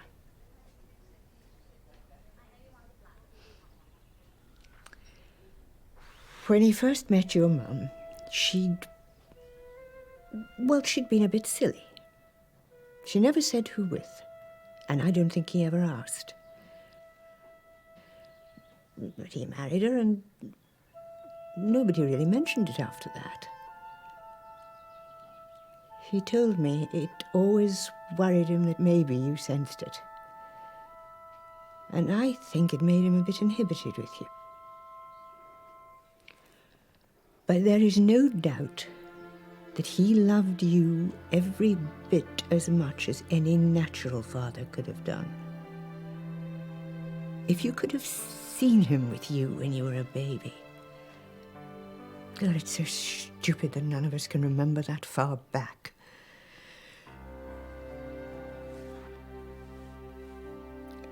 He was a lovely dad. And a great brother, too. Now that I've told you, you'll just have to accept it. There's an art to accepting things, and you'll have to master it. The machine had run out of everything except Earl Grey, I'm afraid. What's up?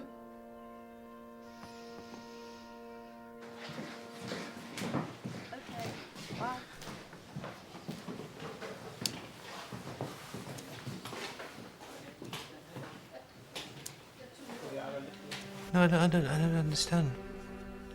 You mean... Susan is your half-sister. So who's her father, then? No one knows. Excuse me, sweetheart. We'll give her a couple of Jesus. See you later, Auntie.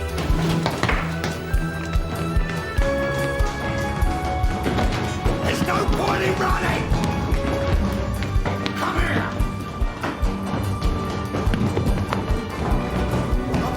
Come here!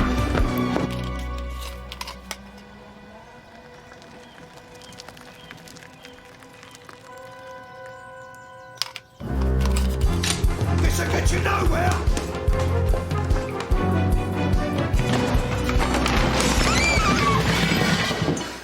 What is all this charging about in aid of? Hey, you keep your distance. Who are you? I said keep your distance. Now look, people. You keep your distance or else. Or else? Or else? This is a hospice, you moron.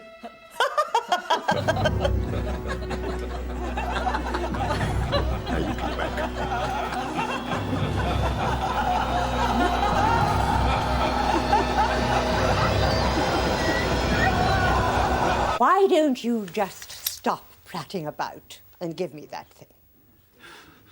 All right, Joe, Meg. You're on your way out.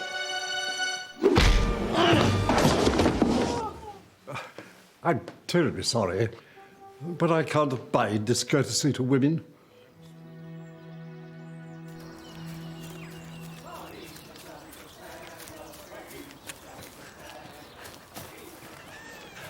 What's all that about? Shall we go back? I don't know. What do you think? I don't know. Decisions. I borrowed this off an old boy. It's great fun, isn't it? Not so fast, Mr. Bond.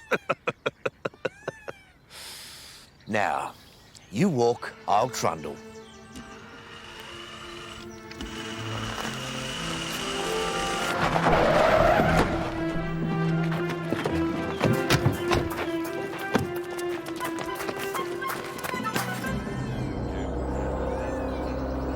Pretty, isn't it?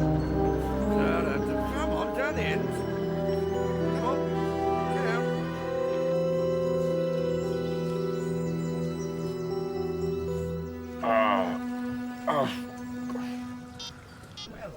He could be playing possum. I think we should hit him again just to be on the safe side. You must be Aunt Doreen. Hello?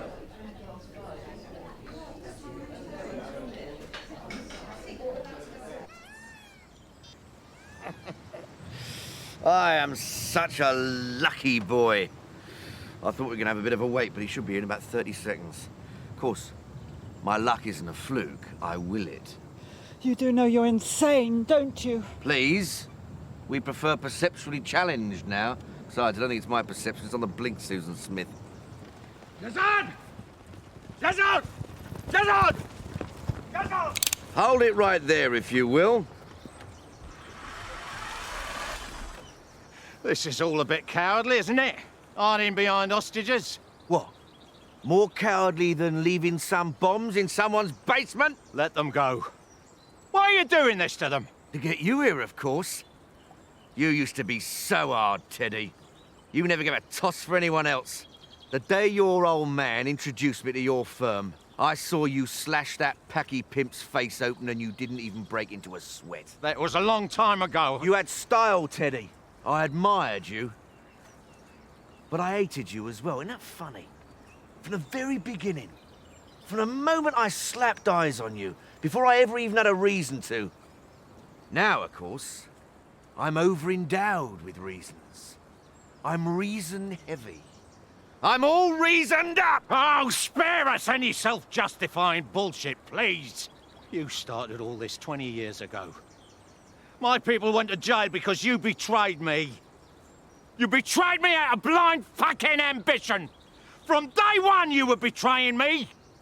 You even betrayed me by being born. What do you mean?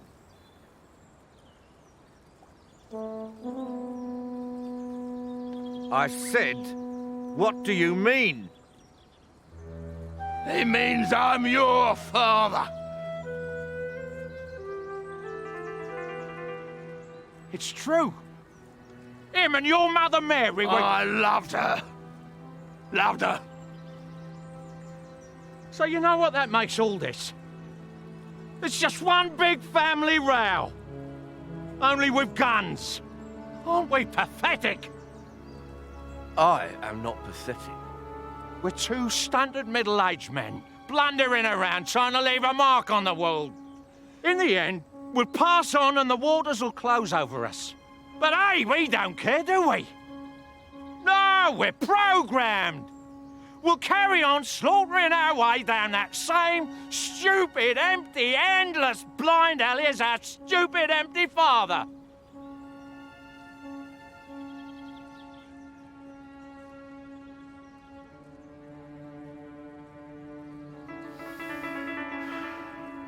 I don't have a father. Careful now, Sonny. Leave him. I said leave him! I won't!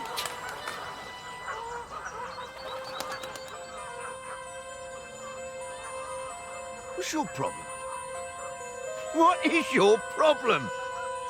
You don't seriously think you're my father? That is just laughable.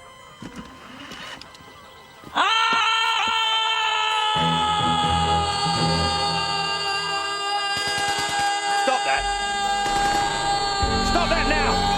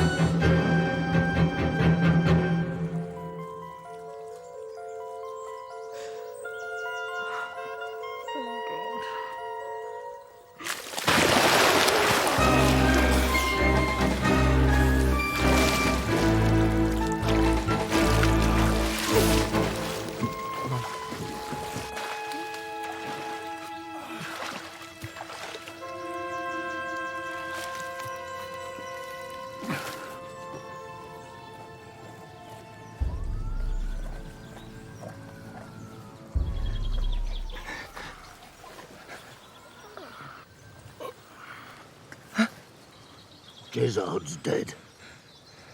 Always a silver lining, eh? For God's sake, someone call an ambulance. Thanks for your friendship, Martin. You're gonna be just fine now. William, don't forget, Menelaus.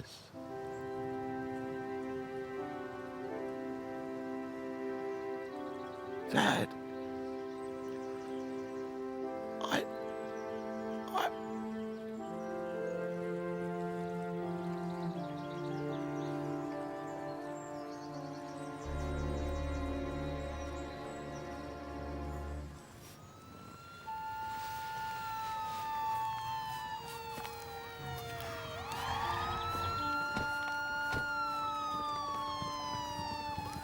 Police! Stay where you are! Lie down on the ground! On, police! Police! Down! Down! Down! Down! Now! Police, do it now! Police, don't do it now! Shut up! And put those stupid things away.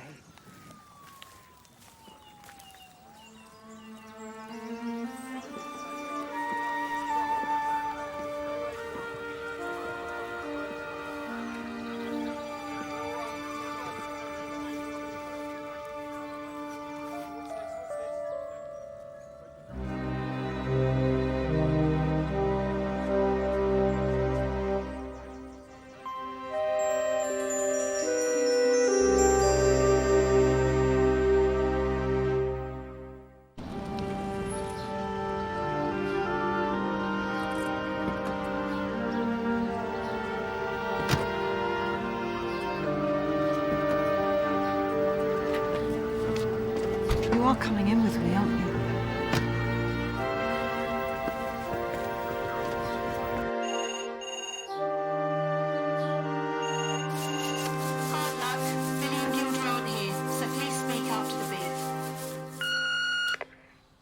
Hello, this is Tony Whitcomb from Pegasus Storage, ringing for Mr. Smith.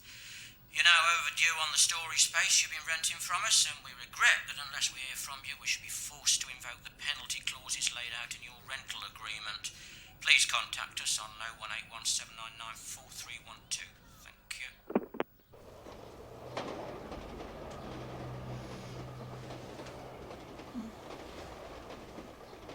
They'll be dragging the leg for Jezza. We'll probably have to give evidence at the inquest. Looks like they've done a nice job up here. It's a great view. Yep. On a clear day, you can watch the sun set behind Asda. Gilda be wondering where you are. Ah, well, I said I might pop home with you after the hospice. She'll be relieved it's all over. Give her a ring in a minute. Look, Susan, Middlemas gave me this Did check. you really have no idea about you and me having a different father? No. None at all. I suppose it helps explain how different we are. Are we that different? I mean, all siblings are a bit different in personality, aren't they? Look at Carol and Mark Thatcher. Jackie and Bobby Charlton. Liam and Noel Gallagher. Well, no, they're quite similar. It's a hell of a thing to find out at my age. What are you going to do about it? I don't know. What about you? What are you going to do? About what? About Gilda and what she did to you.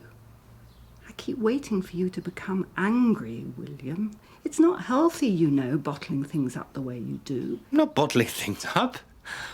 Why is it that just because somebody doesn't shout and wave his arms around, everyone assumes he's bottling something up? Is that the door? Anyway, Susan, about this...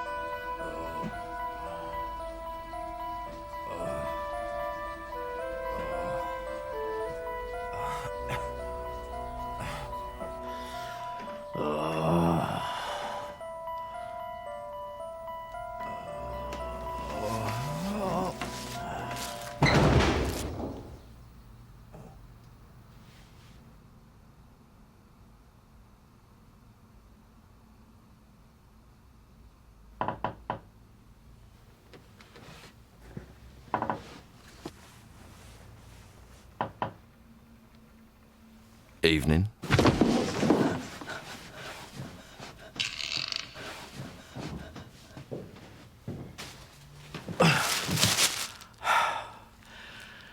You've got to hand it to me, haven't you? I am one tough bastard. I noticed nobody jumped in to try to save me, by the way. How did I do it? Well, when that old fool knocked me in the water, I knew I didn't have the strength to fight and swim, so I went limp in his hands, played dead. And he let me go. And I swam as far as one breath would take me. I came up in some long reeds. I could hear all sorts of pandemonium, so I just crawled a bit deeper into the reeds. And I just lay there, getting my strength back. Just lying in the warm sun. I left it a couple of hours and I crept off into the trees, round the outside of the grounds and made me way back to Graham's cab. That's where I got this. A real muesli maker.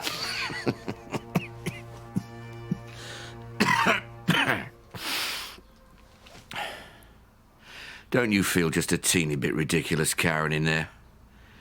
If I open that door and let this off, they'll be scraping you off the roof. So you come out.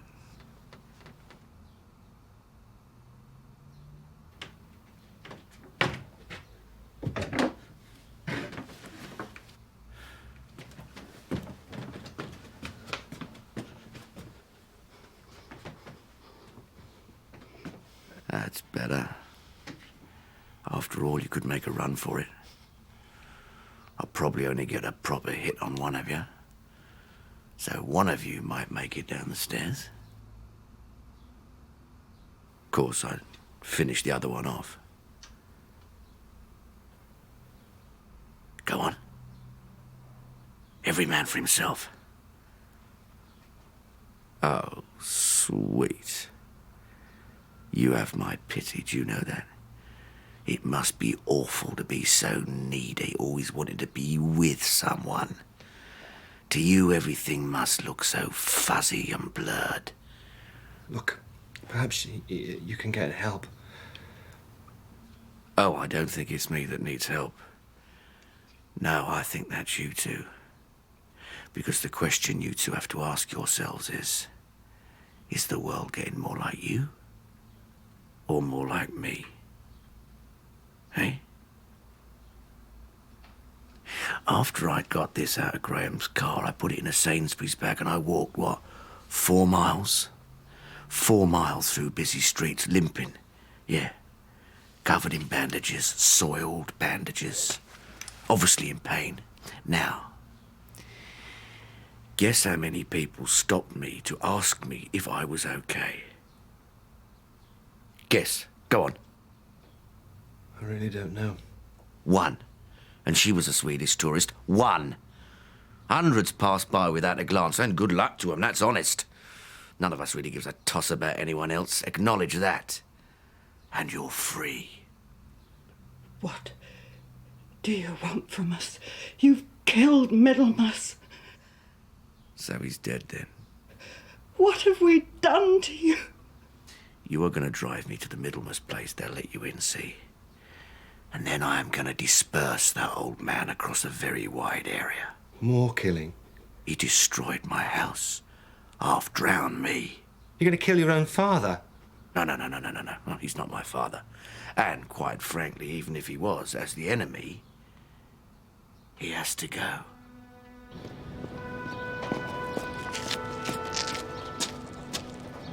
Now we are going to get in your car, and you are going to drive... No, I'm just not standing for it. What? I said, I'm just not standing for it. Oh, no, don't make me laugh. I've had enough. Enough of being intimidated and humiliated.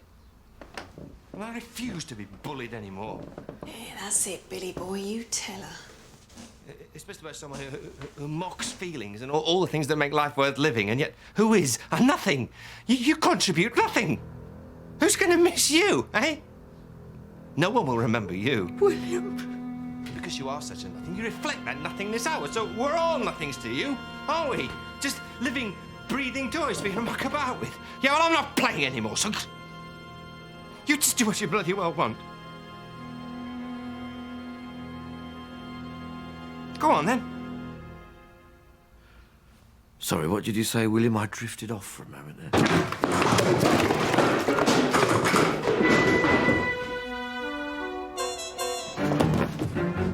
If you don't run, I won't shoot.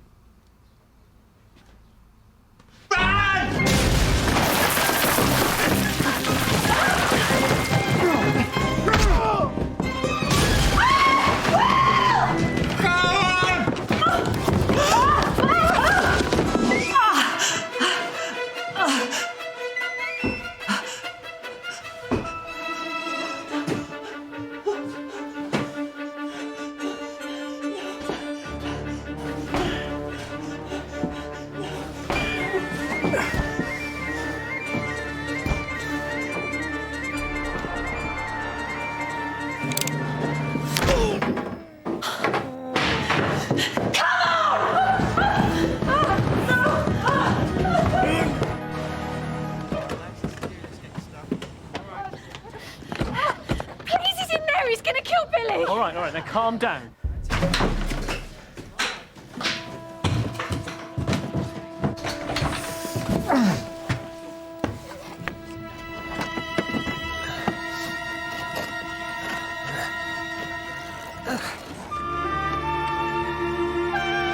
Calm down, calm down.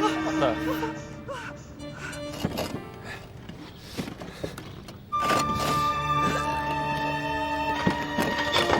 There he is, there's a maniac! He's got a gun. Oh, bugger. Why us?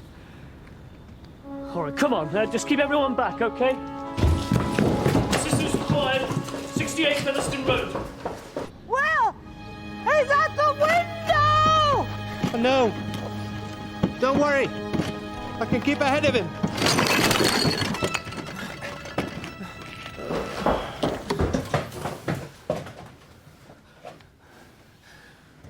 All right, now. Let's be sensible. Nobody need to get hurt.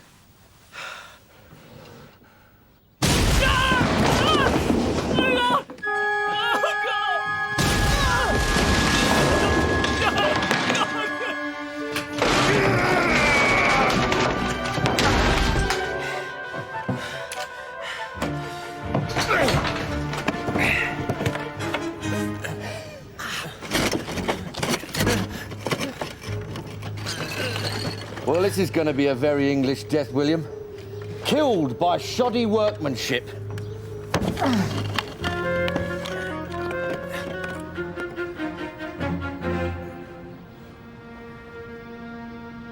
You said some very judgmental things earlier, William.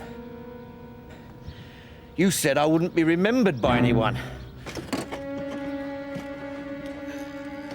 Well, you're wrong there. Well! Oh, I can't watch any more of this. You're amusingly wrong, in fact. Oi!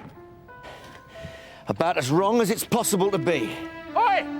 I'm talking to you, bollock brain! What the hell do you think you're doing? Because you see, whenever anyone remembers you, they'll remember me. Oi! Oi, are you deaf, you ugly lip-dick git?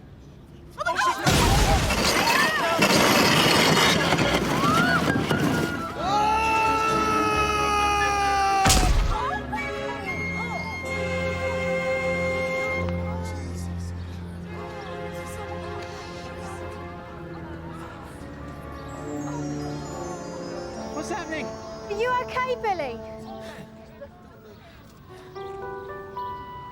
Yeah.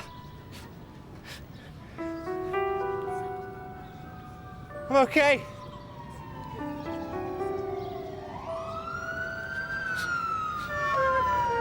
Thank you, Gilda. Don't mention it, Susan. What a family's for, eh? Look, I'll get you down in a minute. No problem. Whenever.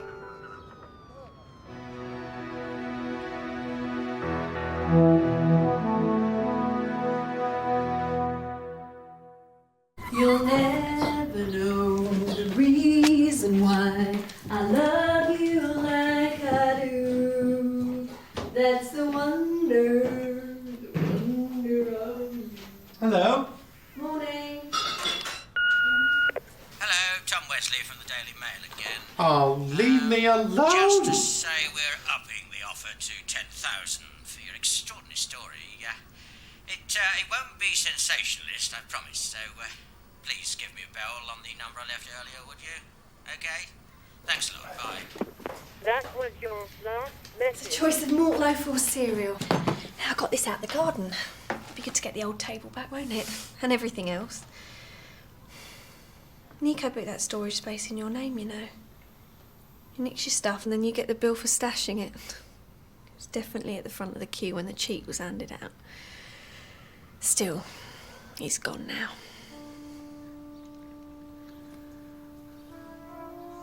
Did you sleep all right?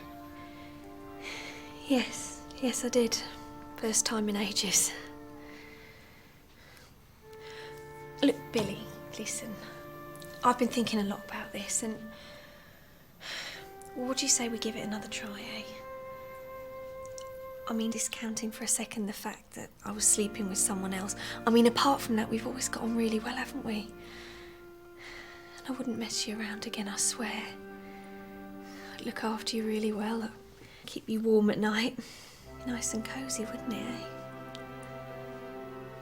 It would be lovely. It would also be very stupid. But Billy, I've got no one. And I'll be safe with you. Middlemas gave me £10,000. Susan won't want any of it, and I. So I'm going to give it all to you. Oh, Billy. But in instalments. £1,000 a month. On condition that you find somewhere to live, and you find a job, and that you live without a man in your life. That you look after yourself. Because you've never really given that a try, have you? Billy, I don't know what to say. That's the Daily Mail again. Hello? This is John Dokes from Halcyon Fitted Kitchens. Please don't hang up, Mr. Smith. I'm just ringing to inform you that I've been offered a place at Bristol University. And I'm ringing around all those clients who, like you, Mr. Smith, didn't return my calls, just to say that basically you can go fuck yourself. Right. Well, thanks. And good luck at university. We didn't set out to be have-a-go heroes. We just followed our instincts. Nah, they've twisted what I said there. So, what's the damage? There's a lot of plastering needs redoing. You got paint all down your stairs and wall. Your Velox is buggered. And your roof's in a right old state. But the roof was already in a right old state, wasn't it? Be fair, Sue. We did the roof to a decent standard. Having people chased across it by armed nutters hardly constitutes reasonable wear and tear, does it? And how long will that little lot take? 5 weeks. But the good news is we are available to do the job. 5 weeks? Oh, yeah. You see, there's a replastering and the painting, and then before we paint, we've got to scrape the old paint off. It's a lot of scraping, actually. People do underestimate it. A lot of scraping, not to mention priming. Oh, yeah, priming. And making good. Making good. What? What? Eh?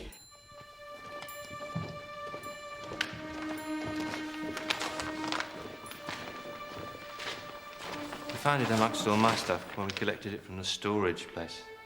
Only to be played in the event of my death. It's probably personal, so we'll go. No, please, stay. I'd like you to.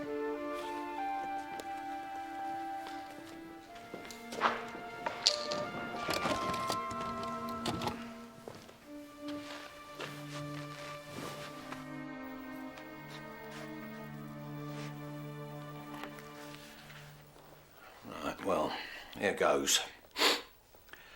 Hello there.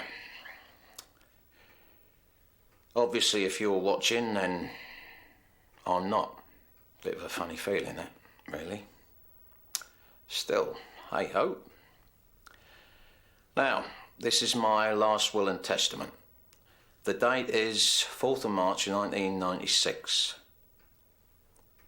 I want Martin and Trevor to be my executors. And it's dead simple. I want the house sold. Everything I own sold. I want lump sums of £50,000 to be paid to my father so as he can check himself into a home or whatever. And to Martin. Of the remaining sum, 20% is to be put towards the creation of Middlemass College, an educational establishment for children from disadvantaged backgrounds. The remaining 80% is to be divided by way of compensation between the wives and children of all those people who, during my years of criminal brutality, I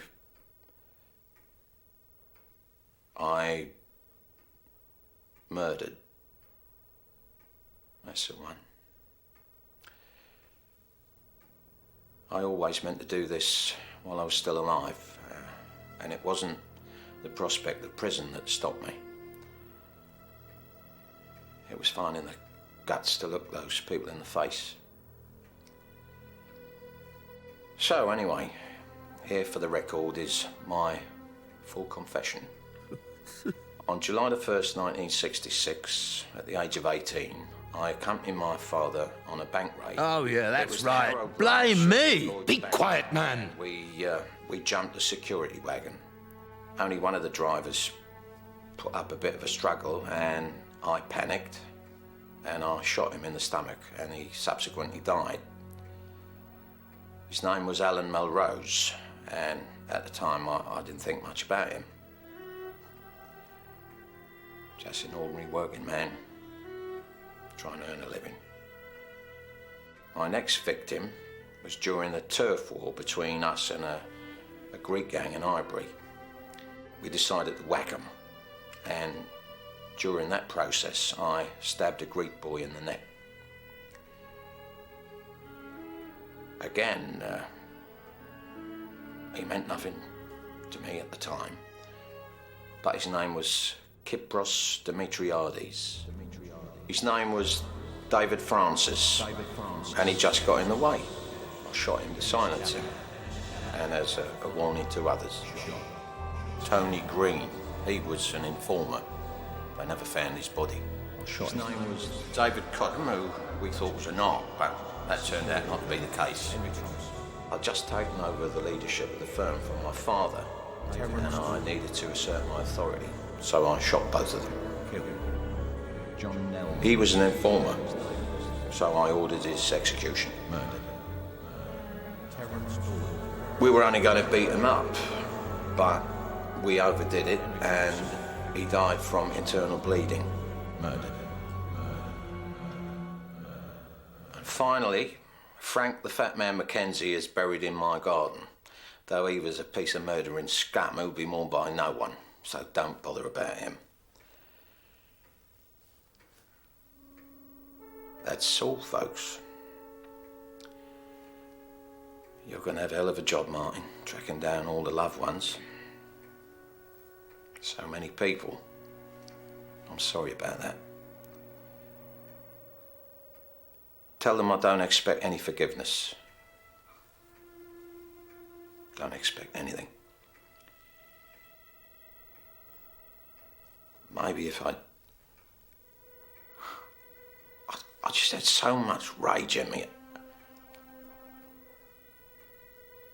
I'll stop there. Cheerio. And, well, sorry again.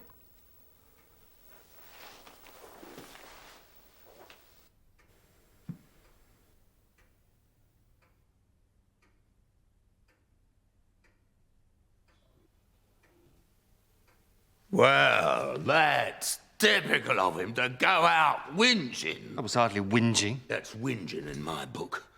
I never made him do anything, or his poisonous brother. No one did.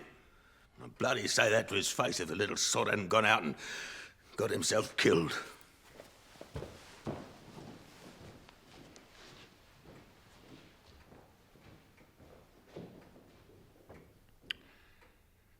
So, did you get your clock back? Sorry? The clock your dad gave you. That Nico and Gilda... Yes. Yes, I did, thanks. You were very angry about it. Yes. Yes, I was, wasn't I?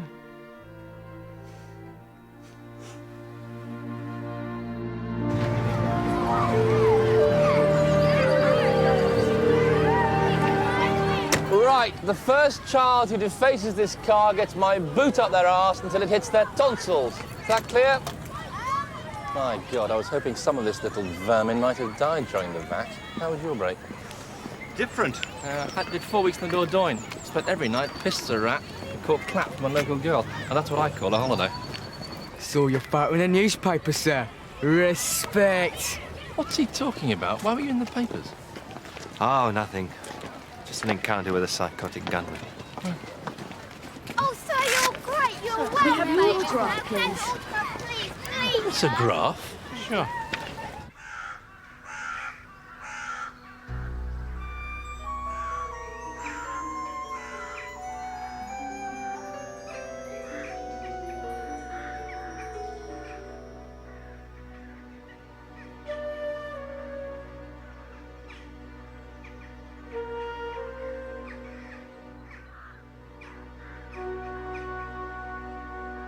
Can I have one for my sister too? Yeah, me as well.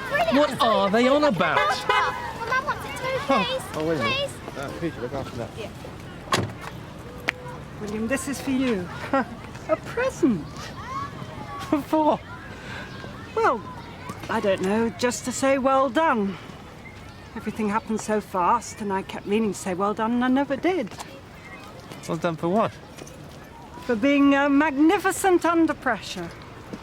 And for not giving up on me when I was a real coward.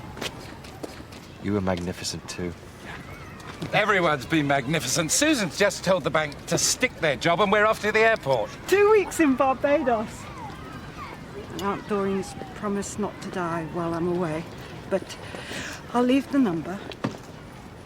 Don't worry. I went up to the records office.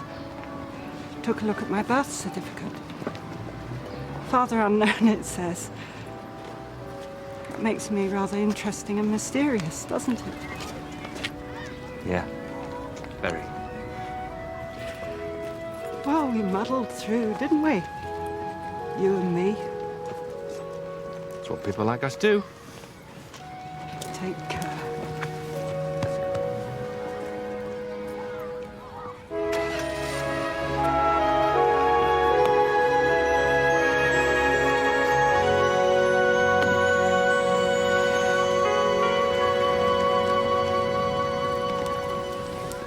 She's a racy piece.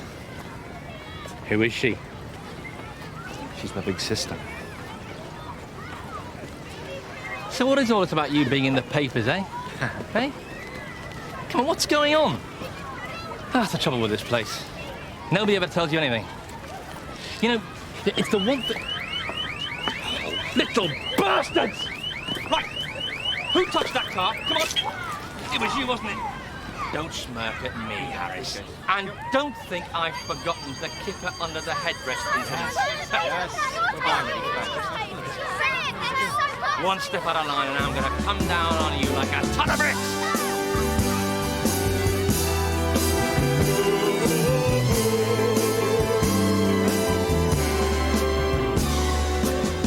When no one else can understand me, when everything I do is wrong, you give me hope and consolation. You give me strength to carry on.